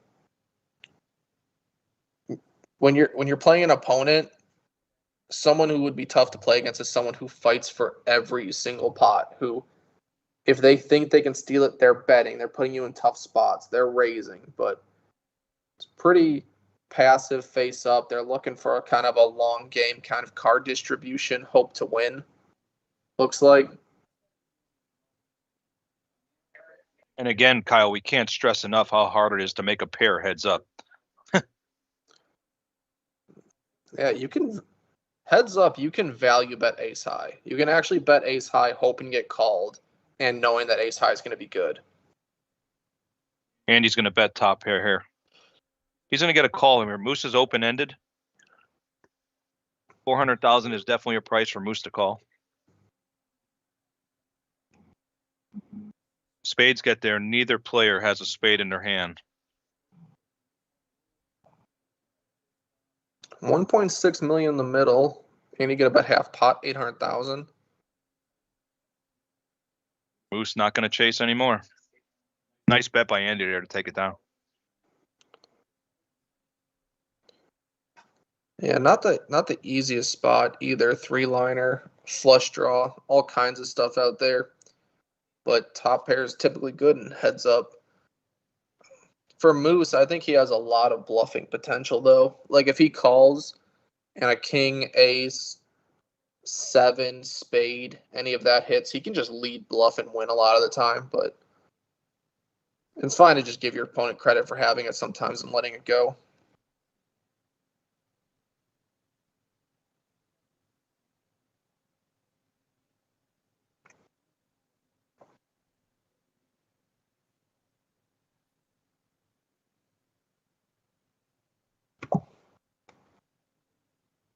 Now Moose gets a middle pair. He bets 400,000, gets a fold. That's a pretty good pickup. You'd just like your opponent to fold all their equity. Take the hand that you have.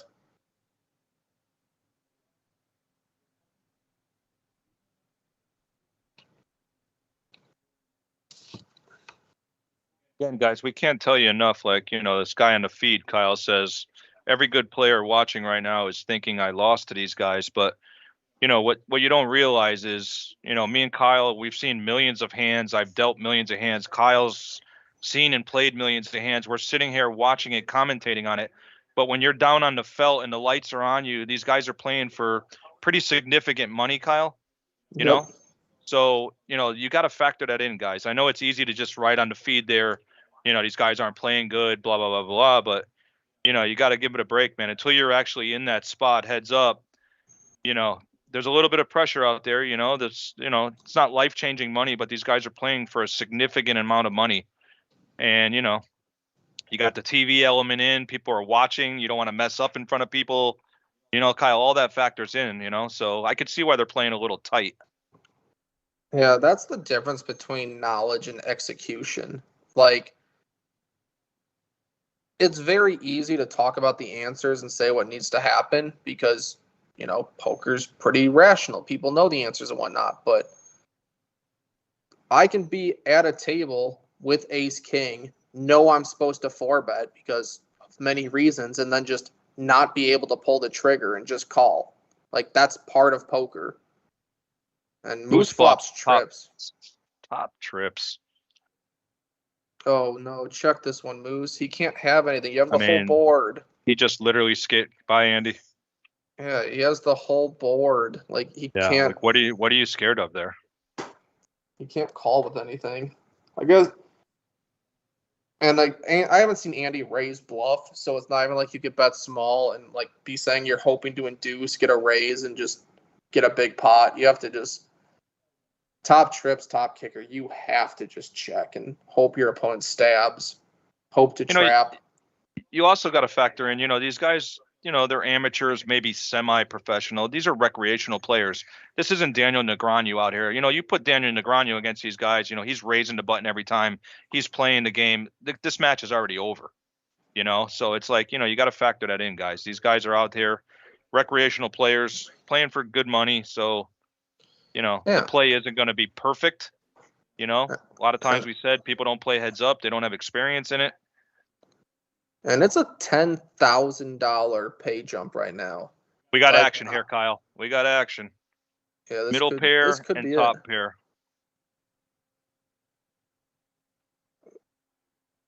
$600,000 and a call. Queen might slow both down. Overcard didn't bring any backdoor hearts for Andy, but Andy reaching. Gonna bet 800,000 gets snapped by King Jack. This river could be ugly if it's an 8 or a 4. That might slow things a little. Check. Jack wins. And Moose has regained the momentum. Now, that's just a horrible run out. You're playing heads up. You flop top pair, good kicker. Running over cards. Not what you want to see. Like, that was one of the worst run outs you could get if you're Moose. So he's actually pretty fortunate his opponent didn't, try to turn a bluff on him. But yeah, same thing again. This is a $10,000 money bubble. I have never played for $10,000 worth. Sure. The biggest stack I've ever had is maybe 7,000 or 8,000 in my stack. Yeah. This, so I can't even say I would play any better because I've never been in this spot personally. Tournament, cash game, otherwise. Yeah. That's what I'm trying to tell these people in the audience that it's easy to sit and watch until you're actually in the moment. Moose feeling a bit of momentum now. He's going to try to ride it.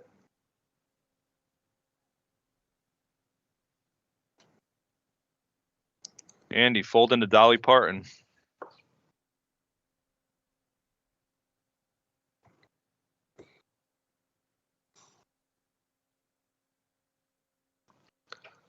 Moose with a slight lead here. He's got 11 versus Andy, who I believe has 7 or 8. So Moose takes a later stage lead. Definitely been a battle back and forth. Andy, correction, only has 6 million. So he's trending in the wrong direction.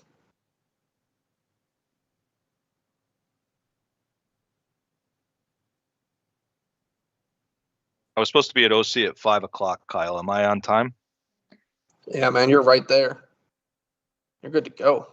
Good thing I know the manager.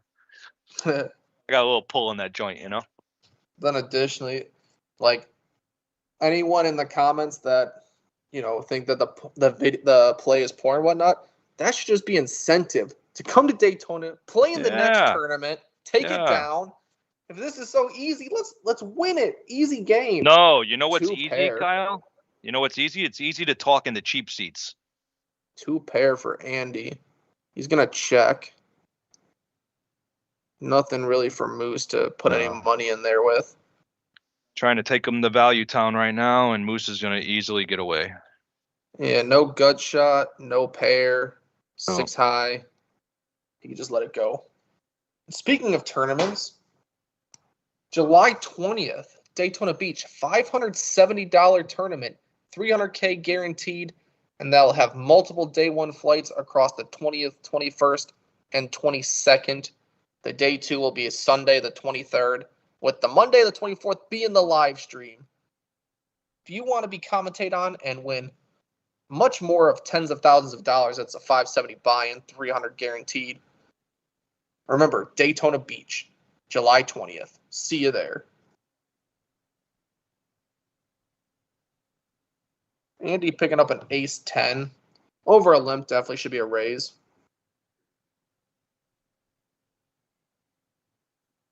Moose, 950 to call. Again, we've only seen a couple raises, Kyle, over $1 million. Ace, queen, kings, so it's hard to not put them on a premium hand here if you're Moose. I mean, you're putting all that in your memory banks. You're remembering, you know, the standard raise has been around 750, 800,000. So when he goes up to 1.2, you could put him on an ace here, ace king, ace queen, ace 10, ace jack. You know, I'd like to see the raise stay the same. If you're raising to 800, Kyle, raise the same with ace 10 or your 7-5 suited.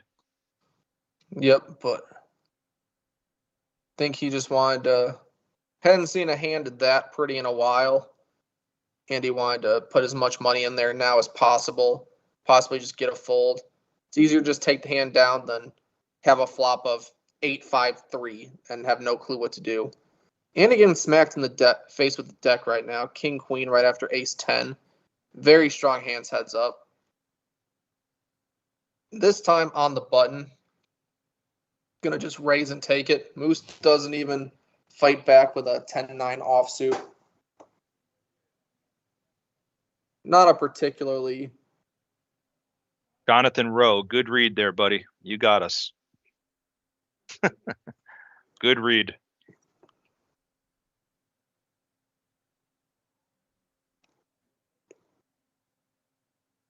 And the battle cracks on. Hand number 154 starts out with Moose waking up at 6-7 suited. He looks like he's just limping this one. Gives Andy a free flop out of position with mystery hand. Queen 9. Board that neither opponent should connect with too much when it's a limped pot, because no one can really wrap any strong aces. Andy with a gut shot, but Queen High also being good at the time. And he gets run down by a 7. If Andy bets turn here, he likely wins, but 7 gets to run him down here. All right, Kyle, I'm going to make the call here. I haven't made a call in a while. I'm going to say we get a cooler within the next 15 minutes. I think we're going to be... Oh, 15 minutes, huh? Yeah. Oh, okay. Yep. Well, you've heard it here. Time is 6:33. I am going to say we're in a little bit of a delay, I believe. So the actual time is 6:33. So I'm going to say 6 to 10 hands, we're going to get a cooler. Well, Andy got a pretty strong hand with pocket 9s here on the button.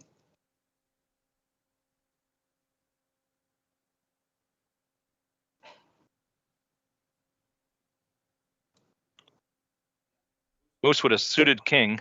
Yeah, gets king 5 to fold. If your opponent is playing relatively passive, Pretty snug. I think I'm seeing a flop there with king 5 suited.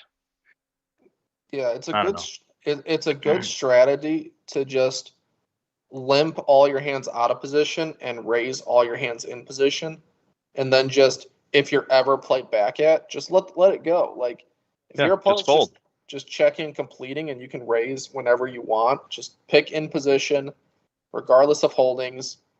Out of position, your opponent throws some aggression out there. You can give a little and then reevaluate if they start to overdo it. But I think folding there is quite reasonable based on how the match has been going.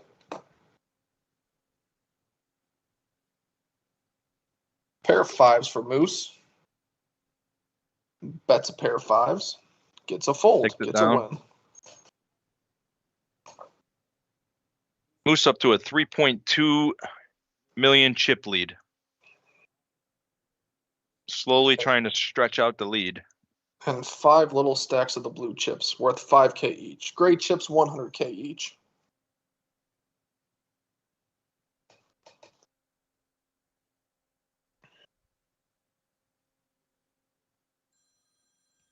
Andy suited jack on the button.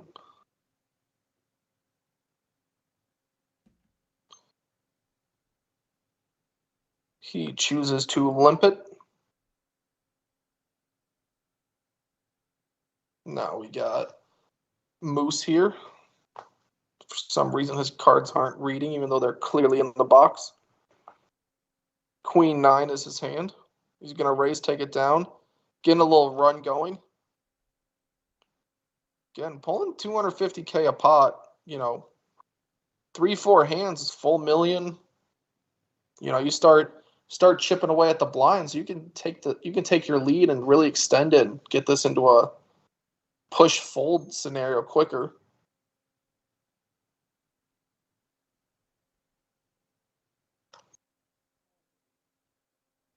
Ooh, Moose with ace king, getting some hands now. This could be it. Could be. No, 8-3 for Andy. Unless we get some kind of sick flop. Can we get like an 8-8 king flop here, Kyle? That would be devastating. No.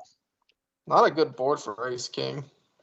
Very bad, actually, but... Goes check, check. Moose doesn't bet there. Now his ace rips off on the turn. So this is the first time I've seen him limp an actual premium. So I guess he does have some premium hands that's limping right, and he shows the ace. He definitely did that on purpose. Yeah, for sure. Very polite. Very interesting match. When he folds the other way, when he doesn't want to show, he pushes his cards forward with his fingers. Yep. You know what I mean? And that way he's picking them up. So he's definitely trying to show his hand, showing that he's not bluffing, that he's got it every time. I don't really show him. He's not showing a bluff. He hasn't showed a bluff once. It's only when he has it, he's showing it. Now, Andy with a relative premium. King Jack suited should definitely be opened heads up. He goes to open and Moose folds. Couldn't even get the chips in there. Moose folded that quickly.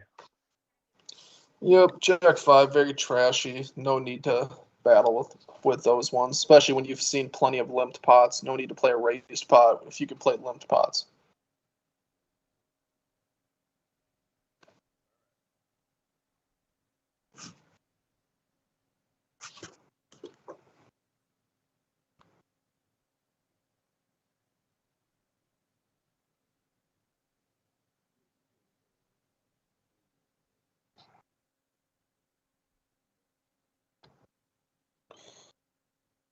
Well, we got 10-7 against Jack 4 suited. Both players just limp. almost the Robbie. Robbie has to be offsuit. Gets a 4. Decent. Backdoor hearts. Moose with a gut shot to the 6. Shot. 9 doesn't help anyone. Moose taking the aggressive route. He's got some momentum. Oh no, he's going to check call the 400K. Holes a 3. Pretty safe card for Andy. He's going to lead out. That's 400. Screaming for a call. Screaming for a call from Moose.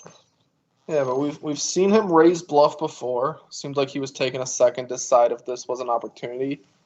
Does have a 7 blocker. Block 6-7. Can rep it relatively credibly. Probably wouldn't bet flop with 6-7. You'd wait a little bit. So he has a pretty good candidate to bluff there.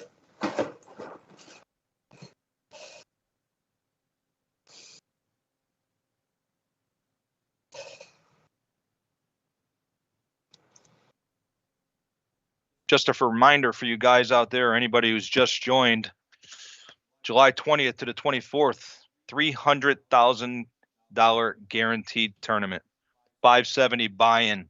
It's the biggest guaranteed tournament here in Daytona. 25,000 chips to start. 3-day ones, or 6-day ones, I'm sorry. 3 days and 6 flights. Day 2 is Sunday, 12 p.m. Monday would be the live stream at 2 p.m. if you're lucky enough to get to the final table. It looks like Moose just ripped jacks, and then Andy called off with ace-8 of clubs.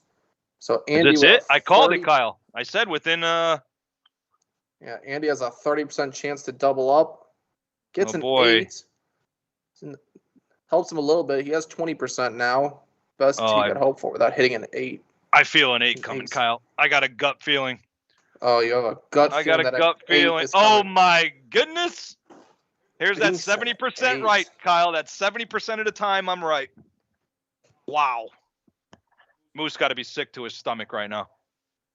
This is the second time in this tournament where Andy has put in a dominated hand and got the undercard flop trips. Ace Queen versus Kings. Wow. Flops a queen, turns a queen. Ace 8 against Jacks. G. Flops an 8, turns an 8. Tournaments are easy when you just make trips and you're all in spots. Like maybe Andy read Jamie Gold's book, How to Get It in Bad and Win the Main Event. Come out smelling like a rose.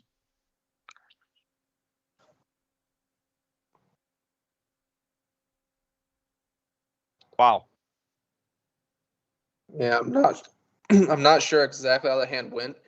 It looked like bet Jacks rip and then Ace 8 calls off. The Jacks ripped in, yeah. And Ace 8 just calls off and it was the famous words, Kyle. Yeah, he knew There's multiple the 3 famous were words. coming. They were suited. They were suited. They were. He knew 3 8s were coming. I wish I had $1 for every time I've heard that. $1. They were suited. Would be helpful. Maybe I could retire before I'm 70. No, you have to work for Delaware North till you're forever. I turned 55 this year, bro. Well, there you go. You're halfway there. Yep. But I have a 4-year-old. My little one, Jacob Jeroman. So I have to work till I'm at least 70. So he's 18, you know? My advice to you, my friend, do not have kids when you're an old man. No. What if I could just finance them with poker? Would that be helpful? It would. Oh, okay. All kidding though. I love my boys. They're the best. They are the best.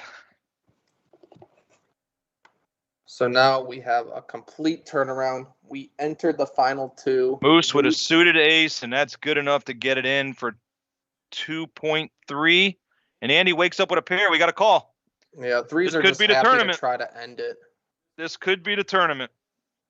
3s ran good. He knows that Moose will be looser than normal here. Would you love can't to just blame ice Moose. it here. Suited ace, you're going to get it in there with $2 million. Yep. Definitely a jam spot with ace 5. Picks up a 5, so we are fighting. The match will continue, barring a 3 or running straight cards. Wow. One flop, and he goes to a 10% favorite.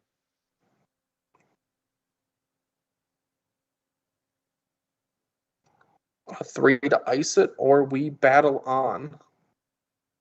Running 8s again, so we're back to about a 3-1 chip lead.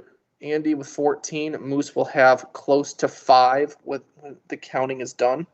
Moose still in shock. You could just read it. You could just read his lips there. I mean, he gets it in kings against ace queen, and both times he gets speared on the turn. I mean, massive favorite. Both the fact times, that he's still in here is, Kyle. The fact that he's still in there battling is a credit to him. I mean, those are 2 massive blows, two hits that most people can't recover from. Getting a count, getting his chips for winning that hand, and we battle on.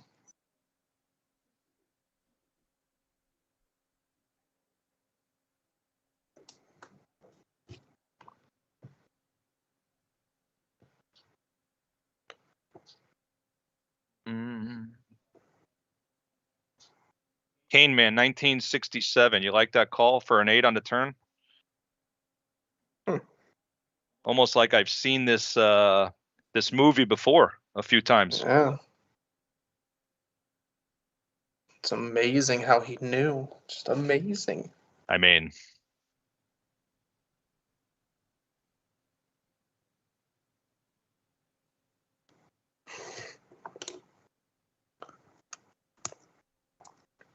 looks like we're at 150, 300, 300 now. So Blinds have increased. Both players whiff on this one.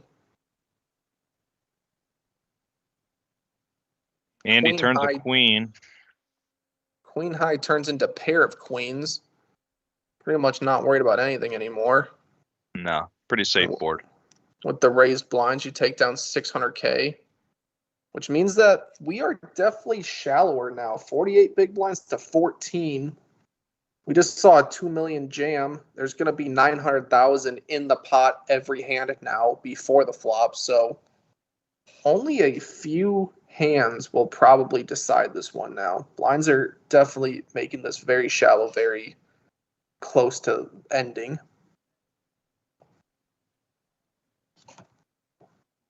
But by that note, it's easier to get 4 million all in.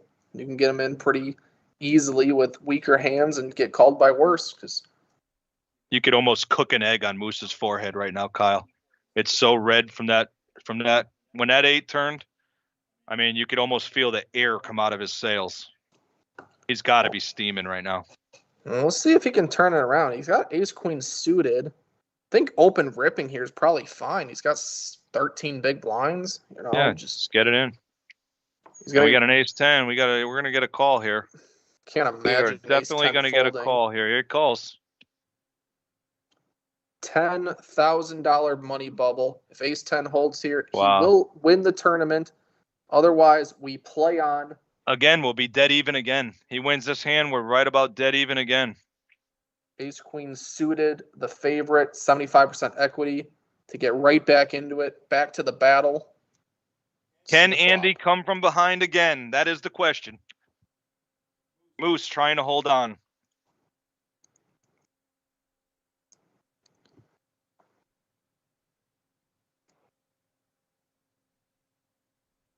Looks like we're about to see a flop.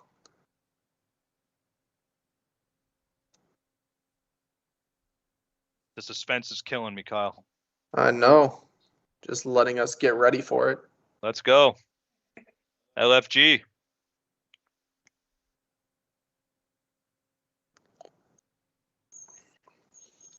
I mean, this just has to be messing with Moose's head right now. He gets it in good here. Andy's come from behind twice on him, and now we're getting a little delay. King, clubs. We got runner. We got backdoor clubs for Clubs. Kyle. Needs backdoor clubs or a 10.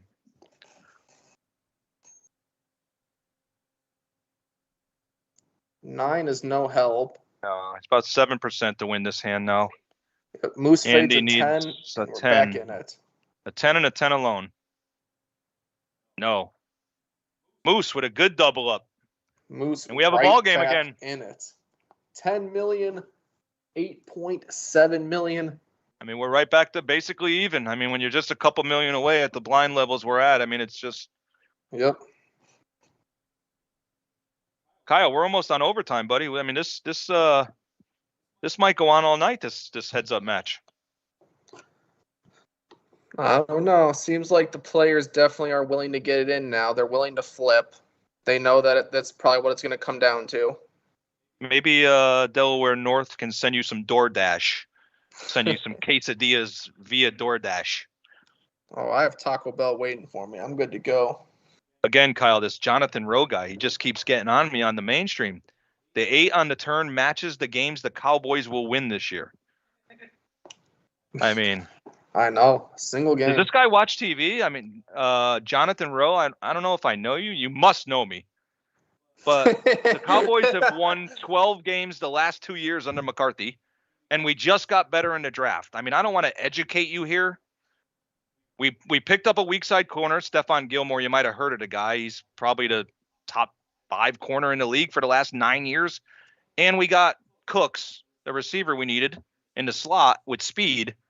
So you could find me at OC, and if you want to make a little wager that we will win more than 8 games, you could just put as many zeros on the end of it as you would like, sir. That should end that right there, all your nonsense. 8 wins. Guy's getting under my skin, Kyle. I can see. Yeah, he must be a Giants fan.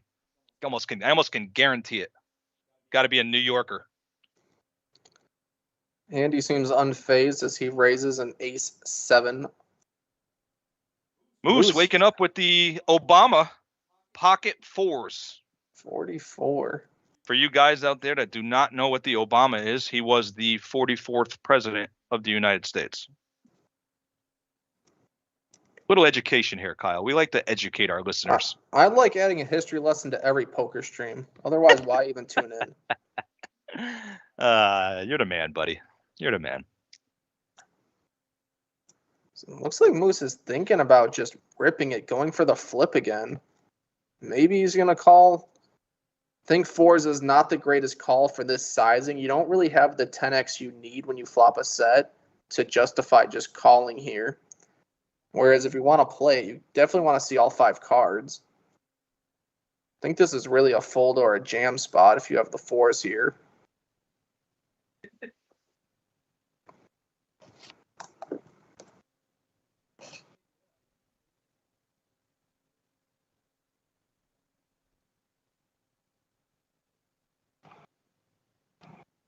Cane Man, 1967. What's the 4-5 hand, Edward? That would be MAGA, sir. That would be the MAGA. Mr. Donald J. Trump.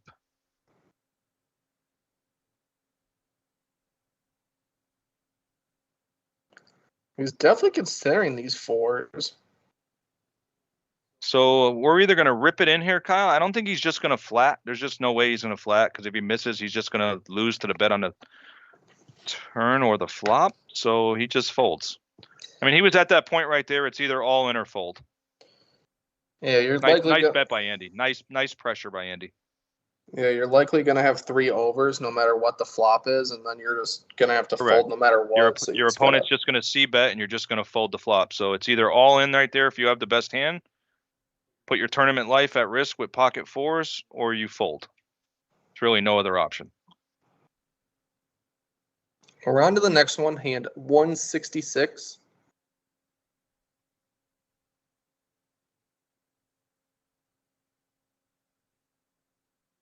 Looks like we're going to see a limped pot here. 10-8 versus 10-6.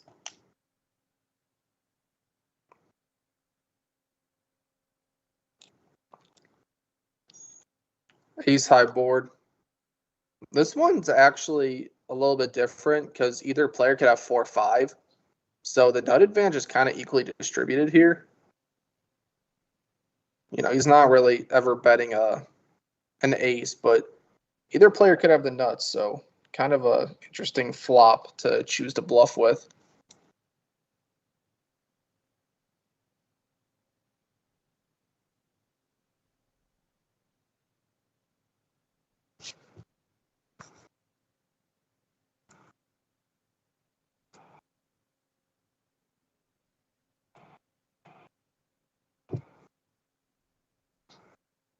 And now we would be on hand 167.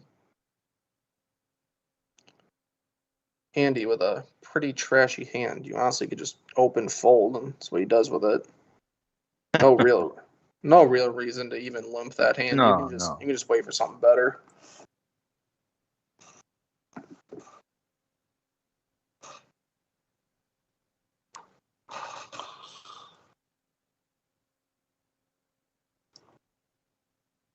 Well, if you tuned in for a battle, this has been it. There's been a 17 million to 2 million chip lead go back and forth 2-3 different times, and we're back to even. Still anyone's game. We're playing for blood here. I mean, this is a very inspired heads-up match, Kyle. Neither player willing to budge. See if Moose wants to open a suited jack.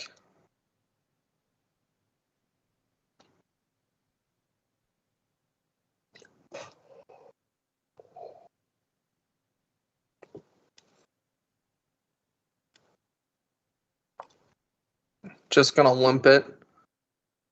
Andy gets an opportunity to see a lot of hands, marginal hands that probably can't call a raise here a lot of the time. So I can't. Moose limping. I cannot agree with you enough. And any top pair or mid pair when Moose isn't raising on the button, like you said, Andy's flopping usually middle pair or top pair with these suspect, 10-9, 9-8 hands, 8-6. Now he's probably going to get at least one street of value, and he does when he bets 800,000 and gets called by a 4. A very quick call by Moose.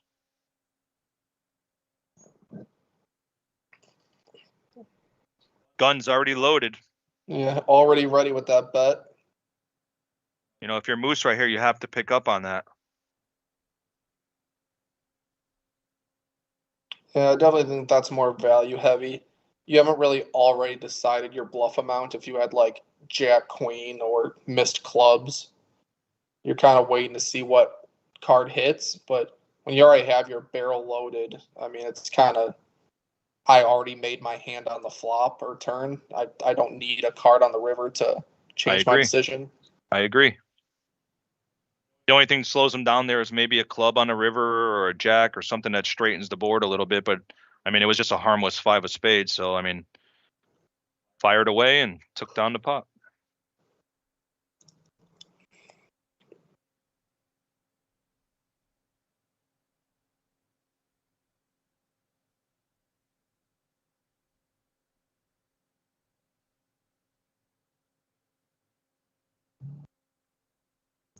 And now Andy with 11 million means I believe Moose will have somewhere around 8. I think there's total 19 million chips in play.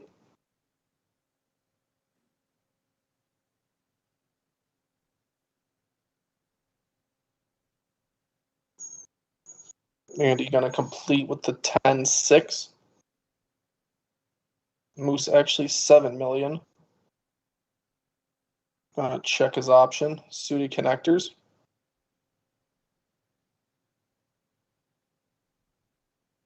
Flops 2 pair. Oh, you. Goes check, check. Moose definitely needs to start putting some money in there. Hope his opponent has something he can continue with. Andy just lets it go. Doesn't chase Just a bet gut and shot. fold. Both players right now just pretty much playing their pairs, betting their pairs. Both players have a pretty good read on each other as far as what they're betting. I mean, there's not even any hesitation really in the folds. I mean, it's pretty standard right now.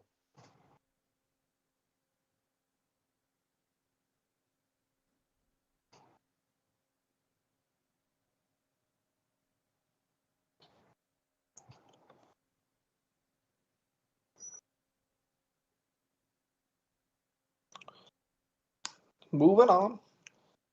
Again, these players are playing for a $10,000 pay jump, so it is very serious money they are playing for. Andy's spying his opponent very cautiously. So I don't know the rule on this, Kyle. So I'm going to ask my expert partner. All right. So when these guys are playing heads up and the tournament starts at, let's say, 12 or 1 o'clock, we started at 2 o'clock today. So let's just say these guys ate lunch at noon. If this match continues to go on, can they eat at the table? If one person starts saying, I'm hungry, is there a dinner break here at some point? Can they eat at the table in a tournament when you're playing heads up? Obviously you could drink something. Can you eat if this continues to go on, or what's the rule on that? There's almost certainly a dinner break factored in.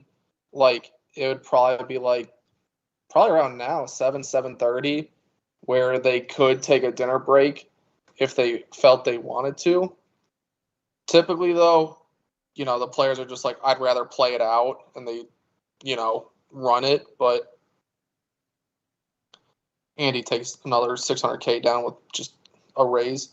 But then additionally, like, if one player's like adamant they need to eat and the other player really wants to continue on, then they have to get the floor involved to like just make a ruling if they're going to take like a 20-minute break unscheduled at any given time. Because some players are heartless. They'd be like, no, I can see you're hungry and sweating and I'm trying to take advantage of that, so we're playing on. Other guy's like, oh, it's been like 5 hours. I'm going to eat something. The floor can change things. I'm sure Byron does a great job. I'm sure the structure has something in there.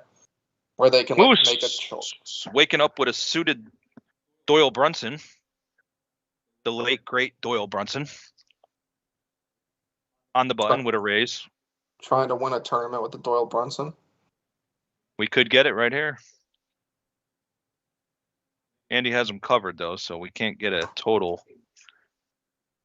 victory.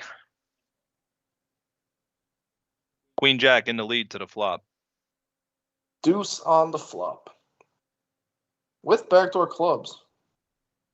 Pretty easy bet here. Your opponent's going to have hands just like he has, where they're just complete whiffs and they're just going to let it go. Moose gives him a free card there. Doesn't punish him for Hits it. 2 pair. Makes his opponent drawing dead. Yeah, Moose can't win. He can't lose the hand.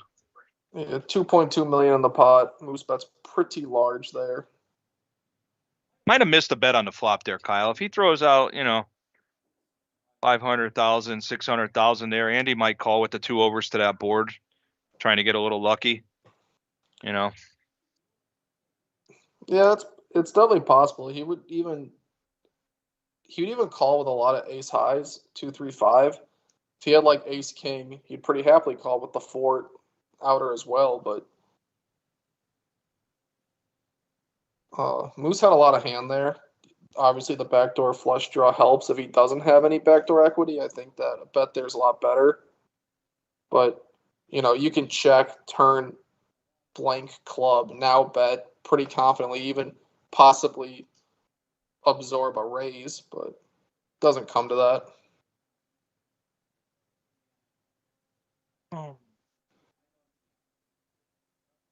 So like some 10s going to battle. Top pair here could be interesting if we get a top pair on the flop. We get both players miss. Andy get open-ended. Both players get a 10. Great card for Andy. But their kickers aren't going to play. Nope, they're not playing at all. But he could definitely in position maybe steal this hand on the river. Yeah, this one is a. Oh, he check. Pretty bad card on the river. He can't really bet there. That was almost doomed to be a chop with the flop. 4-liner on board. Not exactly what you want to see when you have the 4th pair of it.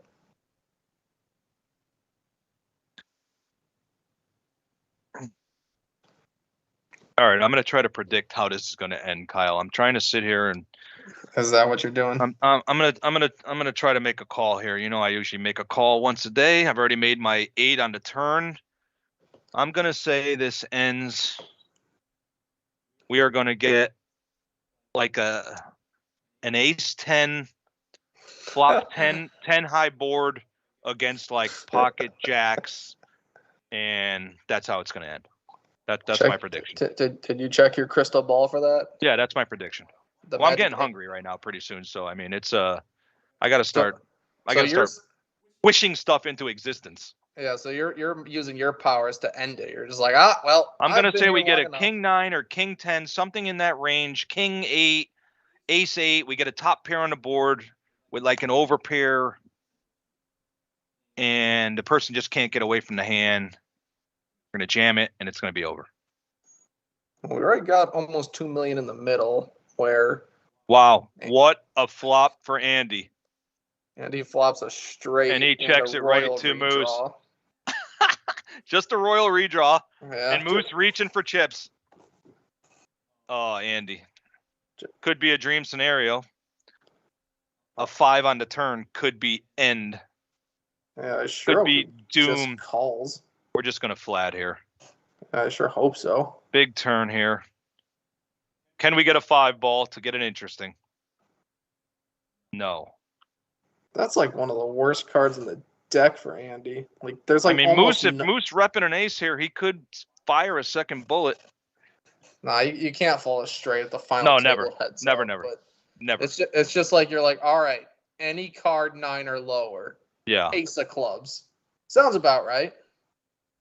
I'm gonna walk him here. I'm gonna walk him here again. I'm not scaring him away. And then obviously if the board goes a king jack on the river, anything like that, maybe you can get away. Andy's gonna raise right now. Oh, no, no, no, no, no, no, no. Andy's I might trying have to suit. Kyle, I might have to suit up here. I might have to go out. Put me in, coach.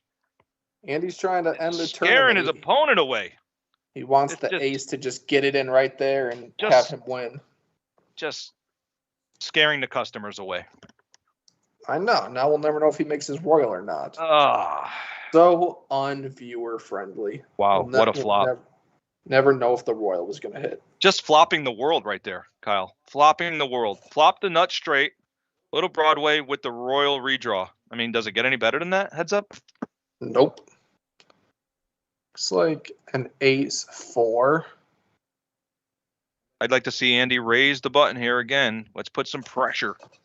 Yeah, there's 300 in there. Like, you can get 600K if your opponent just folds. Yeah. You have an There you ace. You're go. beating a I lot mean- of it. Thank you. Make 600K. There you go. Now he's at 5.6. Getting closer to closing it out.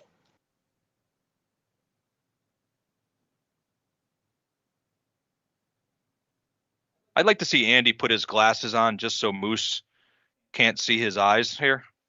And we can get both pairs of sunglasses on. We could be like old school Johnny Chan against like did Farha wear sunglasses? Farha won this. He wore the sunglasses, didn't he? Was it Moneymaker against Farha? I just know of like Raymer and Yeah. the old Moneymaker too. By the way, Looks like- those Raymer glasses were just stupid. You know that guy actually sold those glasses and made money on those? Someone Yeah. actually bought those because I seen him in there playing one day. I know. Oh my God, fossil man. Hey, if you, I told everyone, like, if you ever win the main event or a major poker tournament, it is not break time. It is grind time. It is time to do every podcast, every interview, get as much endorsements, as much everything you possibly can, every show, because in 6 months, no one is going to care. So you don't get to be like, hey, I'm just going to celebrate my win. No, you need to hit the ground running. Yeah. I got a fossil man story for you. I'm dealing here. He's playing it. He comes here and plays the tournaments there back in the day. Yep. And it's an all in. There's a side pot. I'm going to do the side pot. And he's like, yeah, 2,000 in the main. I looked at him and I'm like, hey, bud, I'm good, man. Like we're okay. I don't need any help. Yeah. Yeah, he was quite the individual. Only player I've ever seen come in here, Kyle, with tube socks with Jesus sandals. He would come in and he'd wear shorts, white tube socks, black Jesus sandals in Florida. Man, that is a look. And the guy just won like, I don't know, 15 million from the main event. I mean, I wanted to be like, bro, really? Well, we have pocket jacks here.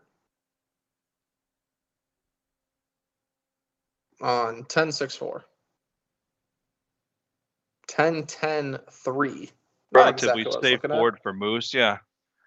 I mean, Andy not gonna get frisky. I know. I was trying to bring your prediction into existence, but I guess I was wrong. No. It's got to be like ace 9, ace 10, something in that range with an overpair of jacks.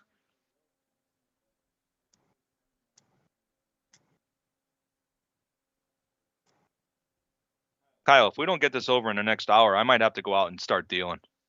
I'll just rip out a cooler probably in the 6th or 7th hand, and end this debacle. Walk up, tag both people on the shoulder. Tag me in, coach. I'm ready to play. Yeah. I'm well studied. All right, we got ace 7. He's going to raise. King 10 going to probably stick around. Can't imagine King 10 folding. I mean, we could get a little action here. Can we get a little ace king 8 board?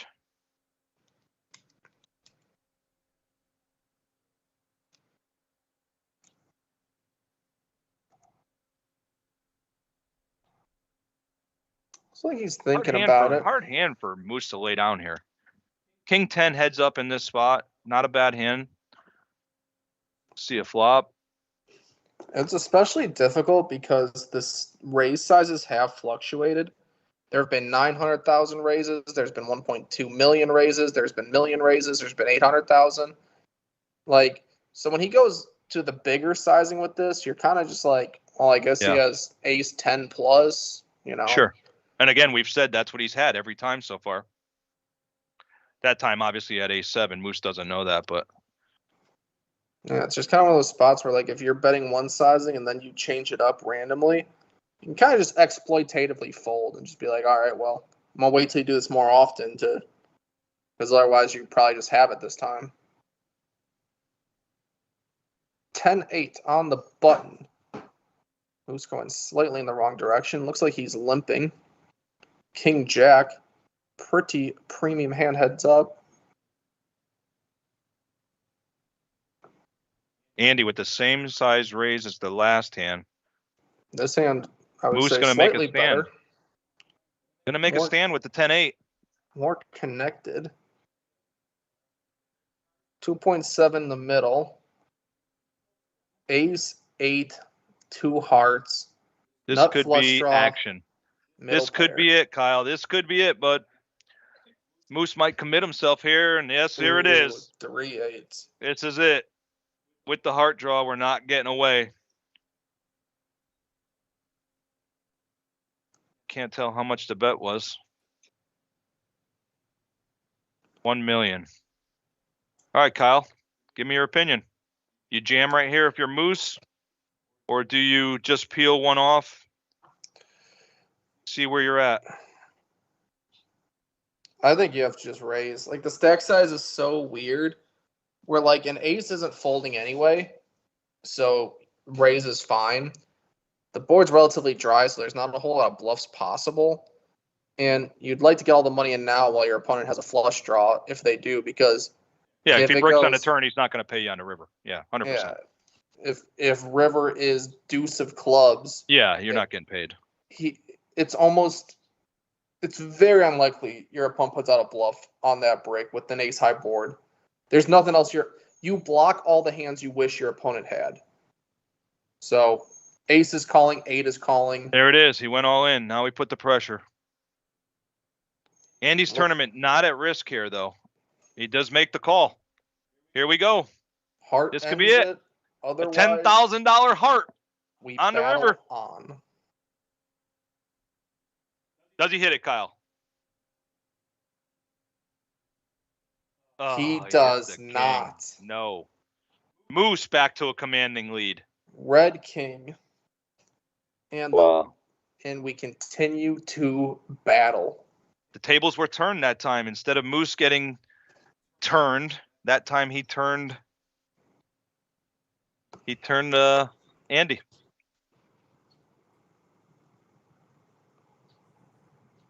The never-ending battle is continuing.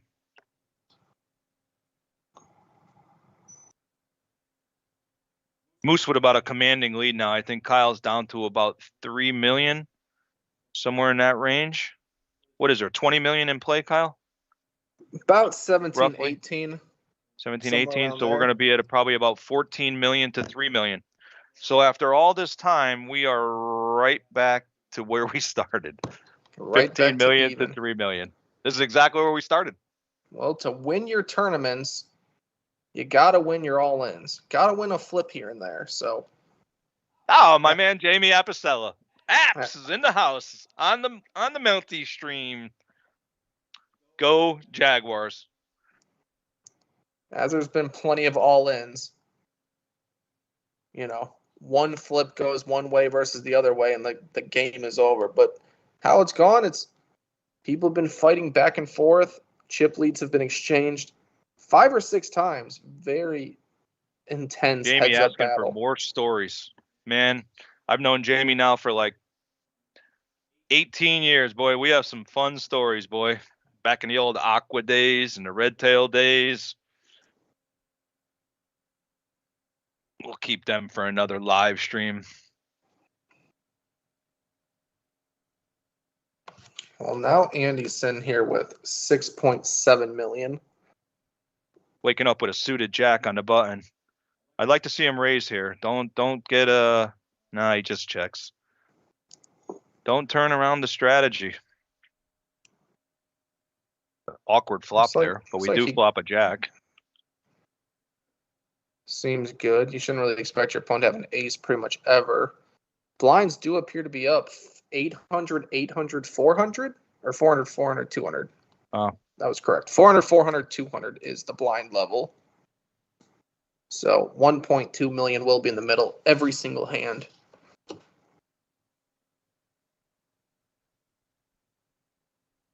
Andy trying to regroup after that.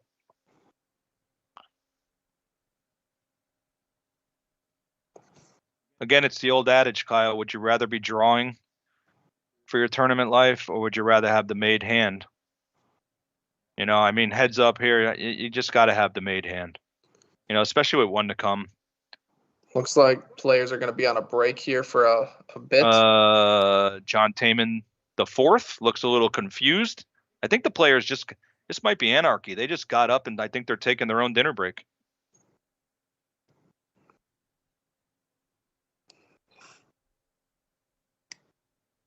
Yep. At least the dealer finds it amusing. I'll tell you what, I'm gonna get Pete's Pizza delivered here pretty soon if this battle just keeps going. You know about Pete's Pizza over there? I have never had it. I don't think so. It is probably, obviously, you know, I'm from up north. So yep. The pizza up north, when people down here say, "Oh my God, you got to go to Luigi's Pizza. It's the best pizza I've ever had." I just look at them and say, "Well, you've obviously never been to New York or Connecticut or Boston or any of those areas up there, because this pizza's horrendous." But Pete's is actually pretty close to being very solid.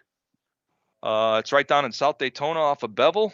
For all you, I'll give my buddy George owns it. I'll give him a little shameless plug there, a little free advertising. Pete's Pizza. Interesting. Yeah, my favorite pizza in the area. From Chicago, so it's hard to find home of the Uno style. Uno. Yeah, hard to find good style of that down here. Anyone that tries to replicate it has to ship water because supposedly same thing pizza, down here. Yeah, supposedly pizza from Chicago comes from Lake Michigan. Whether that's I agree. Nick makes fun. Someone should buy these guys a pie. I agree with you, Nick. 100%. 100%. I agree with that, my man. So I got a funny story for you. So when I was up in Connecticut, they opened up a Chicago and Uno's. Okay. Chicago style, blah, blah, blah. I went there, couldn't wait to have it. It was the most disgusting pizza I've ever eaten in my life. Never went back. Yeah, it does not translate well, like, down south. Anyone that tries to replicate it, it's really not that good. I don't know why. Like, are you from Chicago originally, Kyle? Yes, that is where I was born. So what do they put in the river there when they make it green on St. Patrick's Day? Just like 200 gallons of what they say is biodegradable, like fluid. Can't be good. But can't be good for the fish and the wildlife in there. Can't be. Anything that makes something puke green. Yeah, everyone knows that no matter what you say, we will never believe that this is fine. Like, no, this is 100% safe. Yeah, sure. Yeah, okay. But looks like the players are coming back. Quick bathroom break, quick water break. Nick, what's up, brother? It's like they are going to play on. All right, we're back. A little quick bathroom break, I'm guessing, you said? Looks like it.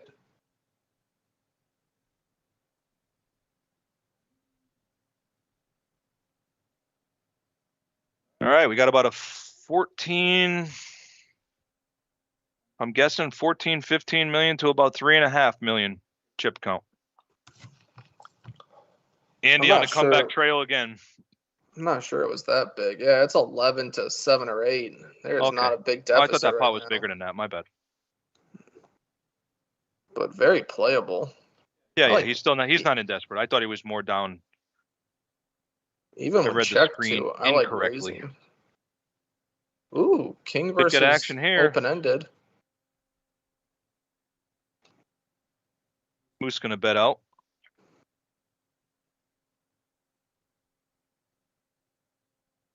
Seems like a pretty standard call spot. Yeah. 2.6 million in the middle. We could get some fireworks here. No. 7, an extremely safe card for Oh, King Jack. Moose checks back. Wow, there it is. And he No, spikes it. don't. Oh, okay, we got a quick bet. He and Oh, deuces a bet.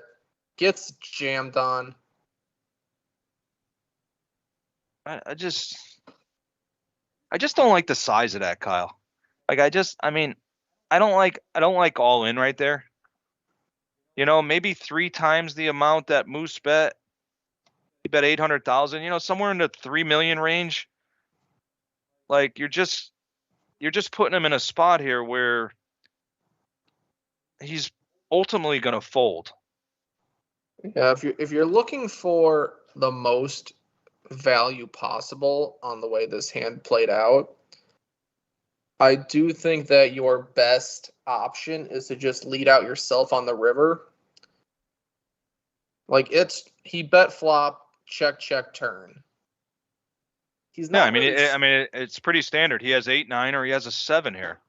I mean, there's really nothing else you could put your opponent on. I'm saying if you are Andy and you check turn and your opponent checks back, he never has trips.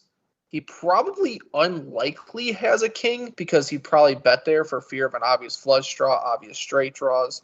Plenty of draws for the king to get value from. So, I mean, I'm with you. I like just leading river because either lead river or just a 3 times raise here. You know, just get some chips out. He bet too much where he can get away from the hand. Just bet too much. I think he realizes it now. The way he folded his cards there, he's just, you know, it's just a blown opportunity there. Like you said, I agree. Either lead out or size your bet better on the river after you want to check raise. Like I don't quite understand like what you think bets and then can call your raise. Like if he bets small there, he's kind of relegated to like ace high, maybe pocket 5s, like a random 6. He very rarely even has a king, so right. Like, I mean, you definitely need a raise, but the jam just seems just too much. You know, again, that's something when the guy watches back, and you know, you could just learn in you know, certain spots. Until you're in these spots, you know, you got to learn from them. Yeah, his opponent, you know, he almost got a call out of him, so you know, everything's results oriented. Like just if he too gets much, called, it was just too much. It forced him out. I'm saying results oriented. If he gets a call out of him, then he's a genius, and I have no idea what I'm talking about. So right, yeah, it's pretty much fine either way. But Andy takes 800K down pre-flop because we're at 200, 400, 400, I believe. This trend is really scary, Kyle. Basically, Andy comes back, takes the lead. Moose comes back, takes the lead. Andy comes back, takes the lead. Then they go even 8 million, 9 million for an hour. Then one guy almost gets knocked out, and then the other guy gets almost knocked out, and now we're right back to grinding away. It's pretty much even again, right? Yep, trying to get that $10,000 pay jump. Definitely significant. Worth the grind. Moose just going to surrender 200K. He gets a walk. Andy with the momentum again. Got to give both players credit. You know, they've taken a couple blows, you know, and, you know, some players you watch on TV and you watch the guys, and sometimes they'll even just shove it in blind when they start to get to that 1 or 2 million. They've both grinded it out, and, you know, there's really no quit in either one of them.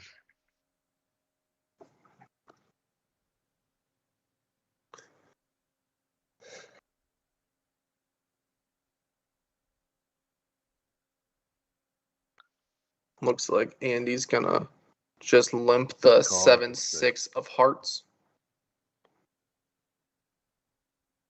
Both players with. Moose with a gut shot to the effective nuts. Shouldn't really ever be against ace-10.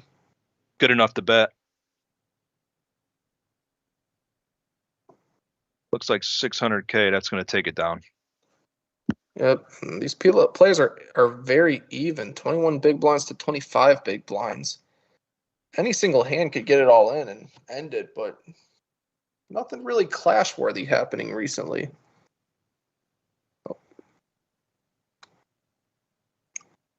Andy with a slight advantage to 10 million versus 8.5, but we roll into hand number 186.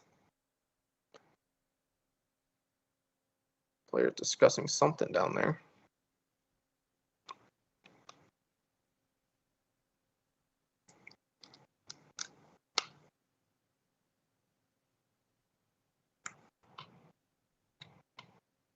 Moose gonna lump suited connectors. Gives Andy a lot of opportunities to just connect. We've said it a lot of times, but he's getting all the free big blind flops. You don't want to give your opponent any free flops when you're playing heads up. They're gonna Andy have flops bottom pair. We got a gutter for Moose. Yeah, because they're going to have a lot of junky 10-5 offsuits that would just fold to a raise. But might flop a pair. Seems good. No club for either player.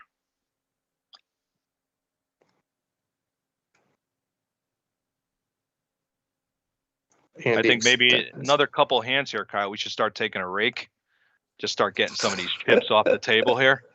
And maybe we could blind them out if we just start taking a rake here. Just get this thing over with here. Probably unfortunate for the dealer out there. Get tips at a cash game table. No tips on a tournament. No. Let's give a little shout out to these dealers here in Daytona. I mean, it's not easy to deal, 3 straight days, all tournaments, bunch of tournament downs. They're taking one for the team. Got to give a shout out. They do a great job here in Daytona. Yep, definitely. Very much appreciate all the efforts. Here we have our dealer giving Andy a queen jack versus a king jack. And we got a quick call. 3.4 million in the middle. Wow. Andy bringing up his raise size. Not a Moose whole lot, with a quick call there. Not a whole lot left behind to play for. Ace-high board. It's a raised pot. Anyone can have an ace. Again, Kyle. King of hearts versus jack of hearts. Yeah. Really. Again, Kyle. We did the old raise 1.5 million before the flop. You're on the button, an ace comes on the board, and you don't follow up your action and bet. Now you give your opponent a heart. Now you're probably not going to be able to get him off this hand now with the king of hearts. Yeah, it looks like Moose is deciding how much he wants to bet. This is an appropriate bet spot because you have a lot of equity, but very little showdown value. If he got like a pair of sixes, pair of eights to fold, even a pair of nines, it'd be quite a good pickup for him. He could even get called by Andy's exact hand, queen, jack, jack of hearts. He ends up checking. Running eights are the theme of today. King high is going to take it down for 1.5 million in profit. Andy, you've been playing good, buddy, but that hand you played not well. If you're going to raise 1.5 pre-flop there, Kyle, you have to fire the flop. You have to represent. I mean, it's hard to make an ace. It's hard to put your opponent on an ace. I mean, it's fine to add some top pair good kickers into a check call on one street, but when your opponent checks to you twice, you have to fire the bullet. He would bet if he had an ace. Yeah, I mean, he's playing the hand in position, and he just checked the hand all the way down. After raising pre-flop, he checked the hand down all the way. And now Moose getting on a little run, picking up tens. He limp jammed tens last time. He's going to do the same start to the hand with a limp. And this could be it. Remember what we said? An overpair to a 9 board. Let's get a 9 on the flop here. Ugh. Yeah. I don't know what crystal ball you're consulting, but it's not good. It's not a good one, bud. It might be like a magic 8-ball. You remember those magic 8-balls back in the day? Are you too young for that? Just random words on a You shake little it in a jelly thing. Yeah. Who's going to take down 800,000 this hand? Gets the chip lead. Probably the 15th lead change this heads-up match. How old are you, by the way, Kyle? I am 29. Wow. A puppy. Yep. Just entering the prime of your poker career. I know. I'm trying to work for Delaware North for 42 years, so got a few more ahead of me to go. Yeah. You keep playing, you might be a black diamond. You know, they might just give you a black diamond card just for doing this. They should. You should work that into your contract. Yeah, I'm not too worried about that. I've never really had to wait too long for a table at Orange City. They're very good floor. They get you seated very quickly. Sean Dwan jumping into multi-stream. Pete's Pizza is by far the best around. Got a lot of people listening to us out there, Kyle. Got a pretty good audience. I know. We're entertaining. Bunch of locals. A pair of aces versus flush draw. Here we go. Let's go. Check on the flop. Ugh. Whoa. Is that a string bet? Unless he likely burbled it. Yeah, he likely announced it. I mean, this is actually pretty balanced by Moose. Like, he's been checking all ace-high boards, so he kind of has to when he has a pair of aces, too. Again, we're trying to get a flush draw for Andy on the river. Yeah, you can't just only bet when you have it and check when you don't. You have to be balanced in that. So if he's not betting when he has it, he has to not bet when he if he's now not we could betting get when he has spare. If Andy hits a diamond here and he does jam, Moose might remember the last time he jammed, and he might be a little stubborn on this and maybe call with the ace. I mean, this is a big river coming here. 8 of diamonds? Yeah. 9. A 9 for Andy. Not a good card. Yeah, Andy picks up some showdown value. Is he going all in? But he jams. He turns the 9 into a bluff. Wow. What a sicko. Wow. Just went from 3rd gear to 6th gear. I mean, clubs come in. King 10 was already there. 10-8 doesn't make a whole lot of sense. Not an easy call here. This would be an insane call. This would be. I don't think he can make the call. And his body language, he doesn't want to make the call right now. Just look at his body language. Andy said all in for the tournament. Turning a 9 into a bluff, I would imagine. I assume he does not actually believe the 9 is good here. But targeting a weak ace. Again, he shows the ace. He's showing it again. He's thinking about it. He has to be folding. He's exposing his hand. Yeah, he's got to fold. Can't expose your hand. He does let it go. Andy with... Let's go, Andy. Big heart. Nice. Big bluff. I like it. Insane jam. Let's go. Port Orange in the house. My neighbor. I live in Port Orange as well, Kyle. I lived in Lake Nona when I was up in Orlando. Oh, you must have money. Isn't that where all the rich golfers live, Lake Nona? It was a somewhat nice area. I enjoyed it. Yeah, I'm sure you did. Are you a golfer? I am not. I am terrible. Wow, little pep in his step. Let's go, Andy. Raise the button right now. You got momentum. Let's go. Don't even look at the cards. Raise. Starting to get a little fired up here, Kyle. Let's get this thing going here. It's like he is gonna get a little bit momentum boost.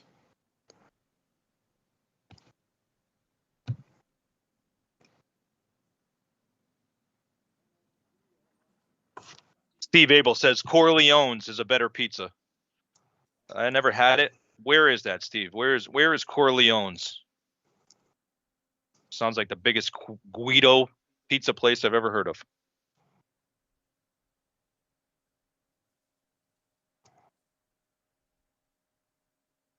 All right, a little bit of confusion going on here as we move into the next hand.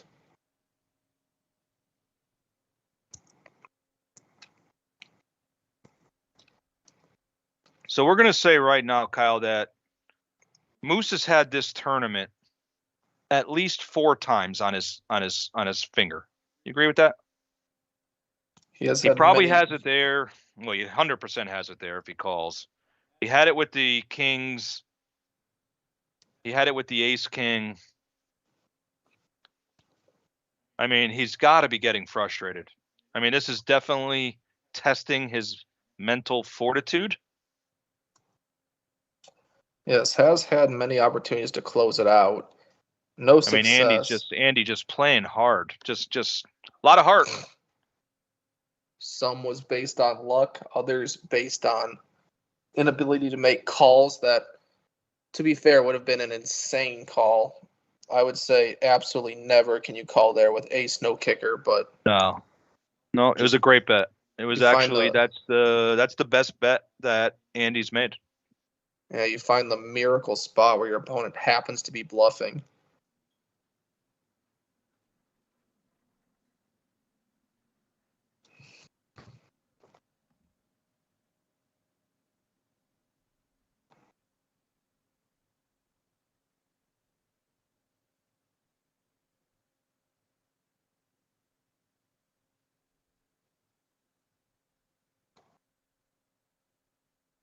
Moose resides in De Leon Springs, Florida, Kyle. Sounds like a nice place. Yeah. It's out in the middle of nowhere. I just dated a girl for a couple months. She lived out there, and it didn't last long. Too far of a drive. Oh, that's the worst. Don't let the And distance come between you. Nah. I mean, she did have a good career, though. Nice traveling nurse. But, nah. I got a Suburban, you know what I mean? So got to figure in the gas mileage. True. Kidsmobile. Does look like Andy raised to We got a quick full call by 1 Moose with a million. 10-3 of clubs. Let's get 4 clubs on the board. How about that, bud? Can we get that? 4 clubs. That's Yeah. tough. I That's mean, tough to do. am I asking for a lot? It's tough to do. Does get a 3. Check. Check.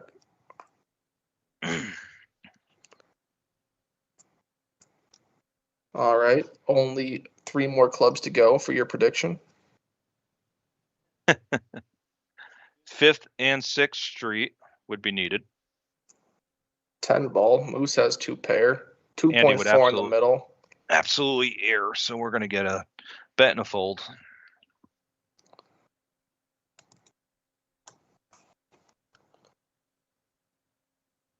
And we are close to even again. 11 million to 8 million.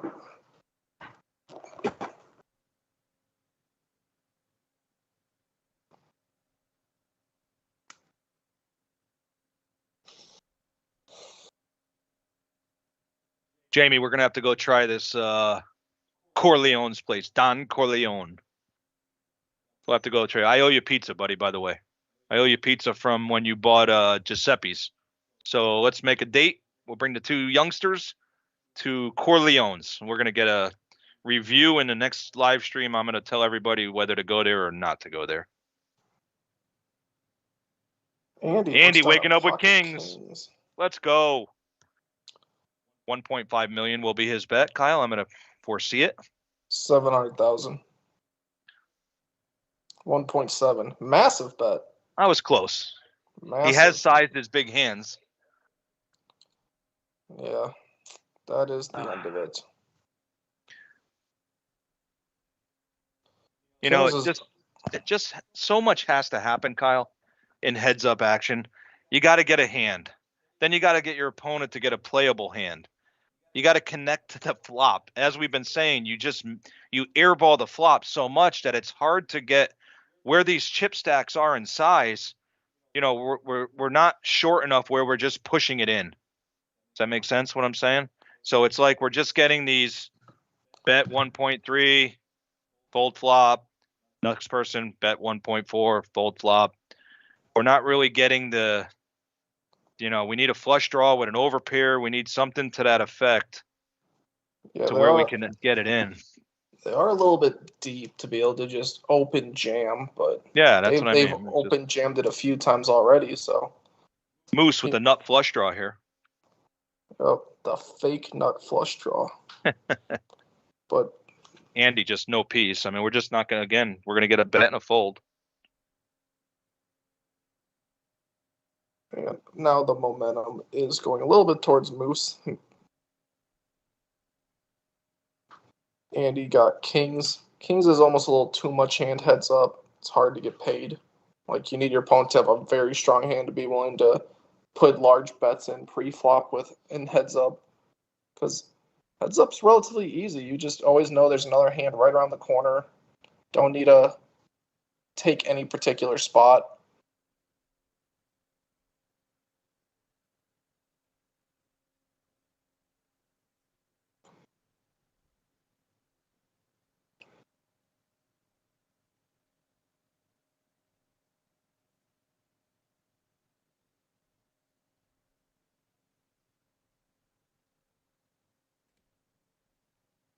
Who's going to raise the Jack 9 off in position. Gets called by a offsuit king.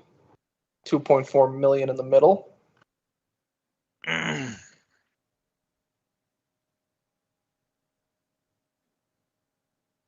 We get a king versus a gut shot. Moose does have a 9 of clubs. Could be possibly relevant.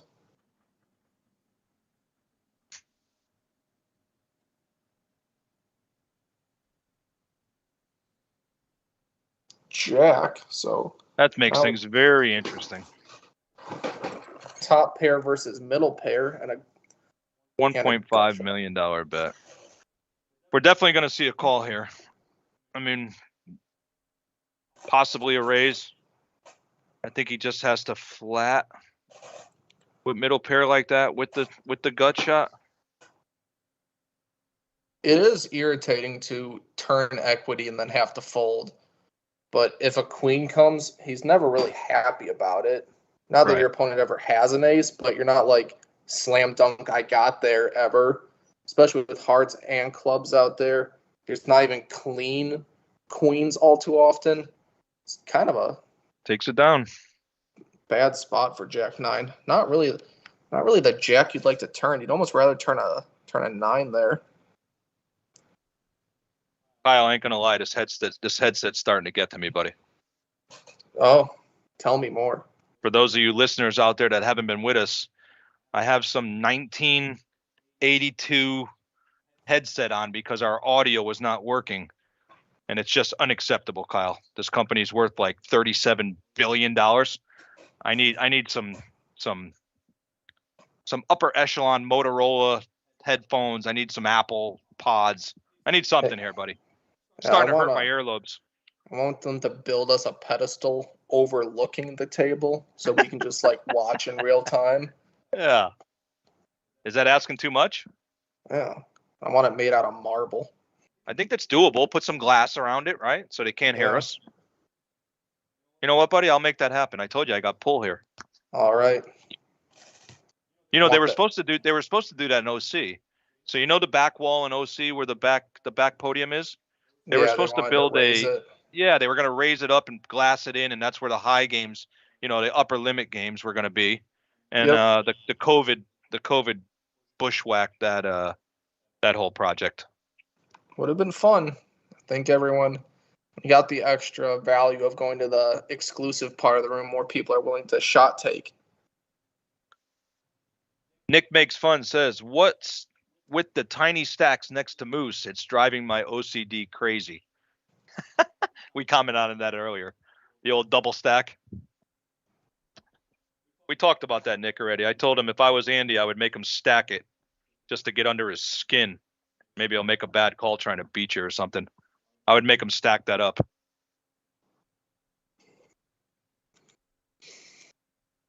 Well, it looks like we're about to come into hand 199. So still at 200, 400, 400.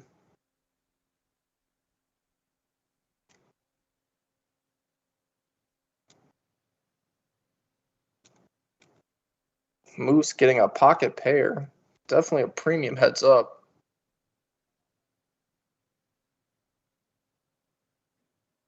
But gonna limp. He's done a lot of limping. Suited king. I mean, if you can play a smaller pot in position. We got a raise by Andy. He just, Is that an all-in and a call? yeah, he just. Whoa, he's we got our ti- first sign of frustration. Just He's get it in. tired of the limping. Tired of the limping. Just trying to ice it. This is it. Andy hits a king or an 8 here, and it's ball game.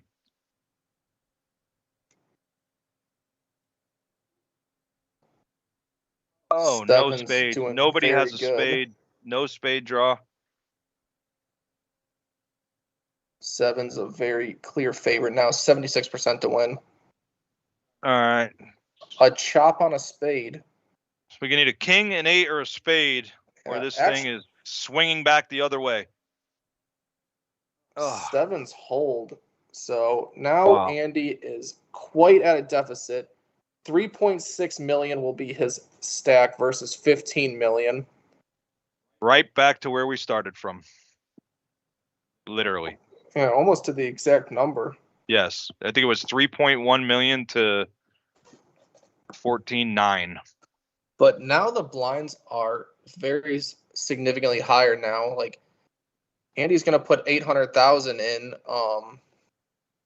when he's on the big blind with the big blind ante. So he only has 4 to 6 laps to be able to find something to do.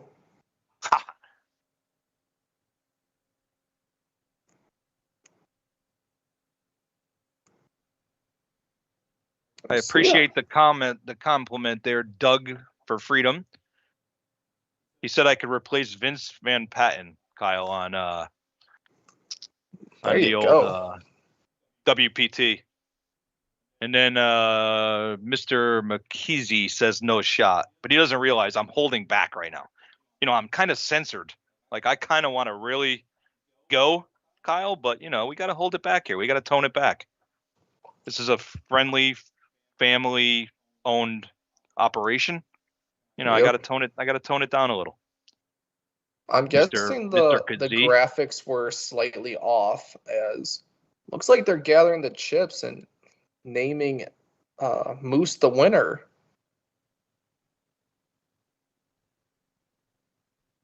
Because they're gathering both stacks, putting them in the middle. Looks like he's about to go take his victory photo with the sevens. So, Kane Man, 1967, sticking up for me, Kyle, saying Edward was a pro athlete. I got my posse out there, man. They're looking out for me, man. That's all it takes. You just need a few supporters. Yeah, Mr. Kazee said no shot. He just kind of, threw that out there. You know. So, as Moose is crowned the winner, we will finish it off by reminding that the next tournament will be July 20th to the 24th. That'll be a $300,000 guaranteed prize pool with a $570 buy-in. It'll end with a day 3 final table that can be commentated. You can see it forever with your friends, lasting on YouTube. Extra value at Daytona Beach. Again, I was commentating tonight. My name's Kyle Fischel, and I was joined by Eddie Jeroman. It was a pleasure, my friend. Absolute pleasure.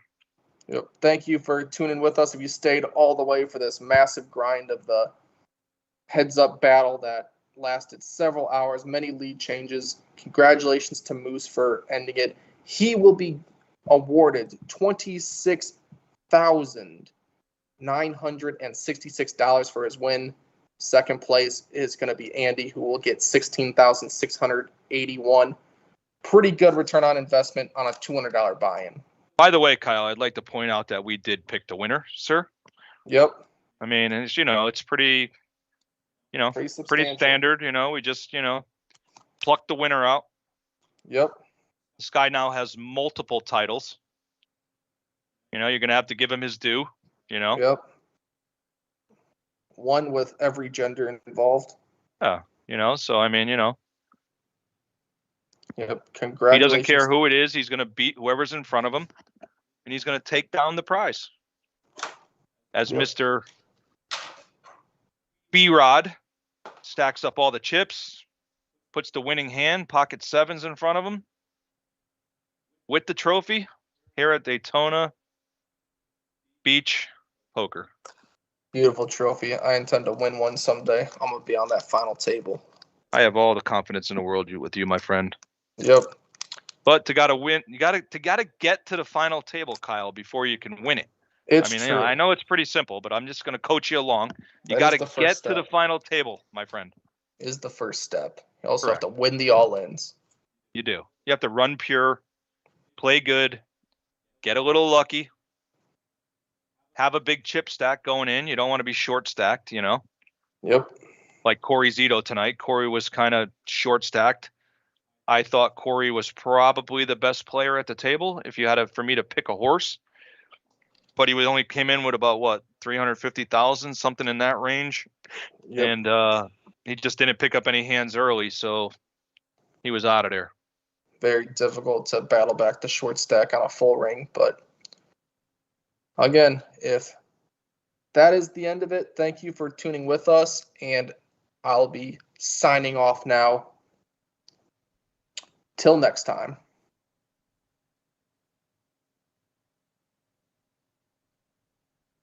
Good night, everybody. Later, Kyle.